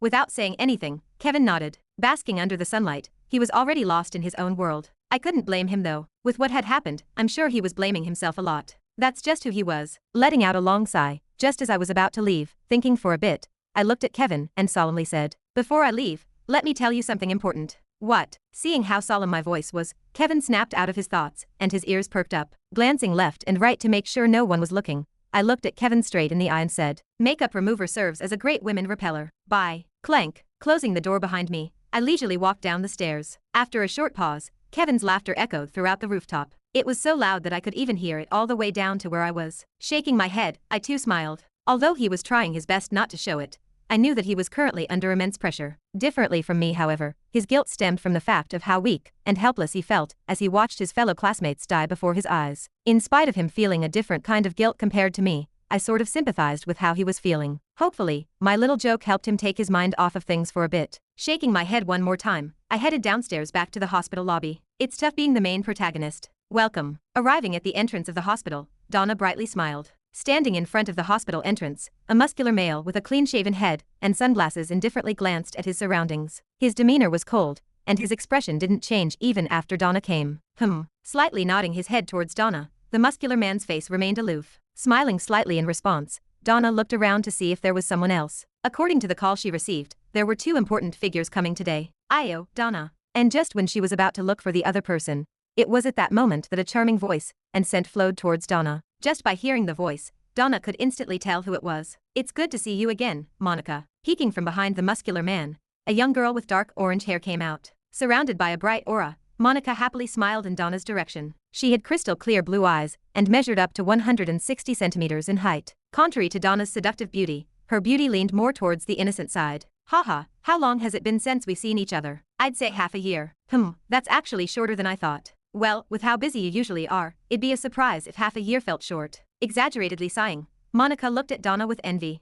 Maybe I should have gone to teach at the lock with you." Smiling, Donna shook her head. "Your fault for choosing money over happiness. I'm starting to really regret my decision now." Looking at the girl before her, Donna couldn't help but think back at her past. She, along with Monica, graduated from the lock. However, differently from her, Monica chose to join the union instead of teaching at the lock. At that time, their powers were about the same, but 5 years later, thanks to all of the support she got from the union, she was now ranked 27 in the hero ranking. She was nicknamed the Sunset Witch. Her powers were so devastating that the union had placed heavy emphasis on her. They had high hopes for her. Due to how outstanding she had been in recent years, they all thought that she was going to be the next SS-ranked hero. That's how outstanding she was. "Monica, stop chatting, and let's get our jobs over with." Disrupting their conversation, the tall muscular man spoke. "Geez, why are you always so uptight with everything, George?" Ignoring Monica, the tall muscular man named George glanced at Donna. He was hinting at her to hurry up. "How about you first come into the hospital instead of waiting at the entrance?" Taking the hint, looking around her, Donna noticed that the atmosphere around them was tense, almost suffocating. This was partly due to how enormous their presences were. Although they weren't consciously releasing it, it was still felt by everyone around them. This way, without skipping a beat, gesturing for them to follow her, Donna walked towards a more secluded space in the hospital. Alrighty. Happily smiling, Monica and George followed Donna. Only after they left did everything return to its usual calm. Arriving at a more luxurious space inside of the hospital, Donna brought them into a private room. Gesturing for them to sit down anywhere, Donna took off her coat and sat on a sofa. So what do I owe you the pleasure of coming here for? Glancing at George for a second, Monica raised 2 fingers. We have 2 objectives to achieve. One is to deliver a certain equipment to the agents. 2, see a certain student. Hearing the first part of her sentence, Donna nodded. Naturally, in order to accurately measure if demons and villains were involved in the incident, special equipment was required. If not, it would be much harder to determine whether this was done by a villain or someone else. However, after hearing the second half of Monica's sentence, Donna frowned. Who is the student you got your interest in? Kevin Voss. Kevin? Yes. Hearing Kevin's name being mentioned, Donna's frown deepened. What do you need to see him for? Cutting Monica before she could answer, George spoke. It's none of your business. Oh, I would like to disagree since he is my student. Raising her brow, Donna looked at George and released her S-ranked pressure. Humph. Not wanting to be outdone, George too released his pressure. Instantly the room shook. Hey, both of you calm down. Noticing that the situation was quickly getting out of control, Monica stepped in. Whoosh. Instantly, both of their pressures disappeared as a more monstrous one enveloped the both of them. KHH. KHHH. Monica, stop. I get it. Enveloped by such monstrous pressure, both George and Donna felt as if a truck had rammed into them. They could barely move their bodies. Seeing that they had both calmed down, Monica's pressure disappeared. Feel, you know I don't like doing this sort of stuff. Flicking her hair to the side, Monica leaned back on her chair. Looking back at Donna she said, you aren't thinking of recruiting him, right? If so, discard that thought immediately. He still needs to graduate from the lock before he is allowed to step foot into the union. We know, we aren't here to recruit him, but more like observe him. Seeing the slight hostility in Donna's eyes, Monica reassured her. Lightly tapping on the armrest of the chair, Monica looked at the ceiling of the room, before softly mumbling. We also have a couple of other people in mind, but they might be harder to recruit since their parents might want them in their guild. Pretending to not have heard the latter half of her sentence, Donna nodded. If you promise me you won't be doing anything out of order, I can allow you to meet him. Thank you, Donna, you're the best. Happily standing up, Monica jumped in Donna's direction. Stoop, don't come near me. Chapter 73. Hospital, 4th floor. Emma's face was rather strange as she followed Kevin from behind. As they walked, she could not help but notice Kevin's shoulders occasionally tremble from time to time. Kevin, about Jin. Just when Emma was about to mention the matter regarding Jin's sudden change in attitude, she was suddenly disrupted by a small burst of laughter. Ha ha ha. Though Kevin tried his best, he finally could not hold back and laughed out loud. Makeup remover serves as a great women repeller. Thinking back at what had happened on the rooftop, Kevin could not help but laugh out loud. Though the joke was not even that funny, it was just the way he said it. His face was so serious. Ah, I cannot, ha ha ha. Looking at Kevin who had just lost his composure, Emma did not know what to say. She could not quite grasp what was happening before her. In the past, Kevin had always been very calm and mature. It felt as if nothing could shake him. But what was going on with him today? Had all the stress got to him? Kevin, noticing Emma's face, forcefully held his laughter back and immediately waved his hands as a form of apology. Keep going. I am all good now. So I was talking about Jin. Just when Emma was about to continue speaking again, she was once again disrupted by a loud chuckle. This time, she could not help but get annoyed. Glaring at Kevin, her tone raised a few pitches. If you want to laugh just laugh, but do not waste my time. Ha ha ha. I am really sorry but, haha, hey Emma, what do you think of makeup remover? Holding on to his stomach, Kevin's face was completely red. Speechless by Kevin's random question, Emma shook her head before responding. I would not know since I do not use makeup. As soon as Kevin heard Emma's response, his smile froze. After a short pause, Kevin returned to his usually calm expression. That pretty much ruined the joke. What joke? Does not matter anymore. Continue with what you were saying. As if nothing had happened, Kevin nodded at Emma, urging her to continue what she was saying. Sigh, I give up. Anyhow, I was just about to talk up. Shaking her head and sighing at Kevin's sudden change in attitude, Emma tried to continue what she was trying to say but soon stopped halfway through her sentence. Shortly after, an exclamation escaped from her mouth. Emma. Noticing something odd about Emma's behavior, Kevin glanced at her. Staring in the distance, Emma's eyes sparkled. Her face soon dyed red in excitement. What is going on? Confused, following Emma's line of sight, Kevin's eyes soon paused on a trio walking in their direction. Instantly, Kevin recognized one of the 3 people. Donna Longburn, his class tutor. Walking with her head down, she looked worn out. Her hair was a mess and her expression was that of utter defeat. It looked as though she had just come back from a tough battle. Looking at her expression, although Kevin did not know what had happened, he could not help but feel a trace of pity for her. Next to her, A tall muscular man with a bald head and sunglasses indifferently glanced at his surroundings. There was this sort of regal feeling coming from him, almost as if he was a massive lion that ruled over an expansive territory. Although for the most part his face was indifferent, from time to time, Kevin was able to notice him clicking his tongue in the direction of the last person. Standing in front of them, a young girl with dark orange hair happily chirped throughout the halls of the hospital. From appearances alone, she looked to be a few years younger than Emma. Her skin was crisp and pleasant, and she looked like a regular 14-year-old girl. Noticing something, the young girl's eyes excitedly looked in Kevin and Emma's direction. Pointing in their direction, the young girl urged Donna and the other guy to hurry up. Who is she? Noticing that something was not right, tilting his head in confusion, Kevin turned towards Emma. However, his question was met with air as Emma ignored him completely. After a couple of seconds, Emma ran towards the young girl as she shouted at her, "Sister Monica." Emma, seeing Emma coming her way, extending her hands forward, they soon embraced each other and laughed. "Look at how much you have grown." Looking at Emma from head to toe, a trace of envy appeared on Monica's face. "I am now taller than you. That is not something you should be pointing out to someone who you call sister. You know I am just messing with you." Smiling evilly, Emma tried to pat Monica on the head. Smack. "Stop it, you brat." Smacking Emma's hand away, Monica's eyes landed on Kevin. Smiling, she said, "You must be Kevin." Confused, Kevin confirmed before asking, "Yes, you are?" As soon as he finished speaking, the atmosphere around him froze. Be it Emma, Donna, or the muscular guy, everyone was staring at Kevin in utter shock. How did he not know the identity of the girl in front of him, especially since she was one of the most popular heroes on Earth at the moment? Just how out of touch with the world did someone have to be to not even be able to recognize her? Taken aback for a second, a trace of a smile soon appeared on Monica's face. "Wow, this is a first. Someone who actually does not know me. How interesting." Confused, Kevin looked in Emma's direction. Face palming, Emma whispered, "Hero rank 27, the Sunset Witch, Monica Jeffrey." Oh. Inside of a private room in the hospital, sitting in front of Monica, Kevin asked, "So what did you call me here for?" Calmly drinking a cup of tea, Monica briefly glanced at Kevin, before softly mumbling to herself, "So handsome." "Excuse me." Covering her mouth and realizing her mistake, Monica looked away from Kevin. "Oops. I meant it is hot in here." Letting out a dry cough as though she was embarrassed, Monica took something out from her pocket and handed it to Kevin. Glancing at what was in Monica's hand, Kevin saw a black card decorated with fine silver patterns. Taking the card, Kevin looked at the fine print on the card. Union, Senior Executive Member, Monica Jeffrey. Seeing Kevin accept the card, Monica smiled and said, "Let's keep it short, we want to recruit you into the Union." Observing from behind, Donna coughed a couple of times. Under Donna's glaring eyes, Monica stuck her tongue out. "Fine, let me rephrase. Would you be interested in joining the Union after you graduate from the lock?" So this was what this was about. Playing with the business card in his hands for a couple of seconds, Kevin soon gave it back.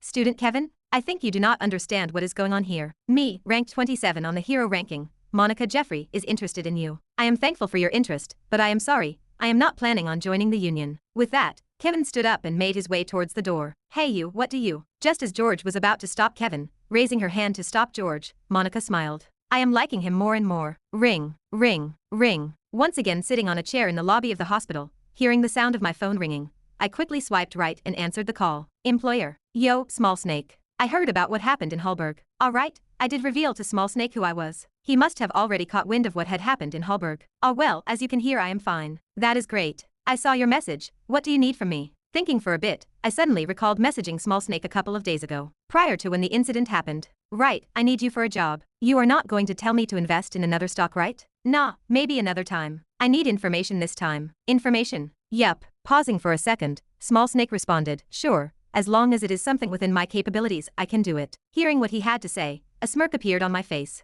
"Please, with your capabilities, even finding the information of some of the top guilds should not really pose a problem for you." But well, he did not need to know that I knew about his true capabilities. "I want you to tell me all you can find about a guild called Galzacus." Galzacus? Yeah, you can do it, right? Yes, but why are you specifically looking into that guild? Is that not your parents' guild? Oh, so you dug into my past? Yes. Hearing his blunt reply, I was taken aback for a second before I burst out laughing. "Ha ha ha, I did not know you were that interested in me. Better safe than sorry." Shaking my head, I crossed my legs and said, "So, you think you are up for?" However, halfway through my sentence, I paused. Employer. There was a good reason for my pause. That was because, "What is your name?" Standing in front of me, a young girl with dark orange hair smiled as she looked at me. "Sorry, Small Snake, I might have to call you later." "What do you?" Tack. Hanging up the phone, I was utterly speechless. What was she doing here? Why was the Sunset Witch standing in front of me? Moreover, if I remembered correctly, was she not supposed to be recruiting Kevin and the others? Smiling, Monica placed her hand on her chin and scrutinized my body from top to bottom. After a bit, nodding her head, she said,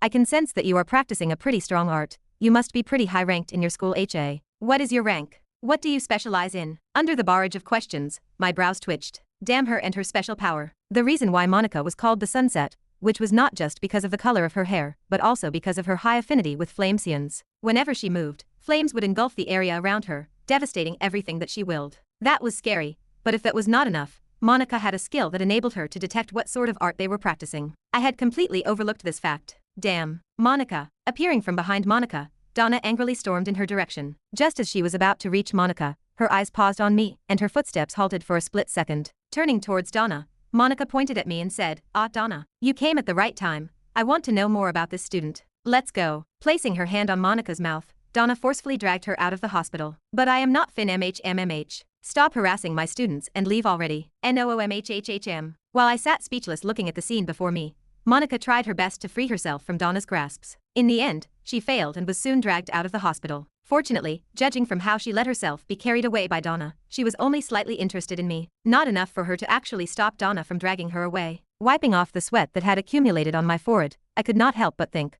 I guess I just dodged a bullet. Chapter 74. Sitting in my usual seat, I listened attentively to the class lecture. Or at least I tried. Despite the fact that 2 weeks had passed since the Hallberg incident, the classroom's atmosphere was not as lively as it was back before the incident. Glancing at the classroom, I could see why. Almost a quarter of the students that used to sit around me were now gone. Despite not knowing many people, I found out, a couple of days after the incident, that Evan and Cassandra were part of the people that had died during the incident. They were the same 2 people that were part of my group. In spite of the fact that I did not know them that well, the fact that 2 people I was acquainted with had died went to show how tragic those events were. Literally, anyone could have died that night. Alright, that marks the end of the lecture. Snapping me out of my thought was the engineering professor's charming voice. Just like before, throughout the whole time I had stayed in the lock, she was the only professor that did not pay special attention to lineage or rank. Whenever I asked her questions regarding the lecture, she would always patiently and calmly explain what I did not understand. Therefore, although I did not necessarily understand what she was teaching, I did not hate this class. Right after the lecture ended and the professor left the classroom, everyone remained seated.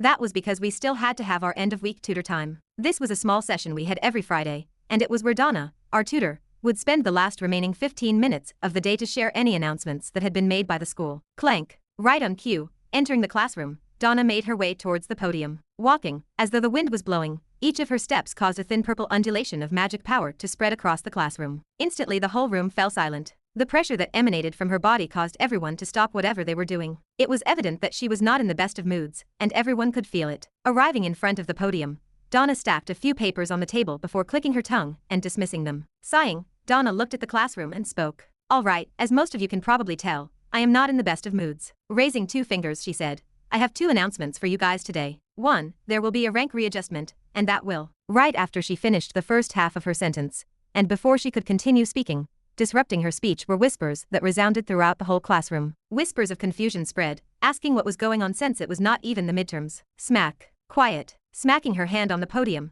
a small shockwave swept through the classroom. As if a strong gust of wind had appeared, everyone was pushed back onto their seats, myself included. As a result of her action, the hair I spent 2 minutes styling this morning was now a mess. Great. A couple of seconds after smacking the podium, Donna continued. "If some of you are confused as to why your ranks are being readjusted, the answer is simple. It is because there are now fewer of you. For better or for worse, we have to readjust your ranking according to academy protocols." Placing both hands on the podium, Donna's eyes swept through the classroom before she said to please be quiet and wait for her to finish announcing the new rankings before announcing the second announcement. Nod. Under Donna's piercing stare, everyone could only helplessly nod their head in agreement. Seeing everyone nod, a trace of a smile appeared on Donna's face. "Alright, here are the new rankings." Tapping onto her tablet, Donna quickly read through a long list of names. Kevin Voss, still rank 1. Melissa Hall, still rank 2. Troy Durex moves up a rank and is now rank 17. Edward Smith moves up 5 ranks from 739 to 734. Pausing slightly, a slight frown appeared on Donna's brows. It was so subtle that only by paying close attention would anyone have been able to notice it. Lastly, Ren Dover moves up a total of 200 ranks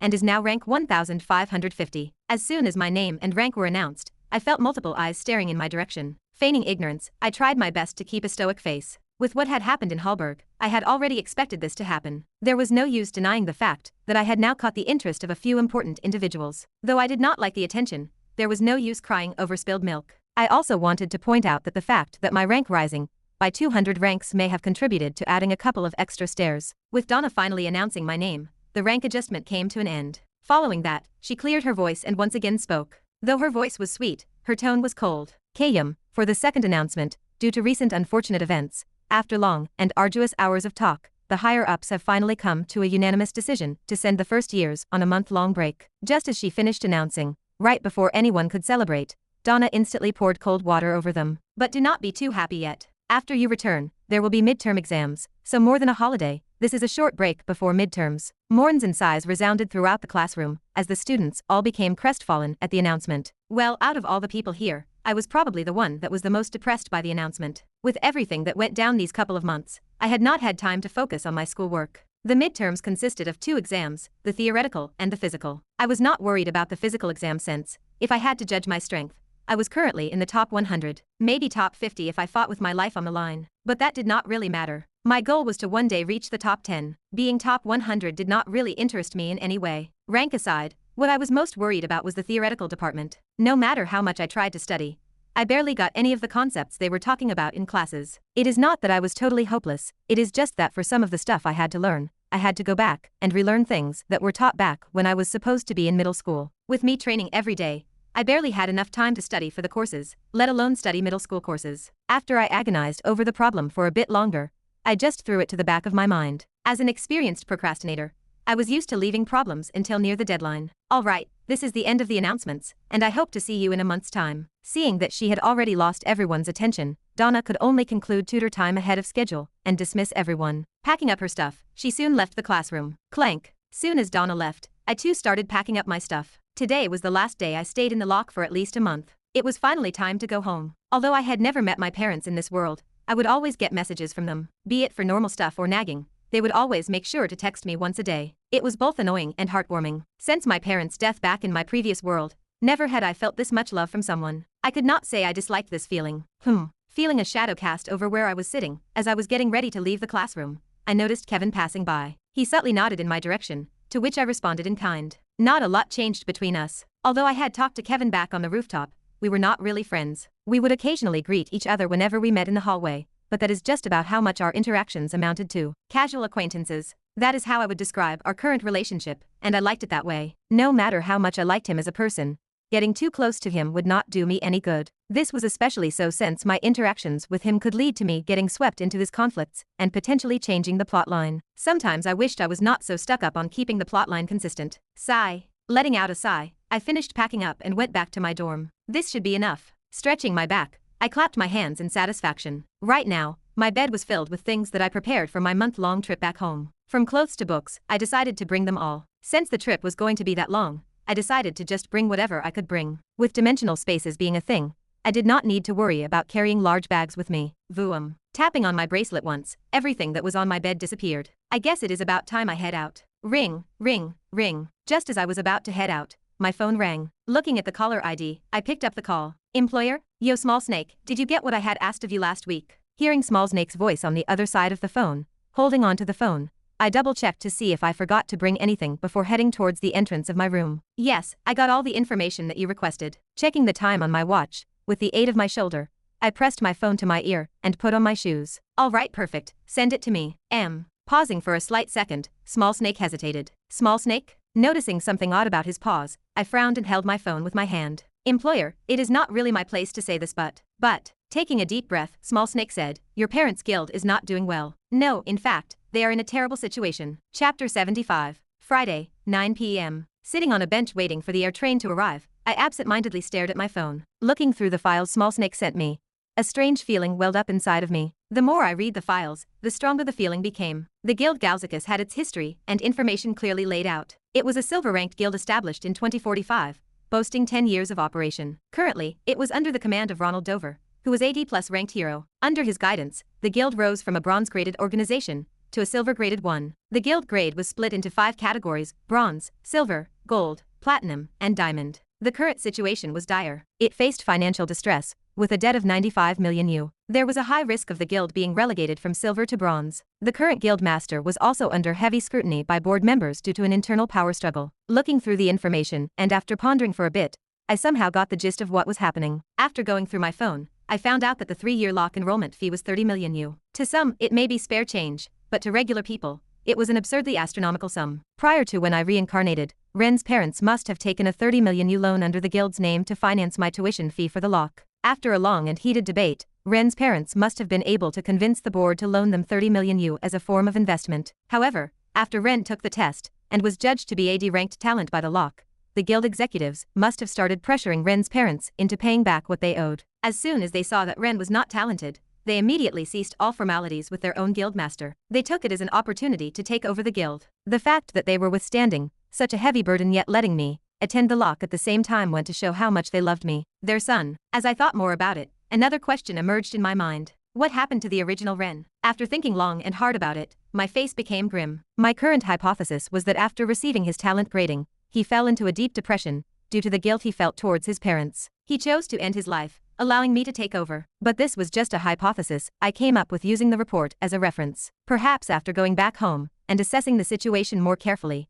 I could find more about the previous Ren. Maybe there was more to the story than the report told. 9:15 p.m. After having gone through the report a couple of more times, every second that the train was not here felt oddly agonizing. It was as if a part of me really wanted it to arrive and quickly send me to my parents' house. But why did I want to meet people that I had never met before so badly? It is not like they were my real parents. Was I perhaps longing for a family that much? I quickly discarded such a thought. Although I did want to once again feel the love I felt from my parents back in my previous world, it should not be to the point where I would start longing for it from strangers that I have never met before. Perhaps right. What if a part of me still contained the emotions of the previous Ren? What if this longing feeling I was feeling towards my new family was due to the old Ren's influence? Just how much influence did the previous Ren have over me? Clenching my heart, I could not help but feel the slow rhythmical palpitations that would increase whenever I dug more into the previous Ren's family. It hurt. It was the same feeling I felt whenever I thought of my parents back in my previous world. Once I began to think along those lines, it just did not seem to end. I just started remembering the happy days I spent with my family back in my previous world, when everything was not as fucked up as it was now. Their home-cooked meals, their nagging, and the fun holidays all came rushing back. All of those memories came flooding down like a dam that had broken into pieces. Phew. Wiping the corner of my eyes that had slightly reddened,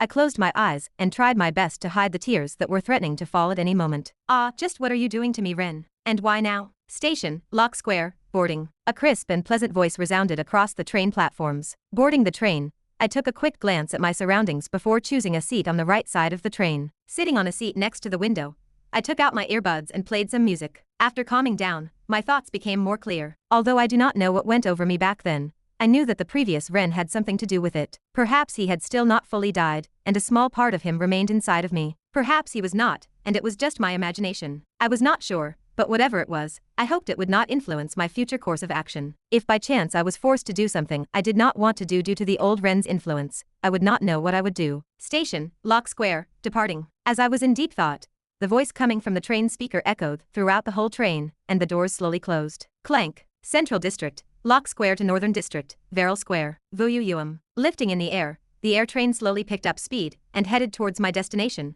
the Northern District. Ashton City had a cumulative population of 50 million people. Being the safest and most centralized area in the human domain, it naturally attracted a lot of people. It was massive. Because of its size, Ashton City was divided into 5 different districts. They were the Northern District, Southern District, Eastern District, Western District, and the Central District. The reason why they were split that way was simple. Apart from the Northern District, every other district was under the jurisdiction of one of the 4 diamond-graded guilds present in Ashton City. Rank 1, Demon Hunter, was in the Southern District. Rank 2, Starlight Guild, was in the Central District. Rank 3, Black Hammer, was in the Western District. Rank 4, Eclipse of Dawn, was in the Eastern District. Although the Union and the central government were the main powers that kept humanity in check, they still allowed the top 4 guilds to take control over certain areas. This way the Union could keep their power centralized and keep guilds satisfied at the same time. And unfortunately for me, the Northern District, where I was headed, was under the jurisdiction of the Union. The annoying bunch. If I remembered correctly, Emma also lived in the Northern District, with her father being the vice director of the Union,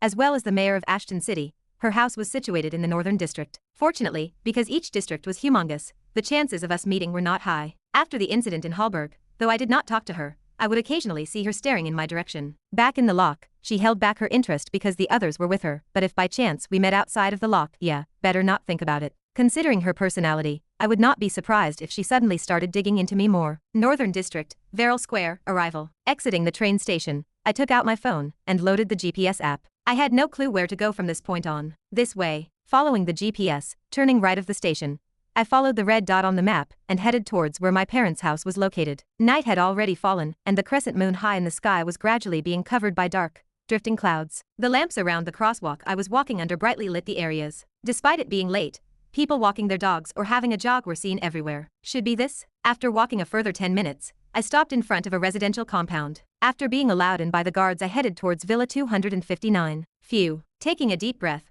I looked at the large villa in front of me. Painted in white all over, the villa had 2 balconies and a large garden. Large wooden fences covered the perimeter of the garden, and at the entrance of the villa stood a large wooden door. Looking up at the windows, I could see that the lights were still on, evidently showing that everyone was still awake. It was clear that they were still awake waiting for me. Phew, all right. Hesitantly, I reached for the doorbell of the house. This was it. It was finally time for me to meet my new parents. Ding, dong. As soon as I pressed the doorbell, on the other side of the door, the sound of rushed footsteps was instantly picked up by my ears. Clank. Opening the door, brilliantly smiling, a beautiful woman with golden hair and blue eyes greeted me at the door. Welcome home, Ren. To be continued. Hope you liked today's video. Join the community by subscribing and dropping a like. I'll be back with another update as soon as possible. See you then.